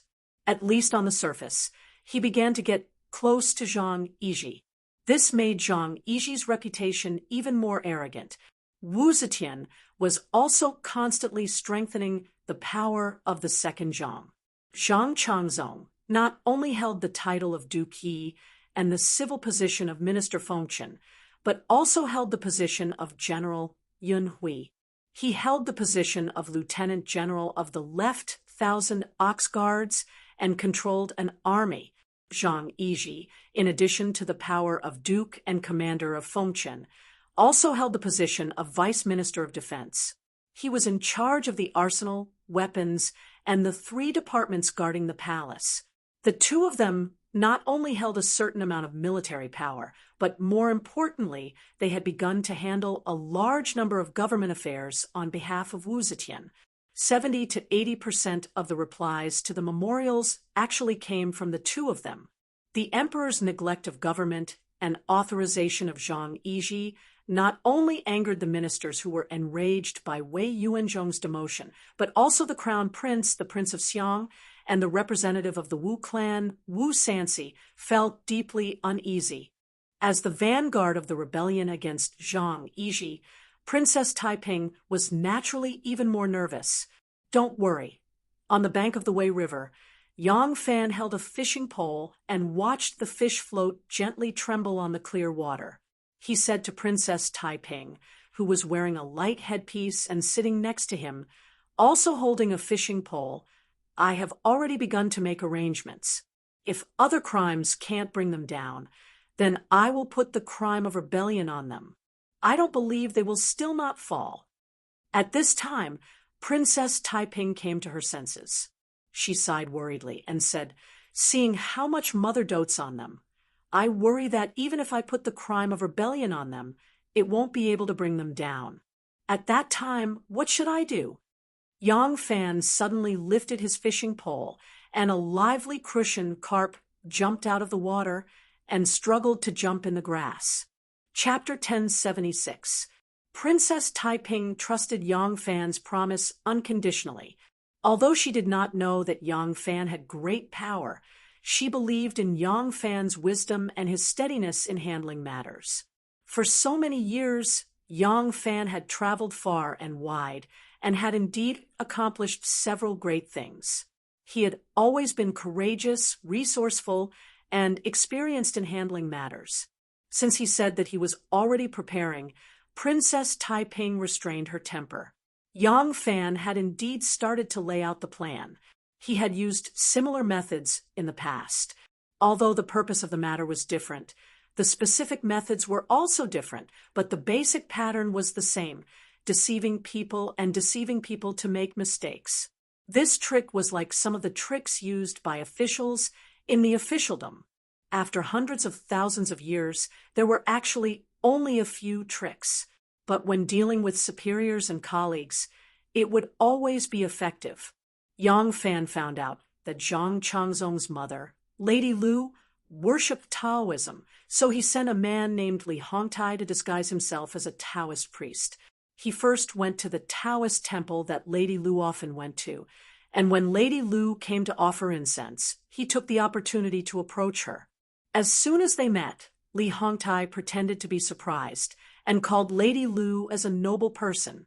Lady Lu was naturally curious. She originally believed in ghosts and gods. When she asked this Taoist priest, everything was strangely accurate. This Lady Lu immediately regarded this Taoist priest as a living immortal. With all kinds of information about the Zhang family that Yang Fan had inquired about in advance, plus Li Hongtai was good at reading people's expressions and had a silver tongue, it was naturally easy to fool a woman like Lady Lu.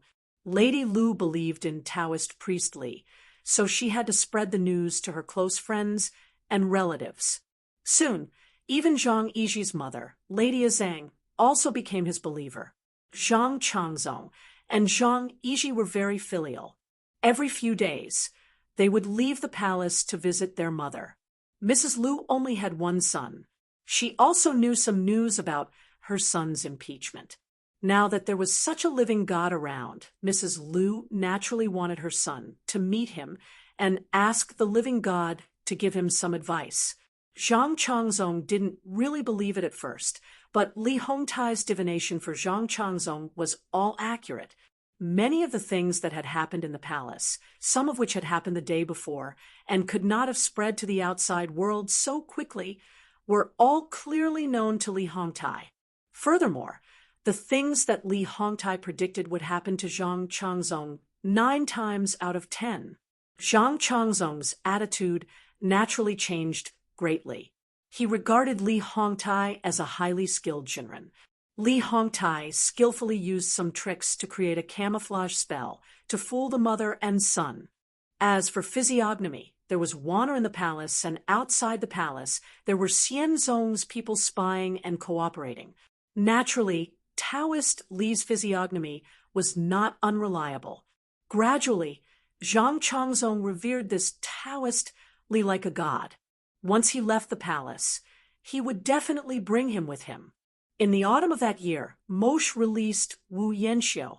Moshe had detained Wu Yanxiu in the hopes that she would be a rare commodity, but in the end, Wu Yanxiu had not been of any use.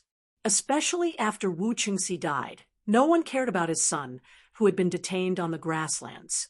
Moshe fed and drank well to raise such a piece of trash, but he had no effect on the Zhou dynasty. After Wu Zetian moved the capital to Chang, and he successfully defeated the combined attack of the Tubo and Turks. At present, the Tubo king was young, the princes had not given up on their evil intentions, and the Tubo was in constant internal strife. They had no time to pay attention to the outside. After Wuzheil became the Turkic cavalry Shirhan, he continued to cause trouble behind Moshe's back. Moshe could no longer rely on his mobile troops to deal with Wuzheil's harassment. Under these circumstances, he was powerless to expand into the Central Plains. Moshe adjusted his strategy in time and decided to use the power of the entire country to expand westward. As a result, even though the marriage did not succeed, Moshe still took the initiative to form an alliance with the Zhou dynasty. Both sides stopped fighting and mobilized a large number of troops from the southern borders to march westward. And under this background, Wu Yanxiu was released back to the country. Since ancient times, whenever there was a marriage between the Zhou dynasty and the Turks, it was the groom, Wu Yanxiu, who personally escorted the bride to the court of the Turkic Khaganate. This was a first in the history of marriage. In the end, this grandnephew of Wu Zetian was detained by Moshe. Wu Zetian bowed and smiled, but was still slapped. It was truly a loss of face. Now that Wu Yanxiu had returned, it was equivalent to reminding others of the humiliation the empress had once suffered. Naturally, Wu Zetian was not happy with the appearance of this grandnephew. As a result, in the name of betraying the emperor's grace, he demoted this grandnephew, who had been wandering in a foreign land for 6 years. Before Wu Yanxiu went to the Turks to escort the bride, he was the commandery prince of Huayang. After returning, he was demoted to the title of Duke Huan. This incited the indignation of the Wu clan. In truth, Wu Qingxi and Wu Sanxi had always been fiercely at odds with each other in the Wu clan. Moreover, before Wu Qingxi's illness, Wu Qingxi's faction had always suppressed Wu Sanxi's influence in the imperial court. The two sides had no friendship to speak of, but after Wu Qingxi's death, this kind of internal strife no longer existed.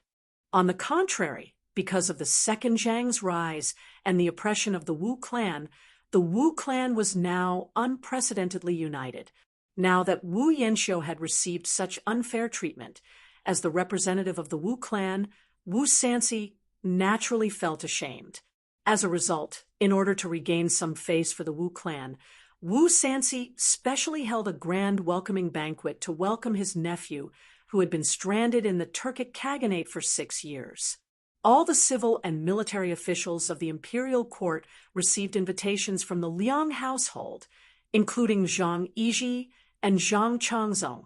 This was also a disguised demonstration of Wu Sanxi's might. In a Taoist temple, Yang Fan instructed Li Hongtai, who was dressed like a Taoist, Zhang Yizhi is much more astute than Zhang Changzong, and he understands the severity of the situation. I'm afraid that he will ruin our plans. We cannot allow him to participate in the banquet. We have to think of a way to send him away. Li Hongtai thought for a moment, then suggested, Zhang Yizhi is a very filial person. This subordinate can use Madame Azong to restrain Zhang Yizhi. If he hears that Madame Azong is in trouble, Zhang Yizhi will definitely not attend King Liang's banquet. Yang Fan nodded and said, that would be best. After you make a public appearance at the banquet, immediately find an excuse and disappear. Remember, do not let the second Zhang become suspicious. Li Hongtai smiled and replied with a bow, this subordinate understands. After this subordinate attends the banquet, I will say that I will go to Kunlun to look for my fellow Taoists. It will take me 3 to 5 years to return. Madame Lu has always treated this subordinate like a deity, so she will not suspect anything. Yang Fan nodded and smiled lightly. The welcoming banquet that the Wu clan was holding for Wu Yanxiu was held at the Liang household. King Liang's actions were like those of the head of the Wu clan, who cared deeply for his nephew. For this reason, he won the gratitude and approval of many of Wu Qingxi's former subordinates. Other than entering the palace on the first day of the new year to see the Son of Heaven, there was probably no banquet as grand as the one being held at the Liang household. The Wu clan and the officials attached to the Wu clan naturally had to come. The crown prince, the Prince of Xiang, and Princess Taiping, the 3 factions of Li Tang's faction, had also arrived. There was no other reason than that their common enemy was the second Zhang. At this time, they naturally had to stand and cheer for the Wu clan. However, the crown prince, the Prince of Xiang, and Princess Taiping did not personally come. Given their status, they had only sent a generous gift and had the juniors of their clans attend the banquet in their stead. Not a single person from the second Zhang's faction came. This was a stance, but the second Zhang himself had to come. Their presence at the banquet did not mean that they were lowering their heads to the Wu clan. On the contrary, it was a demonstration of their might to the Wu clan. Yang Fan rode his horse to the gate of the Liang household. Pulling on the reins, he raised his head to look at the 3 impressive words Liang household on the lintel. This was his first time visiting this place. There was an endless stream of horses and carriages in front of the Liang Manor's gates. High officials and dignitaries flowed in and out without end. Yang Fan dismounted from his horse and walked towards the gates. 2 stewards of the Liang Manor stood at the entrance, continuously calling out the guests' names. Guests of different statuses were welcomed by their respective masters. Yang Fan walked up to the gate and ascended the steps. One of the stewards of the Liang household was just about to ask for his name and official rank when his eyes suddenly brightened. He walked around him and hurried to welcome him, at the same time loudly calling out, "The Prince of Hanoi has arrived." Wu Yizong roared with laughter and proudly said, Go welcome your guest. This prince is one of our own. There is no need for Brother Wang to come out and welcome me." As Wu Yizong spoke, he walked over to the gate. The high officials and nobles who had just arrived all cupped their hands in greeting. Wu Yizong nodded in a reserved manner. Yang Fan turned around and looked at Wu Yizong with a smile. As soon as Wu Yizong saw Yang Fan, his expression immediately changed and his smile disappeared. Yang Fan cupped his hands in greeting towards Wu Yizong. He was originally a head taller than Wu Yizong, and now that he was a rank higher, Wu Yizong could only raise his head to look at him. This made Wu Yizong even more displeased. With a cold snort, he swung his sleeves forcefully and walked past Yang Fan into the Liang household without looking sideways. Yang Fan was neither annoyed nor annoyed. He turned around and said to the butler, "1,000 cavalry loyal General Yang Fan is here to welcome you to the banquet." As he spoke, he handed the invitation to the butler. The butler had never seen Yang Fan before, but when he saw Wu Yizong's unfriendly expression towards Yang Fan, he couldn't help but feel curious about his identity. Yang Fan's self-introduction gave the butler a fright. He thought to himself, "So this is the person who slept with my Wu clan's daughter-in-law, beat up my Wu clan's king, and is still alive and kicking." The king of Hanoi, Wu Yuji, had slept with someone else, yet he had remained unperturbed. The king of Hanoi, Wu Yuji, had been so frightened by this person's assault on the camp that he had scurried up a tree. When he saw this person's face, he only snorted coldly. Now that this person had become a guest of King Liang, the butler naturally didn't dare show him any ill will. The butler examined the invitation and called out loudly, "1,000 cavalry loyal General Yang Fan has arrived." Wu Sanxi's eldest and second sons were already married and had their own manors. His third son, Chonglai, fourth son, and fifth son, Chongqiao, were still living in the Liang manor because they were still underage. As soon as he heard that the 1,000 cavalry loyal general had arrived, the youngest, Wu Chongqiao, tidied up his clothes and walked out to welcome him. When Yang Fan saw the young prince of the Liang manor come out to welcome him, he was just about to cup his hands in thanks when a strange cry of surprise came from behind him. Yang Fan turned his head in surprise and saw a gorgeous carriage parked in front of the Liang manor. Wu Chongxuan was standing in front of the carriage, his arm outstretched, helping a graceful beauty down. The beautiful woman Wu Chongxuan was supporting was naturally Li Gua. When this thought flashed through Yang Fan's mind, he turned around to enter the manor. He didn't like Li's personality, but he didn't want to argue with her even more. And this woman's annoying habit was precisely that she didn't care about the occasion. But when he saw Li Gua's attire, he couldn't help but be startled and also stopped. Li Gua leisurely got off the carriage, the dress she was wearing reflecting a rainbow glow under the sunlight with her graceful and moving gait. The glow was shimmering, sometimes purple, sometimes red, and sometimes different colors. This kind of feather dress was enough to attract everyone's attention, let alone when it was worn by such an outstanding beauty.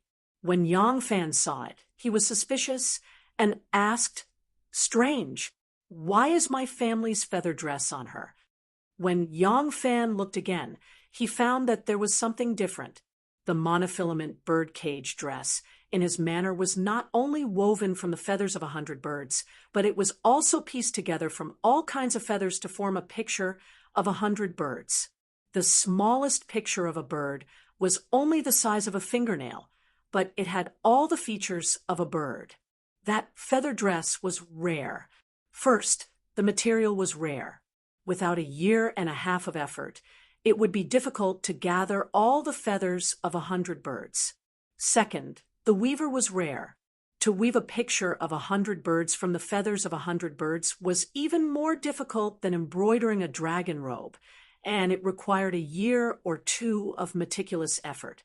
But although the feather dress Li Gua wore was made from the same material as the one in the Yang manor, it didn't have such a complicated picture of 100 birds. At this time, Li Gua also saw Yang Fan.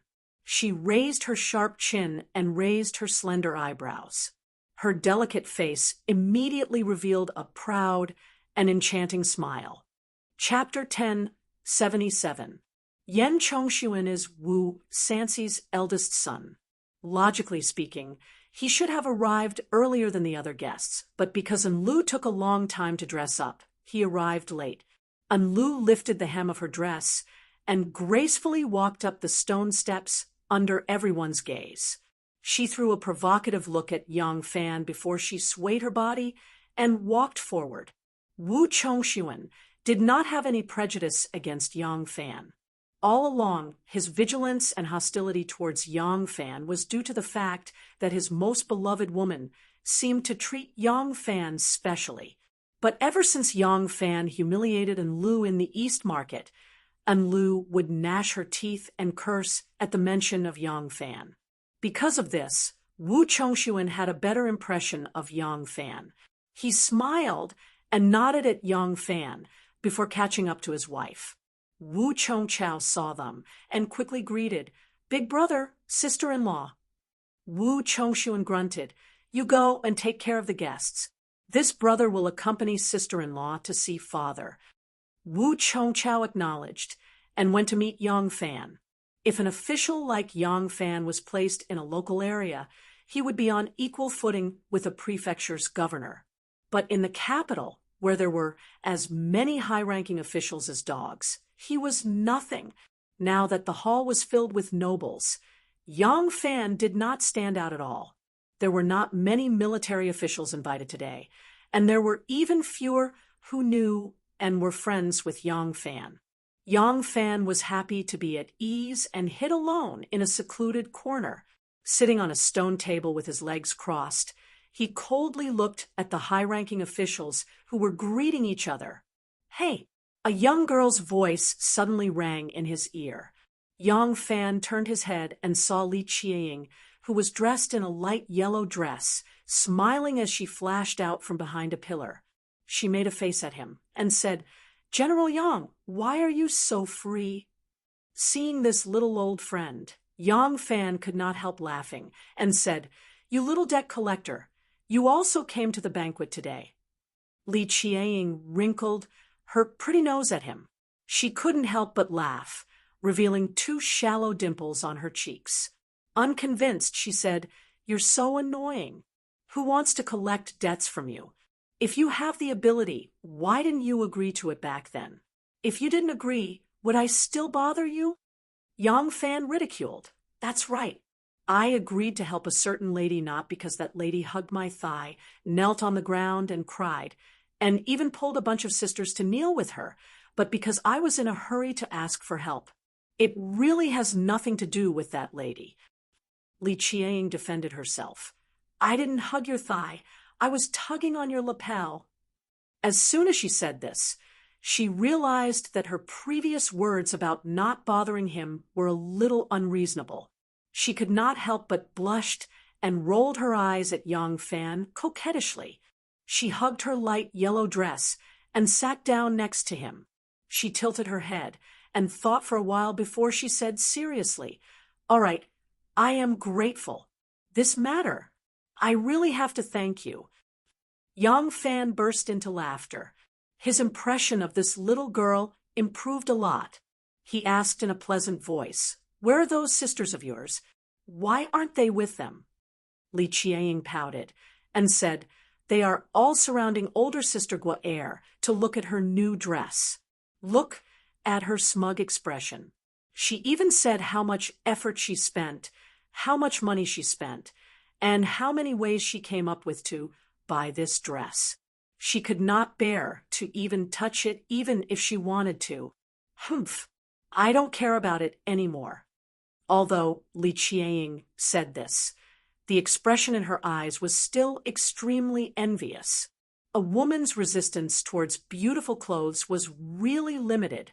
Yang Fan looked at her expression and could not help but feel a little funny. He then recalled Li Guaer's manner of showing off in the rear residence. He unconsciously frowned. Although Li Qiang was young, she was very perceptive. She quickly caught the flash of disgust in Yang Fan's eyes. She could not help but ask, "General Yang, do you dislike older sister Guaer?" Yang Fan said lightly, "I don't dislike her. I just don't like her character." Li Qiang nodded seriously and said, "Yes, I don't like her either." "Oh." Yang Fan turned his head and glanced at her. He asked with a smile, "Did your third brother tell you this again?" Li Qiang said indignantly, "I'm not a child. Do I need someone else to tell me everything? I just don't think she's a good person." Yang Fan turned his head and casually swept his eyes over the increasing number of guests. He said unhurriedly, "You'd better hide these kinds of words in your heart. Don't casually tell others. If it's only the conflict between you and your cousin sister, it's fine. I'm just afraid that it might be used by someone with ulterior motives and cause discord between the crown prince and your esteemed father." "Yes." Li Qiang smiled sweetly. She nodded vigorously and said, "I'm not stupid. Of course I won't blabber and tell whoever I catch. Don't worry. Do you think I'm someone who can't keep things in my heart? I'm only telling you because it's you." Yang Fan laughed and teased her. "You can say it because it's me? If that's the case, then the two of us are bosom friends who don't hide anything from each other." Li Qiang was too young. She was only 2 years older than Yang Fan's daughter. Yang Fan only thought of her as a cute junior to tease. He didn't think about the matters between men and women at all. Similarly, The young Li Qiang had not yet awakened to love. She didn't have any romantic feelings for Yang Fan. She only liked to talk to Yang Fan and had a little admiration for Yang Fan. Li Qiang made a face at Yang Fan naughtily and said with a giggle, "Of course, don't. I know your little secret." Yang Fan's curiosity was piqued. He wanted to ask her what secret she had when the head steward responsible for welcoming guests in the Liang mansion suddenly used a loud voice to announce, "Duke Yi has graced us with his presence." There were 20 to 30 Wangya in the Wu mansion today, but in terms of reputation and status, they couldn't compare to this Duke Yi. The guests in the courtyard instantly quieted. A moment later, they saw Wu Sanxi, Wu Yizong, and the other senior members of the Wu family hurriedly come out of the hall to greet them. The guests naturally followed behind them to greet them. Seeing this, Li Qiang pouted and said angrily, "Really a group of flatterers." Then she narrowed her eyes and looked at Yang Fan. "Hey, do you want to go flatter that Duke Yi?" Yang Fan puffed out his chest and said proudly, "A real man lives in this world. How can I bend my back for 5 buckets of rice? I'm not going." Li Qiang immediately smiled like a flower. She gave him a thumbs up and praised, "Good one. A man that this lady has a whole new level of respect for should be different." Yang Fan rubbed his nose and said with embarrassment, "However, the tallest tree in the forest will be destroyed by the wind. If the dam is taller than the shore, the waves will destroy it. It's fine if we don't greet them, but if we sit here like this, we will definitely attract attention. Do you think we should find a place to hide first?" Li Qiang burst out laughing and said angrily, "You so hypocritical." As she spoke, she quickly jumped up as if she was playing a game. She said with great interest, "Let's go." In today's welcoming banquet, the ones sitting at the very top were naturally the master of the mansion, Wu Sanxi, and the most honorable guest, Zhang Changzong. However, the one that attracted the most attention was Wu Yanxiu, who had just returned from the Tuju. Wu Yanxiu was chosen by Wu Zetian to be her relative out of all the Wu clan's sons and nephews. He naturally had his outstanding points. Among the Wu clan's sons, Wu Yanxiu was the most handsome. He was tall and had a graceful demeanor. 6 years of living in the grasslands had tempered his body and made him strong and healthy. In the hall, many of the officials and nobles asked Wu Yanxiu about his life in the grasslands. The noble women in particular were the most curious. Wu Yanxiu slowly told them about his experiences in the grasslands. These nobles who were not familiar with the Tuju situation would occasionally exclaim in admiration. Although Wu Yanxiu was held as a hostage by Mozi, Mozi did not mistreat him. Moreover, there was no need to worry that he could escape on the grasslands. Therefore, he usually followed the Khan tribe to nominate and migrate. His life and activities were not too restricted.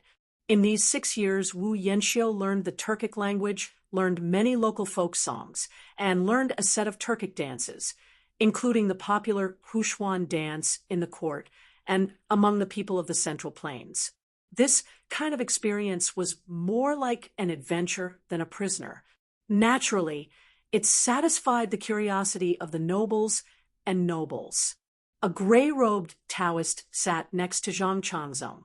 The table in front of the Taoist was covered with vegetarian dishes. This Taoist quietly enjoyed his food. Whether it was Wu Yanxiu talking about his experiences in the grasslands or the interjections of others, he turned a deaf ear to them.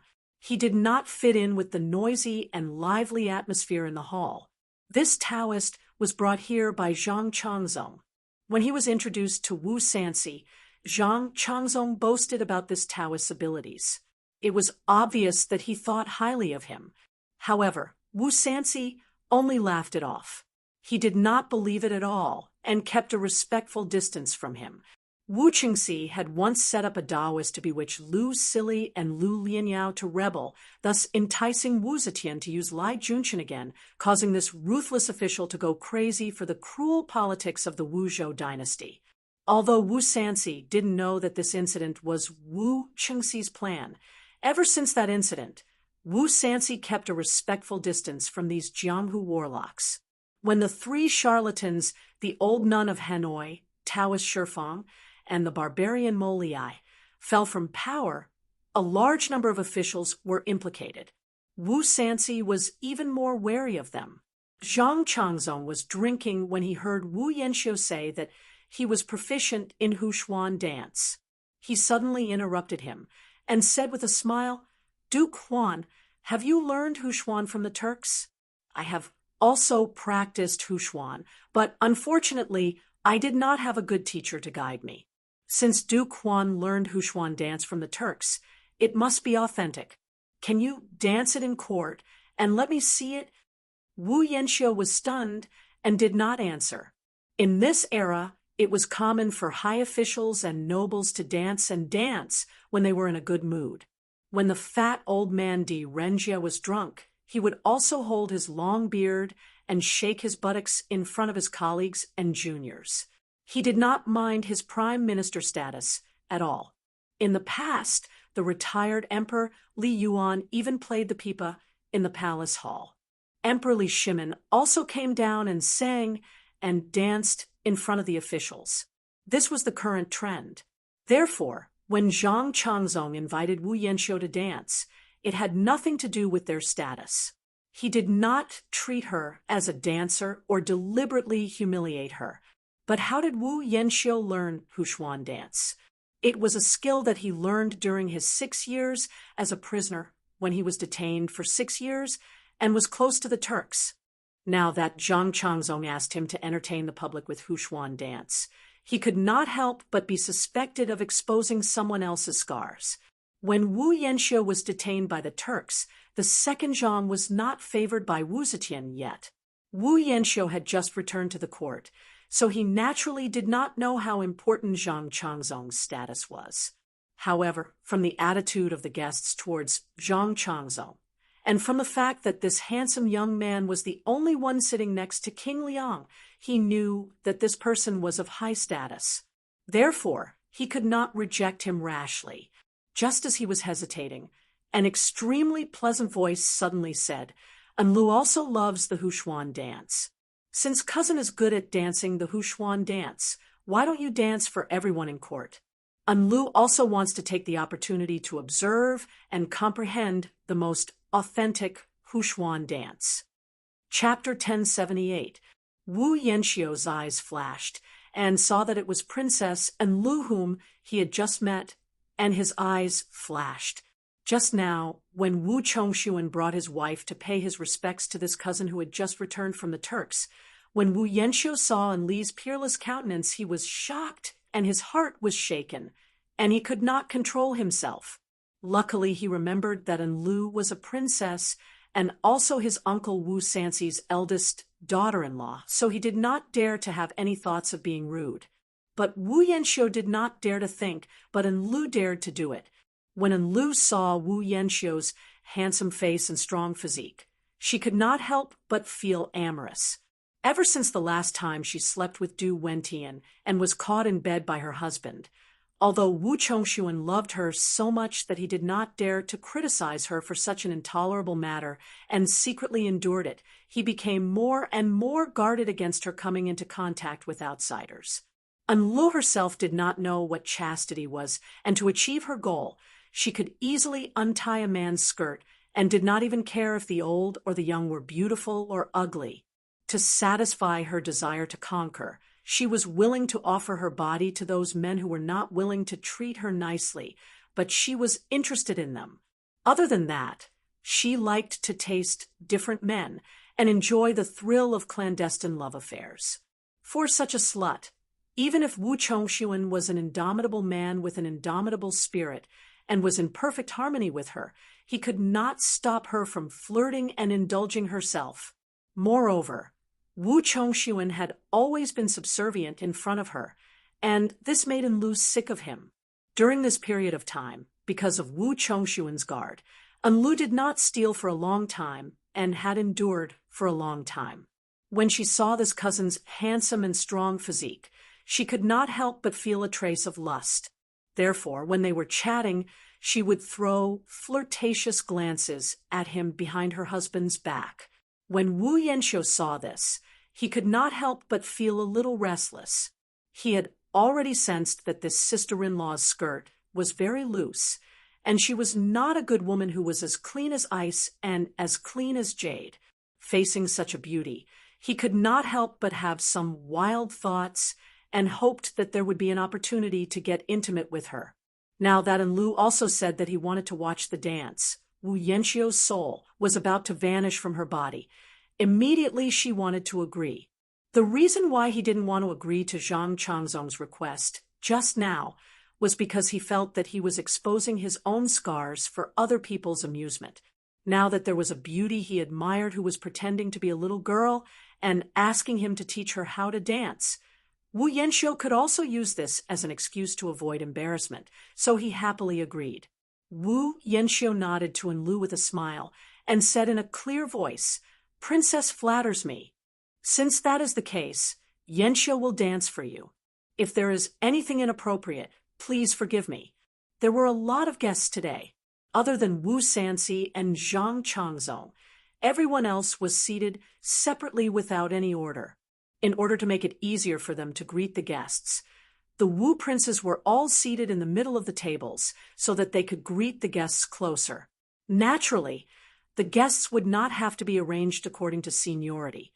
Wu Sanxi was holding a banquet today, and he had already greeted Yang Fan. Since King Liang had done so, he had no choice but to come. However, he didn't want to appear too close to the Wu clan.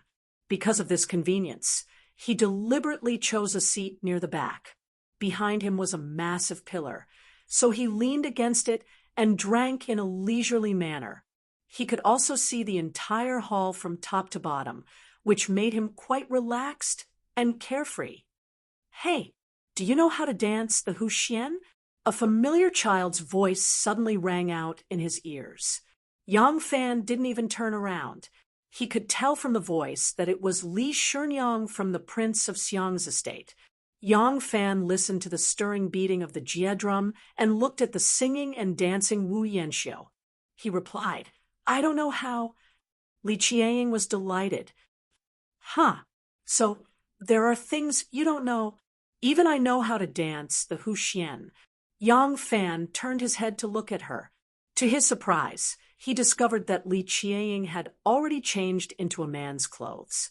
She was squatting at his side like a delicate and pretty attendant. Yang Fan was surprised. "Why aren't you sitting with your sisters in the rear residence?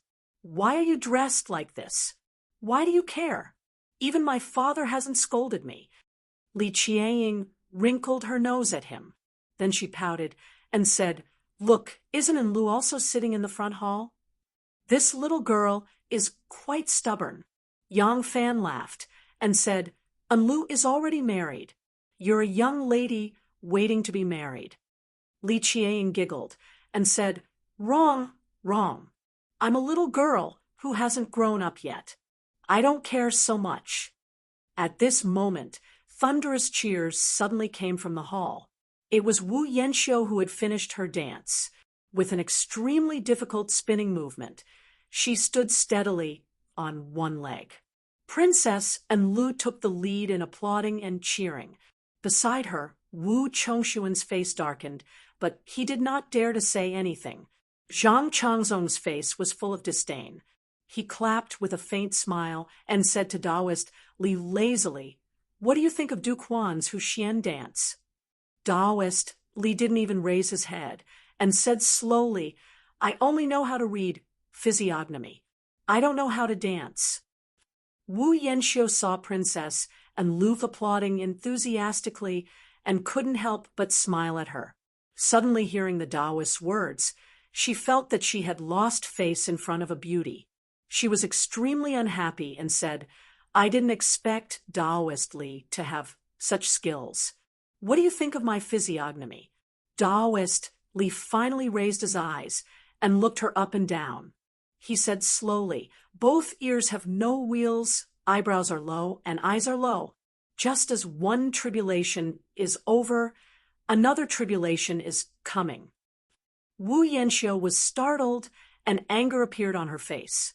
She forced herself to restrain and said, "This Taoist, please speak clearly. Just as one tribulation is over, another tribulation is coming." Li Hongtai was obviously here on Yang Fan's orders to set up a trap for Zhang Changzong. He didn't mind helping Zhang Changzong offend a few more people. On the contrary, he was going to leave after today's banquet. No matter how many bad debts he had, he would eventually be blamed on Zhang Changzong. Li Hongtai laughed and said loudly, "Benefactor, you've already met the previous tribulation. It's the body-bind realm. The next tribulation will naturally be the life-bind realm." Wu Yanxiu was furious. She took 2 steps forward and shouted, "You ox nose! Speak clearly. What tribulation is this duke facing, and when will he die?" Li Hongtai smiled faintly and said, "The mysteries of heaven cannot be revealed." Wu Yanxiu was furious and was about to pounce on Zhang Changzong. However, Zhang Changzong straightened his body and narrowed his eyes threateningly. Seeing this, Princess Enlu suddenly giggled and clapped her hands lightly. She said in a sweet voice, "Taoist is really good-looking and his physiognomy is really vivid. Everyone who lives for 100 years will eventually die. Cousin, even if you live for another 70 or 80 years, you will still die in the end. When that time comes, will you praise me for being accurate?" Once Enlu said this, there was a burst of laughter in the hall. Enlu smiled sweetly at Li Hongtai and said in a sweet voice, "May I ask, Taoist, what do you think of my physiognomy?" This Enlu was teasing him sincerely. Not only was her voice sweet, it was also full of charm. In many men's hearts, her voice was like a feather tickling their hearts. It was extremely itchy. Looking at her charming look, it was even more dazzling. Wu Chongshuan saw that she was flirting again and was so angry that his face turned black. Wu Sanxi saw that his daughter-in-law was revealing her flirtatious side, and his face also darkened. Li Hongtai's eyes met with Princess Enli's, and his heart skipped a beat. He quickly lowered his gaze and thought to himself, "This woman is really powerful. Could she be the reincarnation of a 9-tailed fox spirit? Why is she so charming?" Li Hongtai's eyelids were lowered, and his face remained emotionless. In the eyes of others, they felt that this Taoist really had some cultivation. At least his Tao heart was firm enough. Li Hongtai lowered his eyes and said, "This female benefactor's eyes are like limpid autumn waters, the color of peach blossoms, the waist of a snake, and the eyes of a bee." Enlu did not understand. She only understood the meaning of these words. It seemed that he was praising her unparalleled beauty. She could not help but ask happily, "What does that mean?" The corner of Li Hongtai's mouth twitched slightly, but he still replied indifferently, "The secrets of heaven cannot be revealed." Suddenly, a low goo-goo-goo laughter came from beside Yang Fan's ears. Yang Fan turned his head and saw Li Qieying covering her mouth and laughing so hard that her body was trembling like a happy little hen. He could not help but ask in surprise, "What are you laughing at?" Li Qieying's shoulders shook, and she laughed secretly for a while. Then she leaned over to Yang Fan's ear and whispered, "That Taoist is not a good person. He is secretly saying that Enlu does not follow the ways of a woman and is dissolute and evil. He is bullying me because I do not understand." Yang Fan did not know anything about physiognomy. When he heard Li Qieying say this, he couldn't help but ask in surprise, "How do you understand?"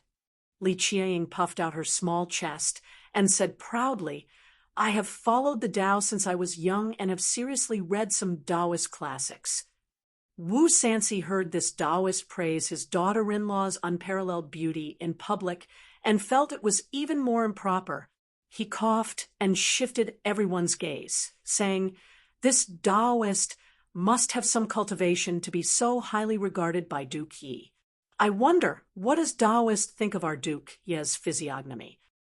Li Hongtai bowed and said, "Duke Yi has the physiognomy of the Son of Heaven and is indescribably noble."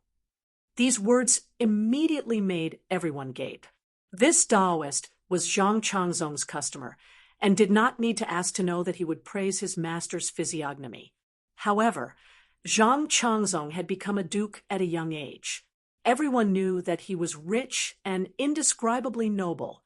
Why would he need his physiognomy?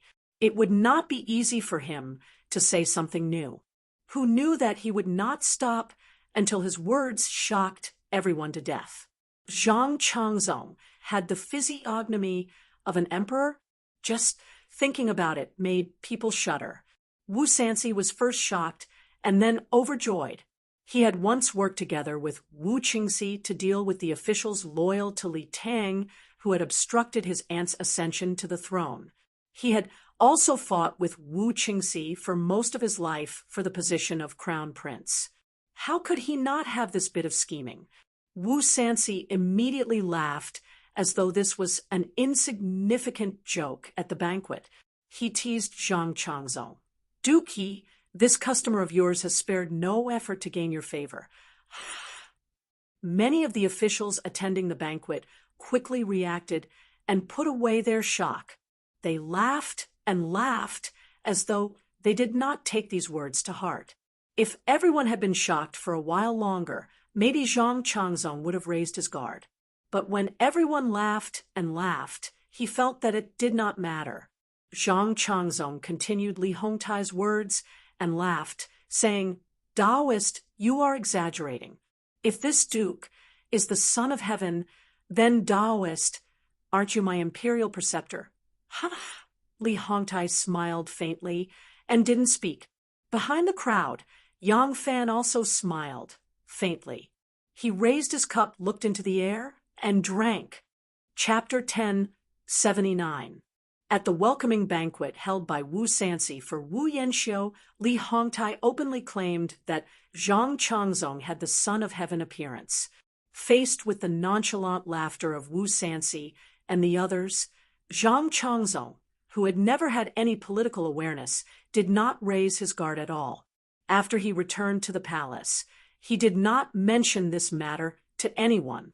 Furthermore, on the day of Wu Sansi's banquet, there were no followers of Zhang's faction. As a result, no one mentioned this matter for a full 10 days. On the third day after Zhang Changzong's banquet, Li Daozhang left Chang and unpacked his luggage to visit a few fellow cultivators at Kunlun Mountain. Yang Fan had created an opportunity, but he would not let his men charge into the fray. He knew that since he had already provided an opportunity, there would definitely be people who could not help but jump out. Prime Minister Yao Chong's residence. Ever since Wei Yuanzhong was banished to Lingnan, Yao Chong had become the leader of these loyal officials. Yao Chong, who had repeatedly shown goodwill in front of Zhang Erzhang, sat at the head of the table with a cold expression. Following him were the Prime Minister of the Imperial Censor Song Jing, Assistant Minister of the Phoenix Pavilion Chui, Xian Hui, Junior Minister of Punishment Huan Yanfan, Prime Minister of Dalifeng Chuanjin, Supervising Censor Ma Huaisu, and other officials. Yao Chong looked around at his officials with a cold expression. His sonorous voice echoed in everyone's ears. Since the crown prince has been chosen, the Wu clan is no longer a concern. The only concern now is that Zhang Erzhang has used his favoritism and has formed many henchmen. If this continues, he will become a great threat to the court. That is why we are focusing on Zhang Erzhang. Last time, we were well prepared. Unfortunately, the Son of Heaven is still covering up for the crime of selling official positions and bribery. Now, Zhang Changzong is arrogant and openly accepts the Son of Heaven appearance's compliment. This is undoubtedly treason. This time, we must not hesitate to take advantage of this loophole and punish him. Junior Minister of Punishment Huan Yanfan said angrily, Zhang Changzong accepted the compliment and has the Son of Heaven's appearance. This is unfilial. Liang Wangwu Sansi was at the banquet and heard it with his own ears and saw it with his own eyes. It has been half a month, but he has not reacted. Assistant Minister of the Phoenix Pavilion, Cui Xianhui, said in a carefree manner, Wu Sansi has no fate with the throne. Although he is hostile to the second Zhang, he knows that our loyal subjects will definitely make a move. Naturally, he won't stick his neck out. Song Jing clenched his fists tightly and said sternly, If he won't do it, I will. There's no retreat this time. Only death awaits. On the second day of the meeting, the scholar of Shuzhou, Yang Yuanxi, put up notices on the main streets and bustling areas, accusing Zhang Changzong of treason. He was captured by the great general of the Jinwu Guards, Wu Yizong, who was patrolling the streets with his troops. After interrogation, he found out that Zhang Changzong was related to the royal family. As it turned out, Yang Yuanxi was the grandson of the Prince of Dongping, Li Su. The Prince of Dongping, Li Su, was the grandson of Emperor Taizong of Tang, Li Shimin, and the eldest son of Prince Ji, Li Shun. Li Shun had 7 sons, of which Li Su and Li Xiu were the most outstanding. Before Wu Zetian ascended to the throne, she massacred Li Tang's imperial family. Li Su's branch was also slaughtered by Wu Zetian because Yang Yuanxi was not a direct descendant of the Prince of Dongping's branch of the Li family, and because he was a descendant of the Hongnong Yang family, he was from the same family as Wu Zetian's mother. As soon as he found out Yang Yuanxi's identity, Wu Yizong immediately used the special status of the informant and the informant to transfer the criminal and the seized notices to the Imperial Censorate. Upon receiving this case, the Imperial Censorate immediately conducted an investigation as quickly as possible. After obtaining Yang Yuanxi's confession, it immediately formed a memorial, which was stamped by Deputy Minister of Censorate Song Jing and submitted to the Shangshu province. The Shangshu province stamped it and then submitted it to the Minxia province. The Minxia province stamped it and then sent it to the Political Affairs platform. Prime Minister Yao Chong happened to be on duty in the palace that day. As soon as he saw the memorial, he signed it and sent it to Shanghai Wanner. From the moment Yang Yuanxi put up notices on the streets of Chang and announcing Zhang Changzong's treason to when Shanghai Wanner appeared before Wu Zetian with this memorial, it passed through the Jinwu Guards, the Imperial Censorate, the Minxia province, and the Political Affairs platform. However, the entire process took only half a day.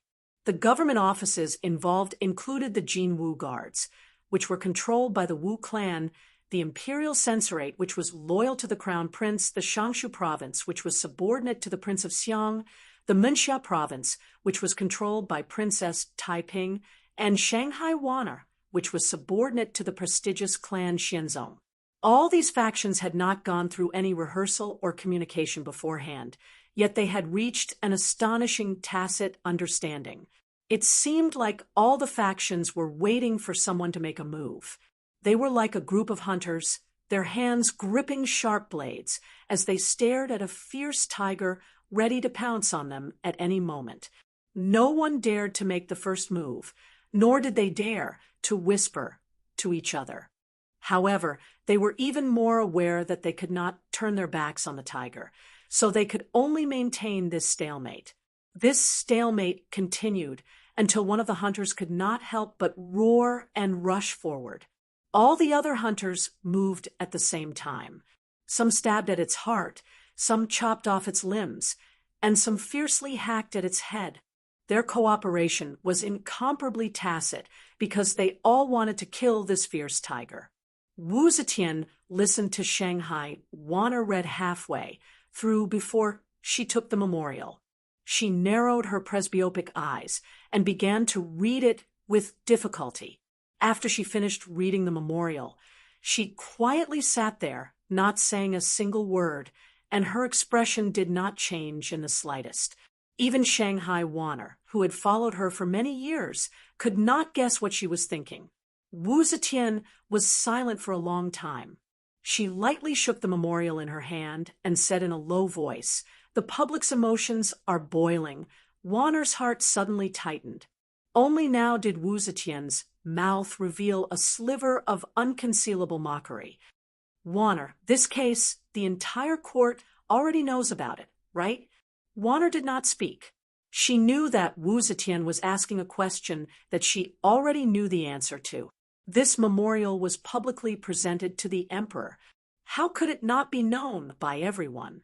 The large red seals at the bottom of the memorial had already explained this.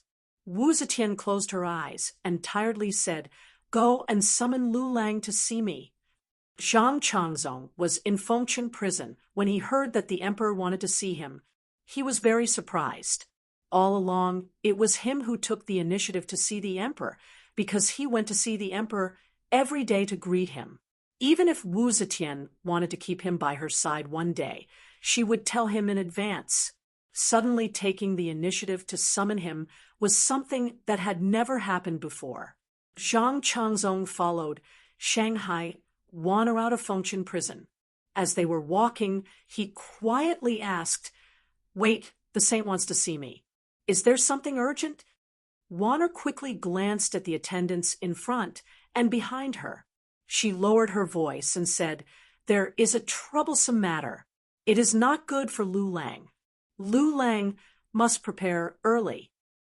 Wanner knew that once Zhang Changzong arrived in front of the emperor, he would immediately understand what had happened. There was no use in hiding it now.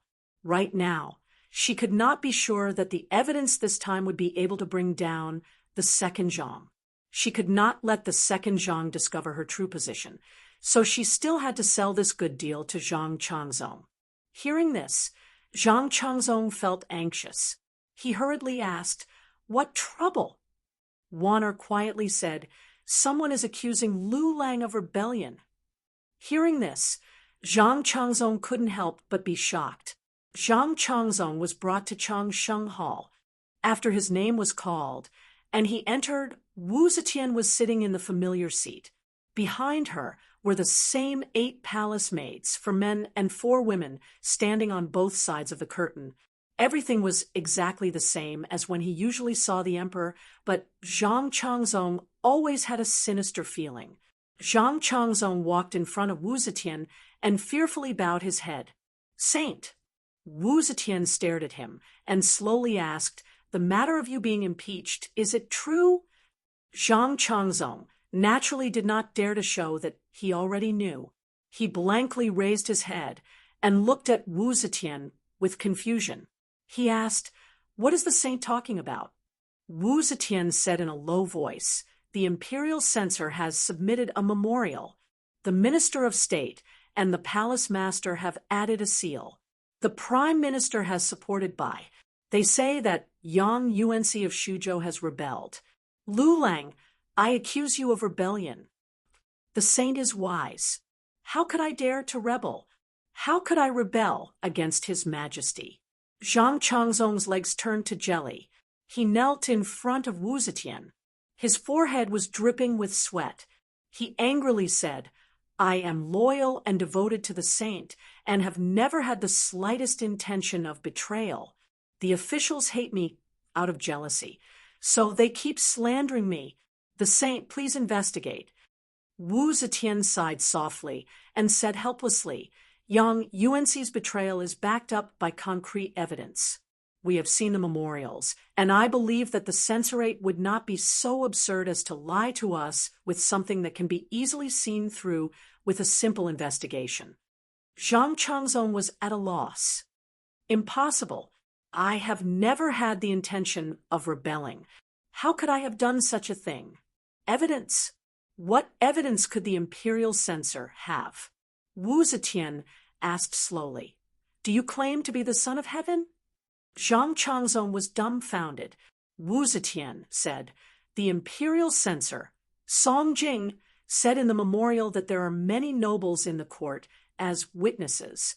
There was once a magician, Li Hongtai, who declared in public that you have the appearance of the Son of Heaven. You accepted it calmly, and even gave him the position of the state preceptor. I am here to ask you, is this true? Zhang Changzong blinked his eyes. His fair face was flushed. He suddenly realized, I understand. They are framing me. Your Majesty, they are colluding to frame me. Wu Zetian stared at him and said, Did you not say such words? Huh? I said, No, I did not say it. It's not like that. Zhang Changzong was so anxious that he could not speak coherently. He tried to calm himself down and said, Sage, this Li Hongtai is indeed a person. He is proficient in physiognomy and knows some spells. My mother worships the Tao and treats him as an honored guest, because he is known to know fortune and misfortune, and to seek fortune and avoid calamity. I am very courteous to him. A few days ago, King Liang held a banquet to celebrate Wu Yanxiu's return. I was invited and brought this Li Hongtai along. At the banquet, someone asked Taoist Li to look at his face and occasionally mentioned my physiognomy. Li Hongtai said that I have the appearance of the Son of Heaven. At that time, everyone laughed. Everyone thought it was a joke. I also thought it was absurd, so I joked that if I were the Son of Heaven, he would be the state preceptor. Sage, that is what happened. What about that Li Hongtai? Li Hongtai? He went to Kunlun to visit the Tao. Zhang Changzong suddenly slapped his forehead and said anxiously, What a coincidence! Could it be that Li Hongtai is also one of them? Wu Zetian stared at him. She did not know why, but she believed what Zhang Changzong said. Not only did she believe what Zhang Changzong said, but she also believed that Zhang Changzong had been framed. Wu Zetian could not help but feel a bit of pity. She softened her voice and said gently, Sixth brother, you have been in the court for so long. Do you still not understand what should be done, what should not be done, what should be said, and what should not be said? Zhang Changzong was still at a loss. Sage, this is just a joke. That Li Hongtai was just flattering me. Everyone who heard it laughed and knew that it was a joke. This is considered a crime of rebellion? Wu Zetian closed her eyes. When she opened them again, there was a hint of laughter in her eyes. Yes, according to the law, you have already committed the crime of rebellion. Chapter 1080. Sage. Zhang Changzong's eyes were full of tears. He was really scared.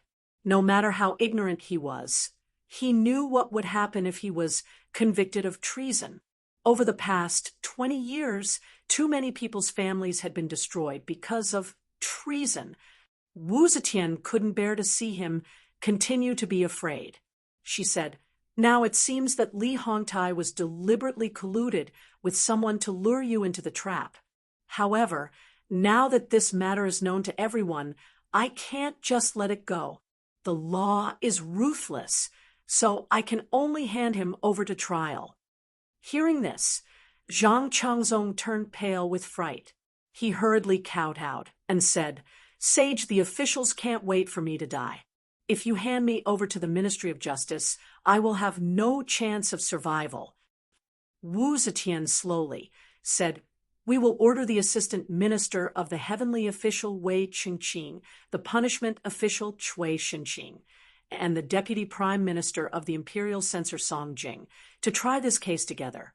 Wei and Chui are both officials that you recommended, so they won't make things difficult for you. When you arrive at the court, just do what you said just now. Hearing this, Shanghai Wan Er's eyes flashed. Sage, Zhang Changzong still refused to get up. He begged, I'd rather let the sage interrogate me personally. Wu Zetian turned her head and sighed. Don't make trouble.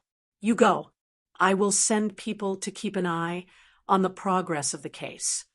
Zhang Changzong had no choice but to kowtow and leave. Wu Zetian gently waved her hand again. Wanner understood, bowed, and quietly left. Quietly, Wu Zetian's reaction spread out of the palace. After hearing the news, Yang Fan was stunned for a long time. He shook his head and said with a bitter smile, in the past, when fighting for and defending her throne, even if her own son was in her way, she would mercilessly eradicate him. As for the crime of treason, she would rather kill the wrong person than let it go. So, I thought this crime was enough to put the two Zhangs to death. I was wrong. The current Wu Zhao is no longer the Wu Zhao of the past. Yang Fan knew Wu Zetian's attitude. So did Princess Taiping. When Princess Taiping learned of her mother's attitude towards Zhang Changzong's rebellion, her expression suddenly became extremely strange. She didn't say anything, and just sat there for a long time. Her eyes gradually welled up with tears. First Mr. Mo, who was sitting at the side, noticed the strange expression on Princess Taiping's face. But even someone as experienced as him couldn't guess Princess Taiping's current state of mind. Why was it that after hearing this news, she was at a loss at first, and then her eyes glistened with tears? While first Mr. Mo was secretly speculating, Princess Taiping's gaze gradually turned into anger and hatred. Beneath her tears, it was as if a ball of fire was brewing. When Princess Taiping heard this news, her heart was filled with sorrow, but also endless anger. She couldn't understand why her mother doted on Zhang Changzong, who was even younger than her own grandson. Yes, it was hard to hide this plan from Wu Zetian's eyes, especially when Zhang Changzong had always been by Wu Zetian's side. With his cultivation, it was hard to hide it from Wu Zetian. Wu Zetian had long known his character and ability. She knew that he couldn't rebel, but did she know nothing about her son-in-law? When the three brothers of the Xue family participated in the anti-Wu case, she clearly knew that Xue Xiao was wronged. Why didn't she spare his life? Her daughter, holding her young child, kowtowed to the imperial palace and fainted in front of the palace, but she didn't move at all. Now she was so reasonable and generous to Zhang Changzong. Princess Taiping was so angry that she gritted her teeth. Originally, she was determined to deal with the two Zhangs to avoid any variables in the process of Li Tang regaining power. But now Wu Zetian's unconditional trust and protection of Zhang Changzong aroused her jealousy and hatred. Her mother was so protective of an outsider, but cruel to her own flesh and blood. I won't stand it anymore. Princess Taiping supported herself on the table and stood up. Her fingers exerted strength, and her knuckles turned white. This time, if I can't let the two Zhangs be beheaded, then I will use any means at all costs. I will do what the emperor is unwilling to do. Mo Yuhan was moved and said hesitantly, I'm afraid that the crown prince. Princess Taiping suddenly looked at him and used her sharp eyes to stop what Mr. Mo was going to say next. She said word by word, whether he is the crown prince or the emperor, no one can stop me. This is the justice I should seek. Wei Chengqing was the assistant minister of the heavenly official. He had a high position and was also the first person appointed by the emperor.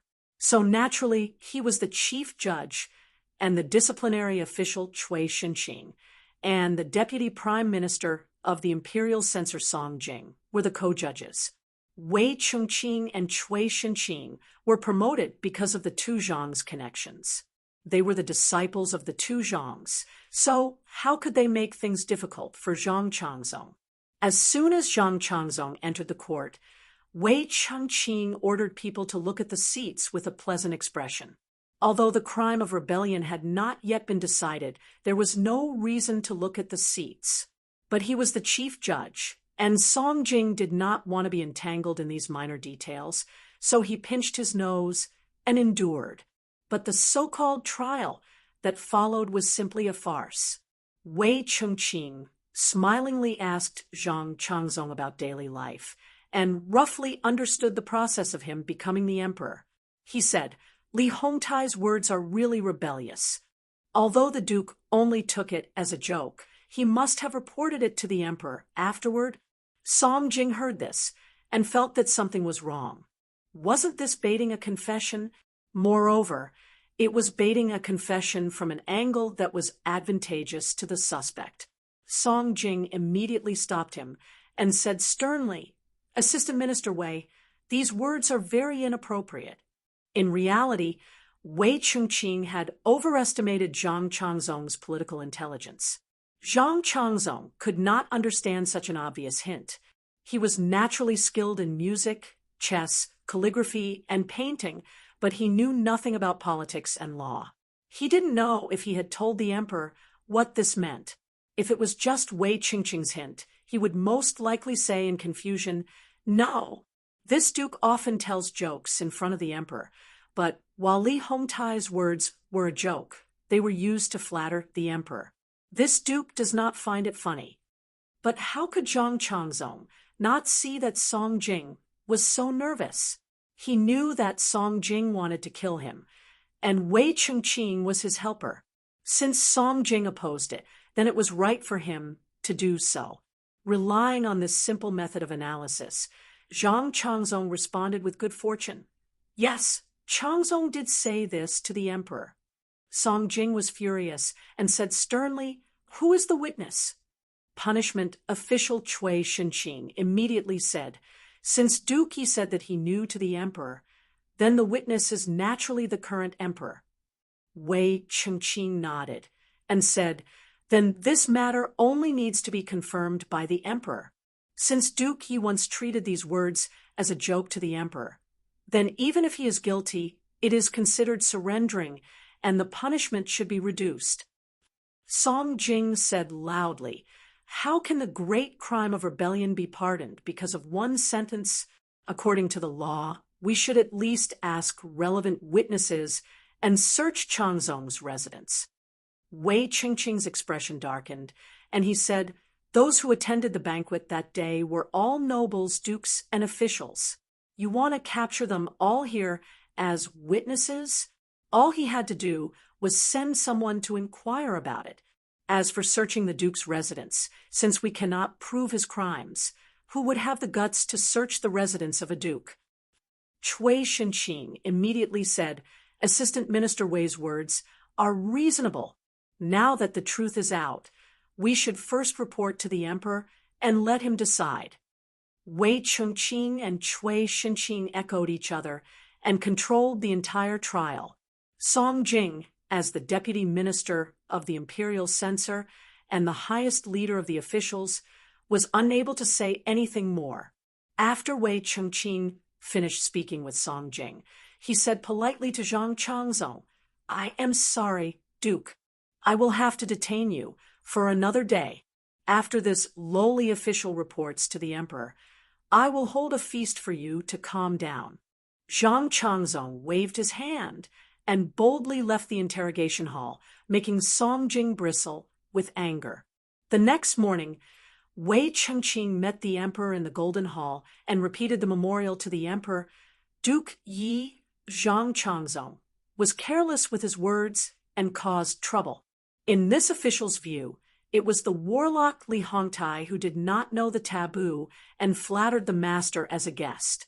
Duke Yi only thought it was a joke. The empress reported it to the emperor and did not commit any major crimes. His Majesty can take away 3 months of his salary as a punishment. As for that Li Hongtai, even though he was flattering, it was all lies. He should be punished and be brought to justice. Wu Zetian was delighted and was about to nod when the deputy minister of the imperial censor, Song Jing, came out with his scepter and said sternly, Your Majesty, the lies of the warlocks are caused by the people. Zhang Changzong has been favored many times, and his power is overwhelming, which is why the warlock flatters him. Think of that, Zhang Changzong. He is young and has no contributions to the country, yet he is a duke.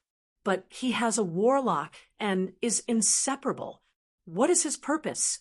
He naturally harbors evil intentions and conspires against the law. He should be punished. Wu Zetian flew into a rage and said in a deep voice, Wei Chengqing and Cui Shenqing are both main judges and have already made their judgments. As soon as she finished speaking, the assistant minister of Luantai, Cui Xianhui, came out and said in a loud voice, Your Majesty, Wei Chengqing and Cui Shenqing were promoted because of Duke Ye's recommendation. Everyone in the world knows about this. Their judgments cannot be guaranteed to be fair. According to the law, these two officials should withdraw from the trial of Zhang Changzong's crimes. Therefore, this subject respectfully requests that Your Majesty retry this case. Wu Zetian suppressed her anger and said, You are in charge of the Luantai and do not understand the law. Step down. Cui Xianhui stood tall and did not retreat. The disciplinary vice minister, Huan Yanfan, walked out and said in a loud voice, Wei Chengqing and Cui Shenqing were promoted because of Zhang Changzong's recommendation. If Zhang Changzong is guilty, the two of them will also be implicated. If they share weal and woe, it will be difficult to guarantee their fairness. This subject also requests that Your Majesty retry this case. Wu Zetian had just said that Cui Xianhui did not understand the law when someone who understood the law jumped out and immediately shut Wu Zetian up. Wei Chengqing and Cui Xianhui were both assistant ministers of a yamen, while Cui Shenqing was the disciplinary minister. The one who jumped out to challenge him, Huan Yanfan, was the disciplinary vice minister and his assistant. Cui Xianhui and Huan Yanfan had publicly made things difficult for the two of them. This was already shedding all pretense of cordiality and no longer asking for coexistence. Wu Zetian took a deep breath and said in a clear voice, Zhang Changzong has already turned himself into us and should be absolved of his crimes. The words of the Son of Heaven were not always law. Since ancient times, it had been thought that the words of many emperors who had fallen from power had no effect at all. However, Wu Zetian was an extremely powerful emperor. Before she had become emperor, each of her words was like an imperial edict. No one dared to disobey. But today, the officials of all the major factions had unanimously turned against the Son of Heaven, and the spearhead was pointed directly at the Son of Heaven. The civil and military officials of the court were filled with anger and moved upon hearing the news. Chapter 1081. Vice Minister of Censor Song Jing strode out and protested, Your Majesty, even if Zhang Changzong had told you about this, he did not accuse Li Hongtai of lying. As a result, Li Hongtai was still able to escape Chang, and 3 days after the incident. This was obviously Zhang Changzong's way of getting lucky and leaving an excuse. According to the law, he is still guilty. Your Majesty, Prime Minister Feng Chuanjin also jumped out and shouted, From this point of view, Zhang Changzong's so-called surrender was forced by the situation and not his original intention. Moreover, he is guilty of treason and will bring disaster to the country. It is not appropriate to use the rule of surrender. Zhang Changzong is so rebellious. If he does not receive the punishment, how can he use the law? Your Majesty, Imperial Censor Zhou stepped out and said loudly, If Zhang Changzong is not punished for his crimes, he will condone the world's evil. Supervising Censor Ma Huaisu followed and said loudly, Zhang Changzong has betrayed kindness and conspired to rebel. He should be sentenced to death. These people jumped out one by one. Even Wu Zetian's expression changed. The high and mighty emperor was not without fear. She lived high up in the imperial palace. She relied on these ministers to exert influence on the world. If all the ministers opposed her, she would naturally feel fear. She could not cut off all her hands and feet at once. Even the emperor's regenerative ability was not so strong and fast. It was impossible to find a group of suitable people to replace her immediately, but she still wanted to protect Zhang Changzong. This was not only because of her love for Zhang Changzong, but also because of her dignity and unshakable authority. However, what saddened her was that even though heir Zhang seemed to have grasped great power under her deliberate indulgence and had many prime ministers as his disciples, not a single person jumped out to speak for them. These two little lovers, who only knew how to flirt, were even worse than Xue Huai. At least when Xue Huai was about to die, he still had two loyal disciples by his side to accompany him to the underworld.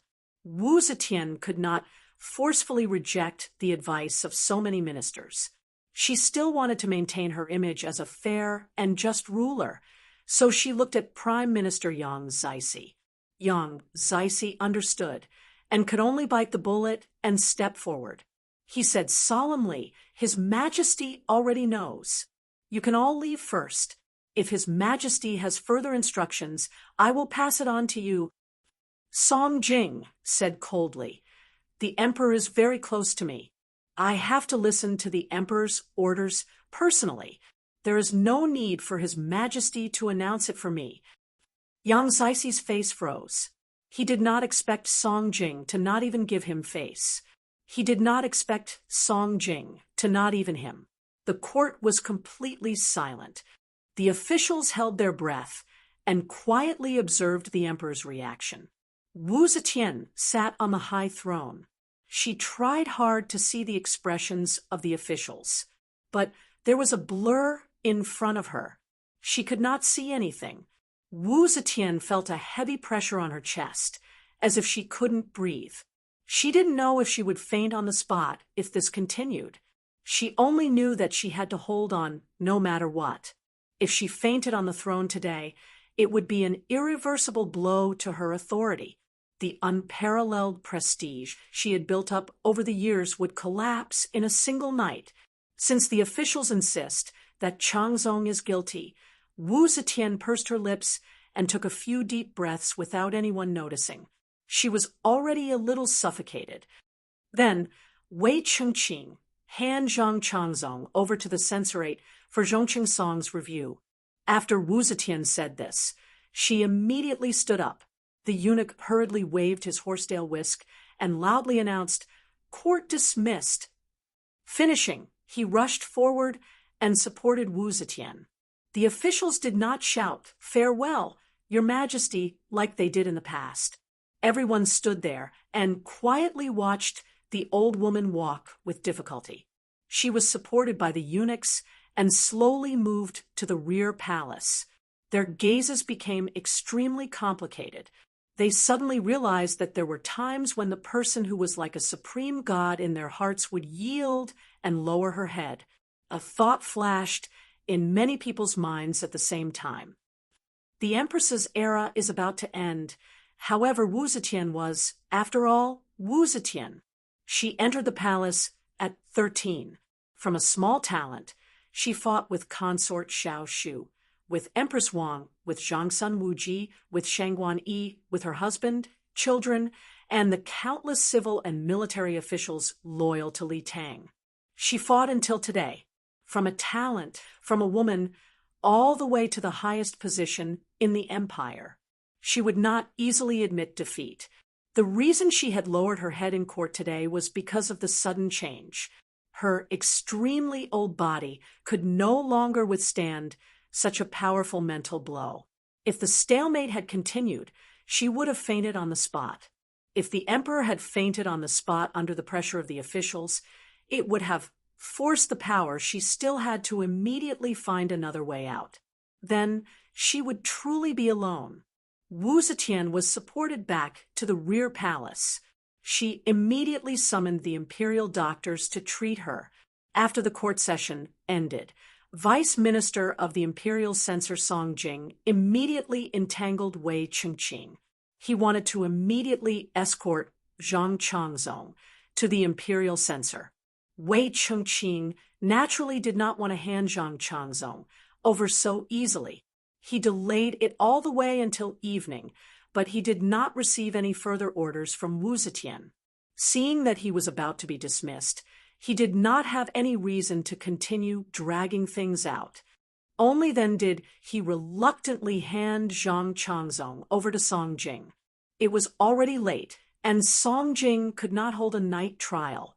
The relevant witnesses were all nobles and officials. He could not invite them to the imperial censor in the middle of the night. So he threw Zhang Changzong into prison to await a trial the next day. Early the next morning, Song Jing escorted Zhang Changzong to the main hall and personally tried him. Zhang Changzong was filled with despair and fear. He thought that Wu Zetian had abandoned him. When he was escorted to the main hall, his face was pale and his legs were trembling. He had completely lost his original arrogance. Song Jing sat down with a solemn expression and ordered the trial to begin. However, just as he verified Zhang Changzong's identity according to legal procedures, and before he could summon all the witnesses, Wu Zetian's counterattack began. The actions of hundreds of officials to force her to abdicate was a heavy blow to Wu Zetian. Her old body could not endure such a heavy blow. She fell ill, but after a night of treatment and using an old ginseng over 500 years old to nourish her energy had recovered greatly by the next morning. Thus, she weakly and calmly gave her first order.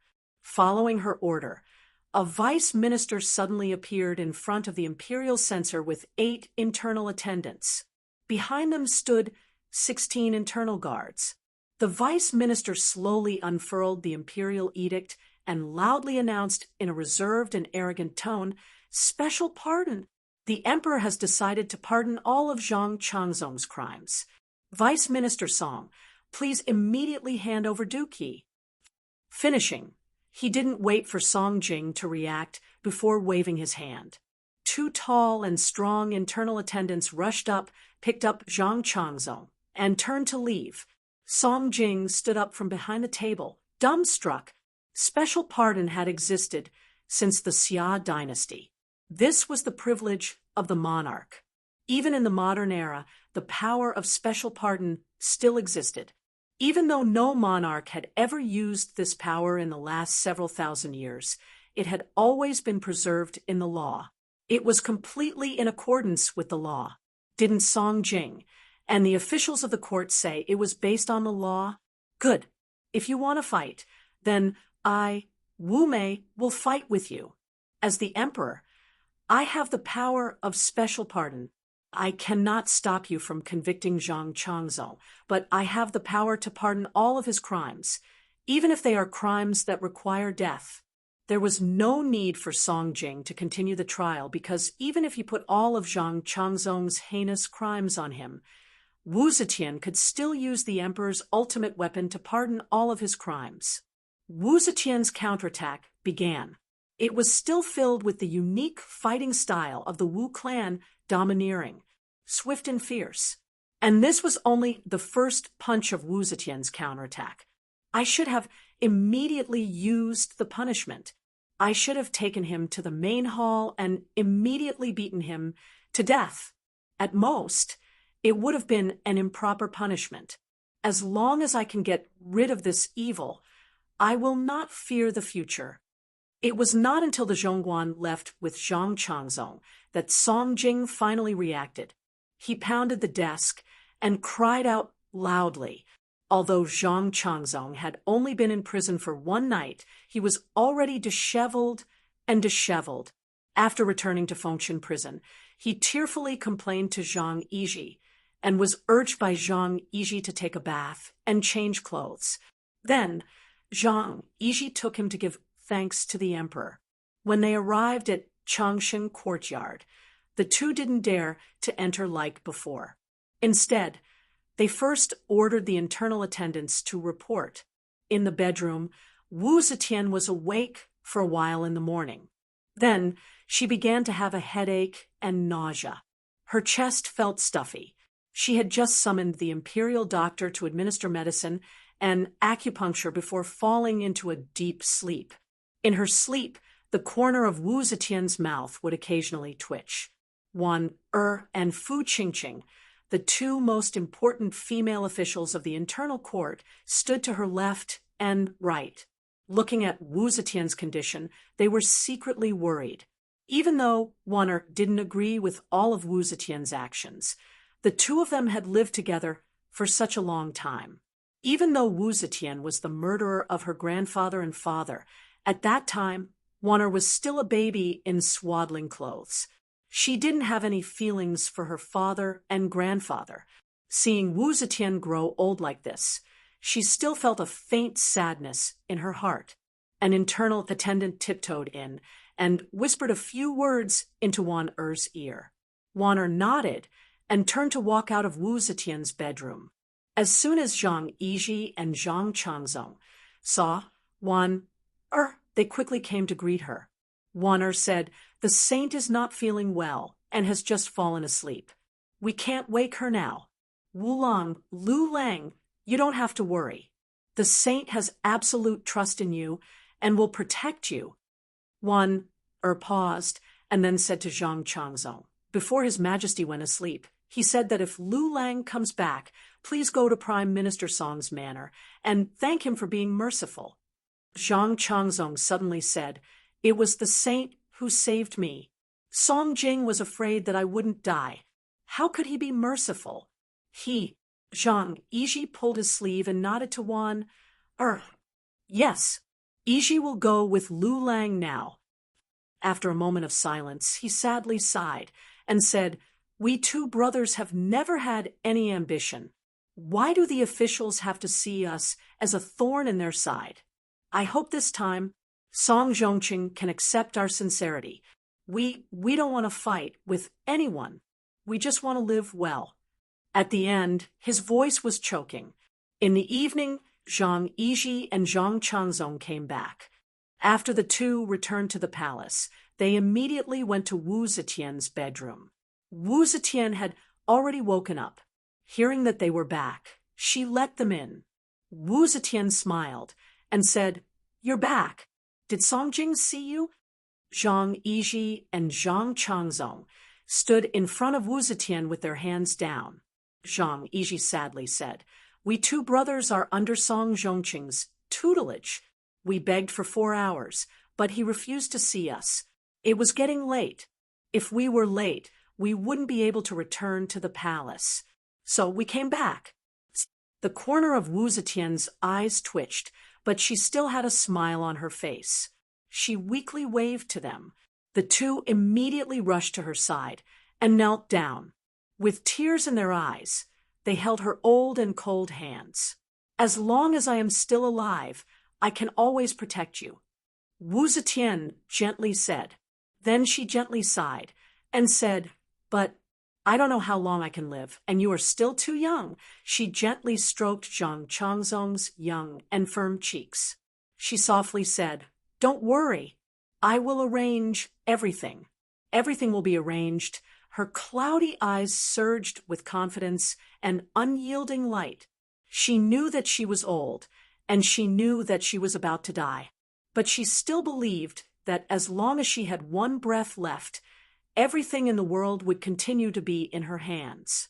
Chapter 1082. In August of the 4th year of Chang, and Wu Zetian was bedridden. At the beginning of September, there was a sudden change in the weather. It snowed heavily in Chang, and the strange weather caused a lot of rumors. As early as late August, the Turkic general who had previously submitted to Wu Zhou, Chili Wenchong, suddenly rebelled. The news reached Chang, and in mid-September, after Wu Zetian listened to the military reports from her sickbed, she immediately issued a decree appointing Prime Minister Yao Chong as the Lingwu Dao's ambassador to pacify the rebellion. Although Yao Chong was a civil official, he had practiced martial arts since childhood and knew about military affairs. Back when the Khitans had rebelled, Yao Chong had submitted many petitions to the Empress. His analysis of the military situation was very thorough, and he was always right on the mark. Wu Zetian had thought of him as a genius, which was why she had promoted him to the position of assistant minister of the Xia Empire, and now he was the prime minister. Therefore, it was reasonable for Wu Zetian to send him to lead the army. At this time, no one realized that this was the second wave of counterattack launched by Wu Zetian against the officials. The bedridden Wu Zetian did not give up her desire for power. After careful consideration, she was about to start a series of personnel appointments. She wanted to adjust the power structure of the imperial court according to her vision. Yao Chong was about to lead the army, so there was a vacancy in the prime minister's position. According to tradition, Wu Zetian had to ask the prime minister who had retired or left their posts due to other accidents. In fact, the political affairs hall was overcrowded with prime ministers. There had never been so many prime ministers in the past. But how many prime ministers could be as smart and capable as Cin Zhangqian, Ren Zhigu, Pei Xingbin Di Renjia, and Wei Yuanzhong?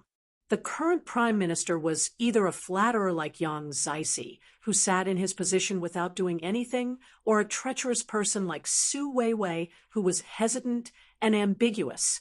On the other hand, Wu Zetian was old and weak. She did not have enough energy to deal with so many affairs of the country. She now relied on the prime ministers more than ever, so she needed someone who could really do things. Yao Chong recommended Assistant Minister Qiu, Guanzhong Jianji, to Wu Zetian. Wu Zetian recalled that Elder Di had also recommended him, so she gladly agreed.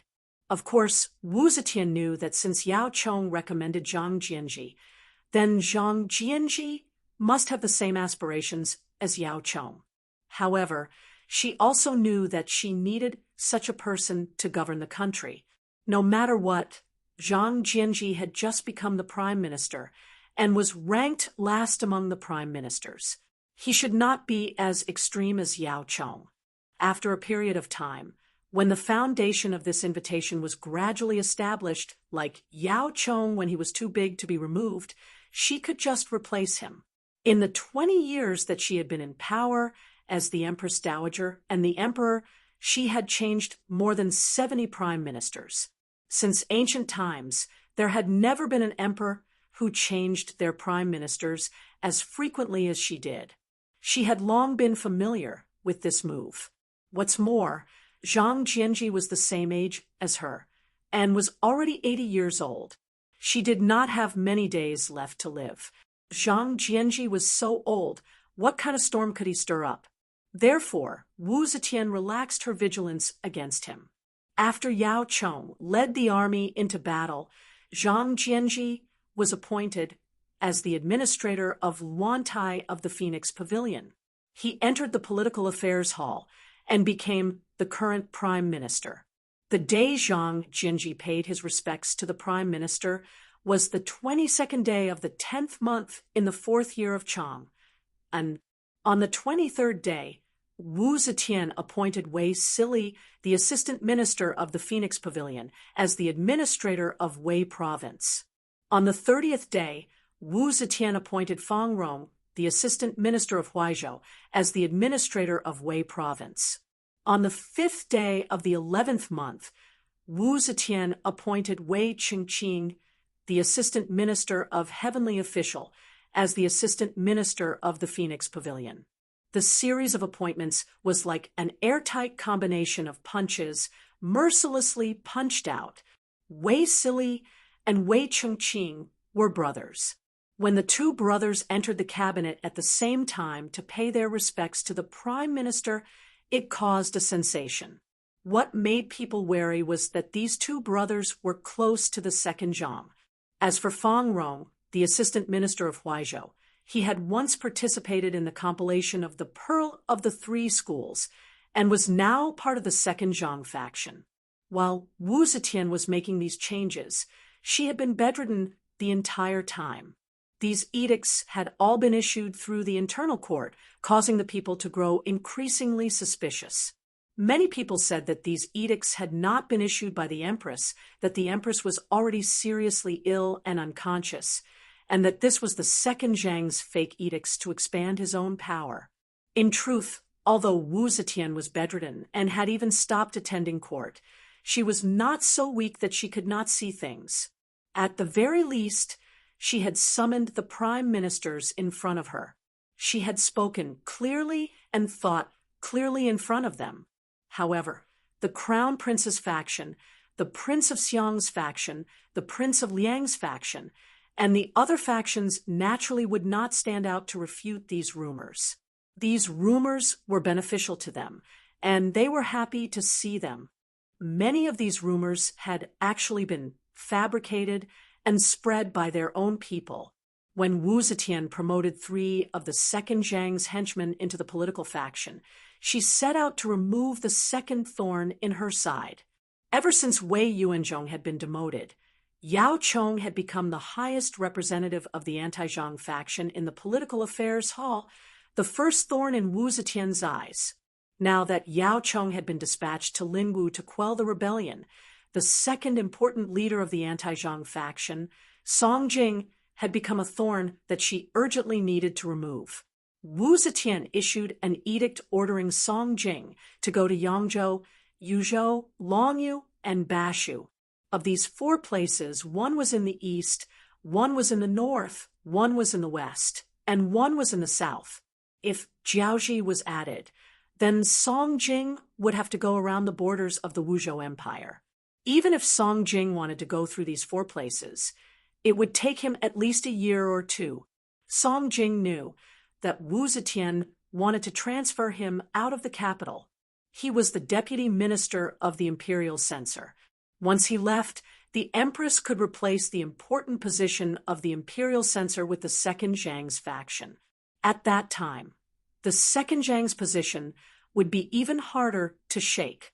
Therefore, Song Jing brazenly resisted the edict and refused to leave. Song Jing ran into the palace and stood in front of Wu Zetian. He righteously and sternly refused. As the deputy minister of the imperial censor, I have the responsibility of supervising the hundreds of officials, and the imperial court is the center of the hundreds of officials. Therefore, the deputy minister cannot leave the imperial court unless it is an important matter of the country. If it is not an important matter of the country, I cannot leave. Song Jing's act made Wu Zetian very angry. However, Wu Zetian did not want to make her purpose too obvious, so she could only swallow her anger. However, with her series of actions in this short period of time, as long as one was not blind, who could not see what she wanted to do, facing the Empress's counterattack, the officials were in fear and trepidation. What they were most worried about was that Wu Zetian's illness had not improved. Every day, only second Zhang could serve the emperor. The time that the officials could see the emperor was getting less and less. They were worried that second Zhang would take the risk and forge an imperial edict when the empress was in danger. If such a scene really happened, even if they could still control the situation, they would not be able to stand on their feet in the law. In the history books, they would definitely be marked as rebels and traitors. This was something they could not tolerate. Prime Minister Cui Xianwei could not hold back and went to the harem to see the empress. He suggested to her, "The crown prince and the Prince of Xiang are your majesty's biological sons. They are benevolent, filial, and good enough to serve your majesty's soup and medicine. Your majesty should order the 2 princes to serve by your side. It is better not to let people of different surnames freely enter and exit the palace." Wu Zetian smiled faintly and said, "Prime Minister Cui's good intentions. I am grateful for your hospitality." However, Wu Zetian did not accept Cui Xuanwei's suggestion. The officials became even more anxious. They were already completely opposed to second Zhang, but now the sword that should belong to the emperor was in second Zhang's hands. No one could predict what would happen next. The sword was already hanging over their heads. They only had one choice: rise up and resist. Chapter 10, 83. 80 years old was considered a very old age in modern times. During the Tang dynasty, it was considered a very old age. It was almost unimaginable that such an old man could still have such exuberant energy, meticulous thinking, and be able to handle heavy and complicated government affairs. But it didn't mean it didn't exist. Zhang Jianji, who was a late bloomer, was such an anomaly. He had been a county lieutenant until he was over 60 years old. If it was someone else, they would have retired and returned to their hometown. But Zhang Jianji, who had just survived, seemed to be glowing with vitality. He became the prime minister at the age of 80 and would soon enter a new year. By then, he would be 81 years old. In the study, Zhang Jianji, who had just paid his respects to the prime minister, pressed a piece of snow-white paper and hung a brush on it. The tip of the brush was drooping, like the sharp tip of a spear. He pondered for a while and waved, "Qingtian white crane danshan phoenix, wunu hung, he send me off," in front of whose peerless tent bright powder and fragrant rouge reflect the jewel. Graceful jade hall, with green curtains, uneven embroidery hanging bead foil. Peerless 3 or 5 love red makeup, long sleeves with the fragrance of orchids. Spring goes and flowers change easily, but the years don't wait for each other. Spring goes and flowers change easily, but the years don't wait for each other. Yes, for him, who was 80 years old, it was already time for no one to wait for him. He became the prime minister, a high-ranking official. It could be said that he had achieved the highest achievement of an official's life. He should be satisfied. However, what could he do as the prime minister? Assist the emperor to govern the world like Fengdu and create a peaceful and prosperous era? That would take at least several decades. It was impossible for him to live for that long. Be like Di Renjia, bring order out of chaos, turn the tide, save the fate of the country, and maintain the vitality of the country? That was not something that could be done in a year or two. Although his body was still very healthy, when he reached the age of 80, what he most often thought of was the date of death. When death became something that he could face at any time, he had a very urgent feeling. When he was nearly 70 years old, he finally jumped out of the small county that he had been squatting in for his entire life and truly embarked on the road to the pinnacle of power. When he was 80 years old, he finally became the head of all the officials. His life's ambition was to make a name for himself and restore the Li Tang Empire. However, he didn't have much time left. Therefore, anyone could wait, but he couldn't. Time passed quickly, especially for him. He had just taken the position of prime minister and had not even warmed his seat yet. However, he did not have the time to do a good job as a prime minister step by step. He had to seize every minute. "Alang, they are here." The old man who had served him all his life walked up to him with a hunched back and whispered to him.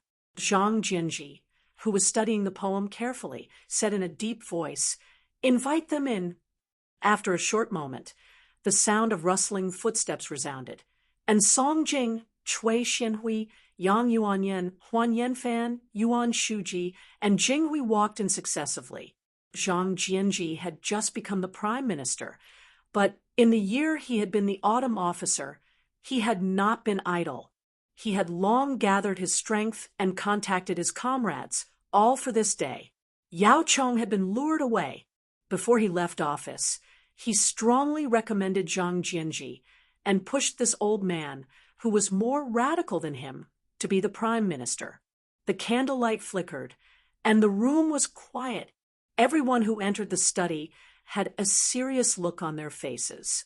They had already guessed what Zhang Jianji wanted to discuss with them.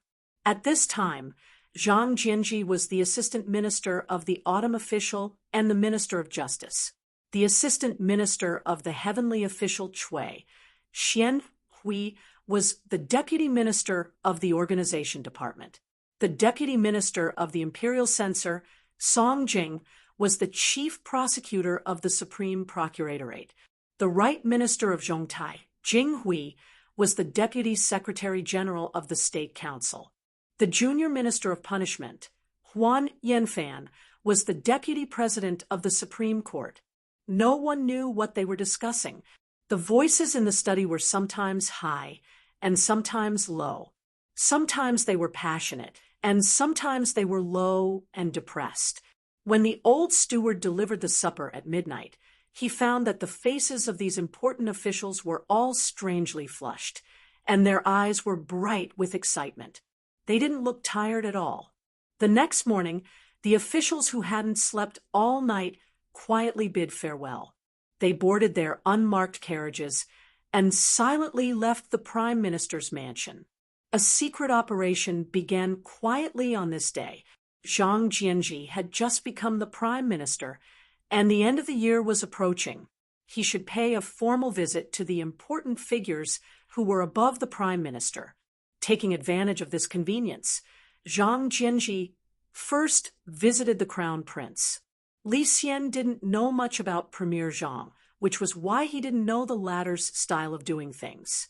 He had thought that Zhang Jianji was just greeting him out of courtesy, and that was why he had put on a fake smile on his face. He had planned to stand up and see Zhang Jianji out after chatting with him for a bit.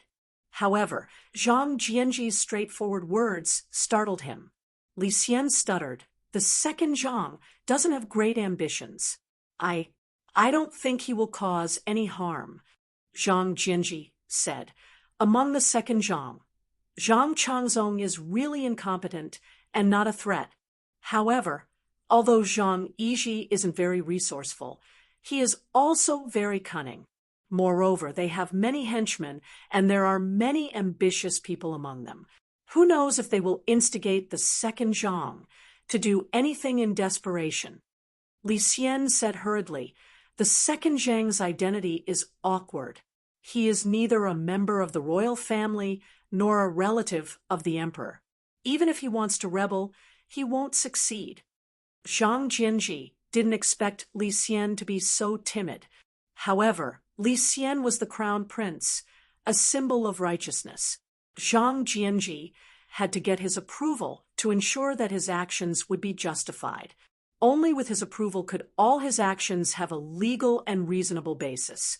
Since he had to win over this person, Zhang Jianji could only continue to persuade him.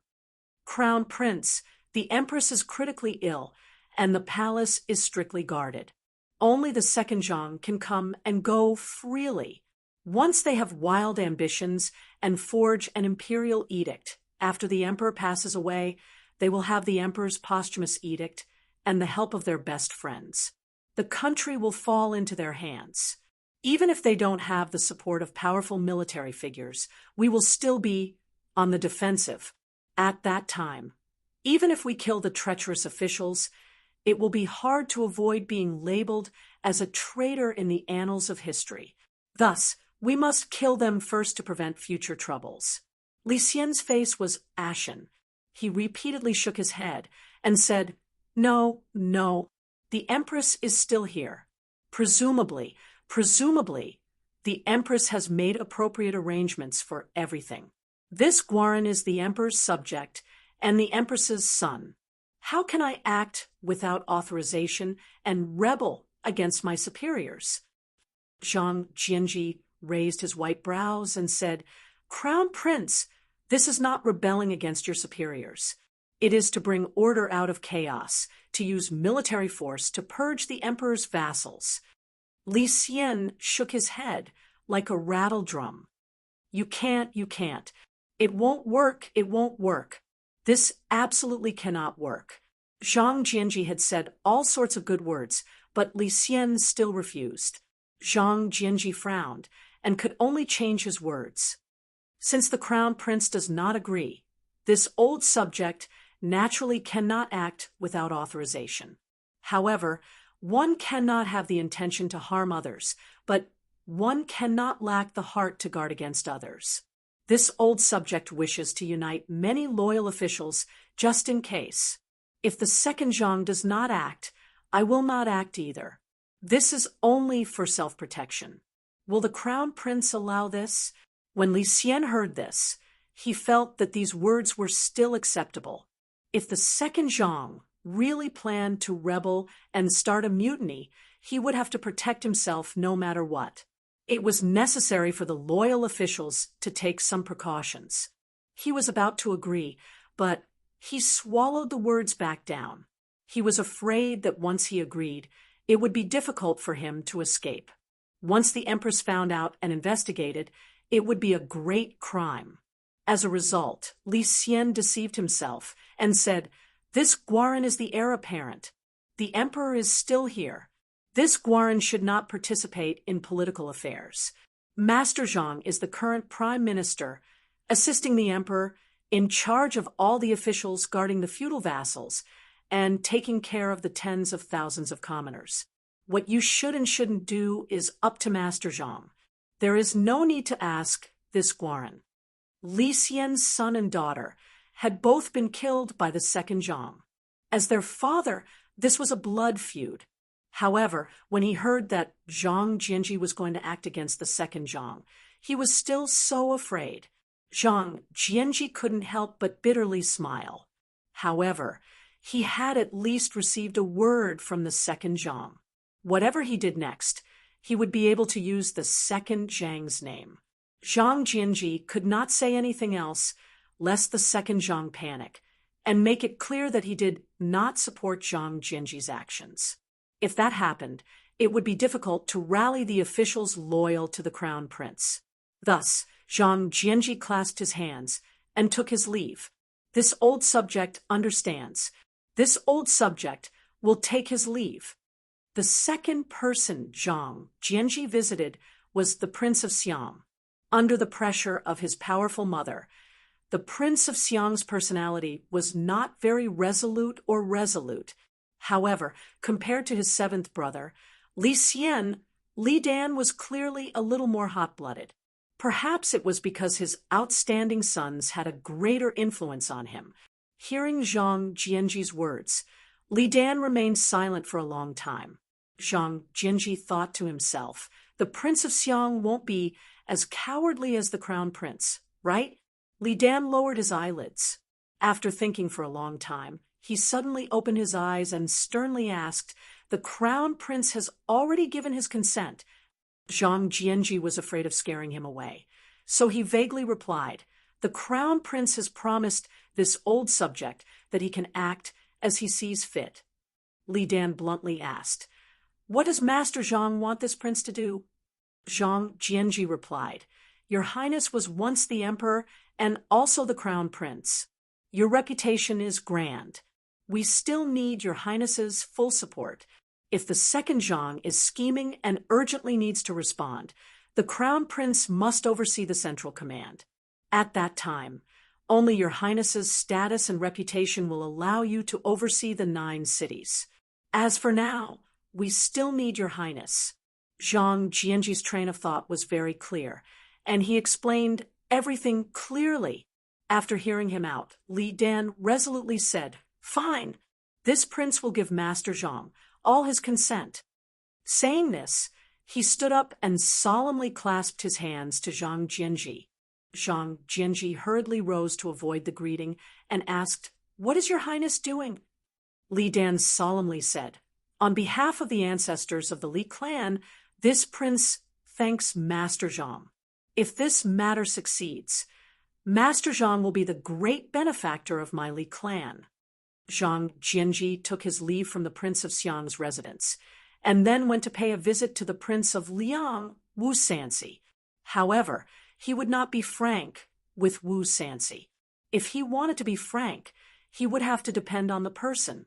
He knew that no matter how straightforward he was with the Crown Prince and the Prince of Xiang, he did not need to worry that they would run off to the Emperor to inform him. However, the Wu clan depended on Wu Zetian. The Wu clan controlled the largest armed force of the Wu state. If he wanted to carry out a military remonstrance, he could not do so without the Wu clan's support or acquiescence. However, he did not intend to personally discuss this matter with Wu Sanxi. Not long after Zhang Jinji left the Prince of Xiang's residence, the Prince of Xiang prepared a carriage and went straight to Princess Taiping's residence to find his little sister, Li Lingyue. An invisible net was quietly being woven in Chang, and as the spider with the most sensitive sense of touch, Yang Fan was quietly lying in a corner, as if he had already sensed something.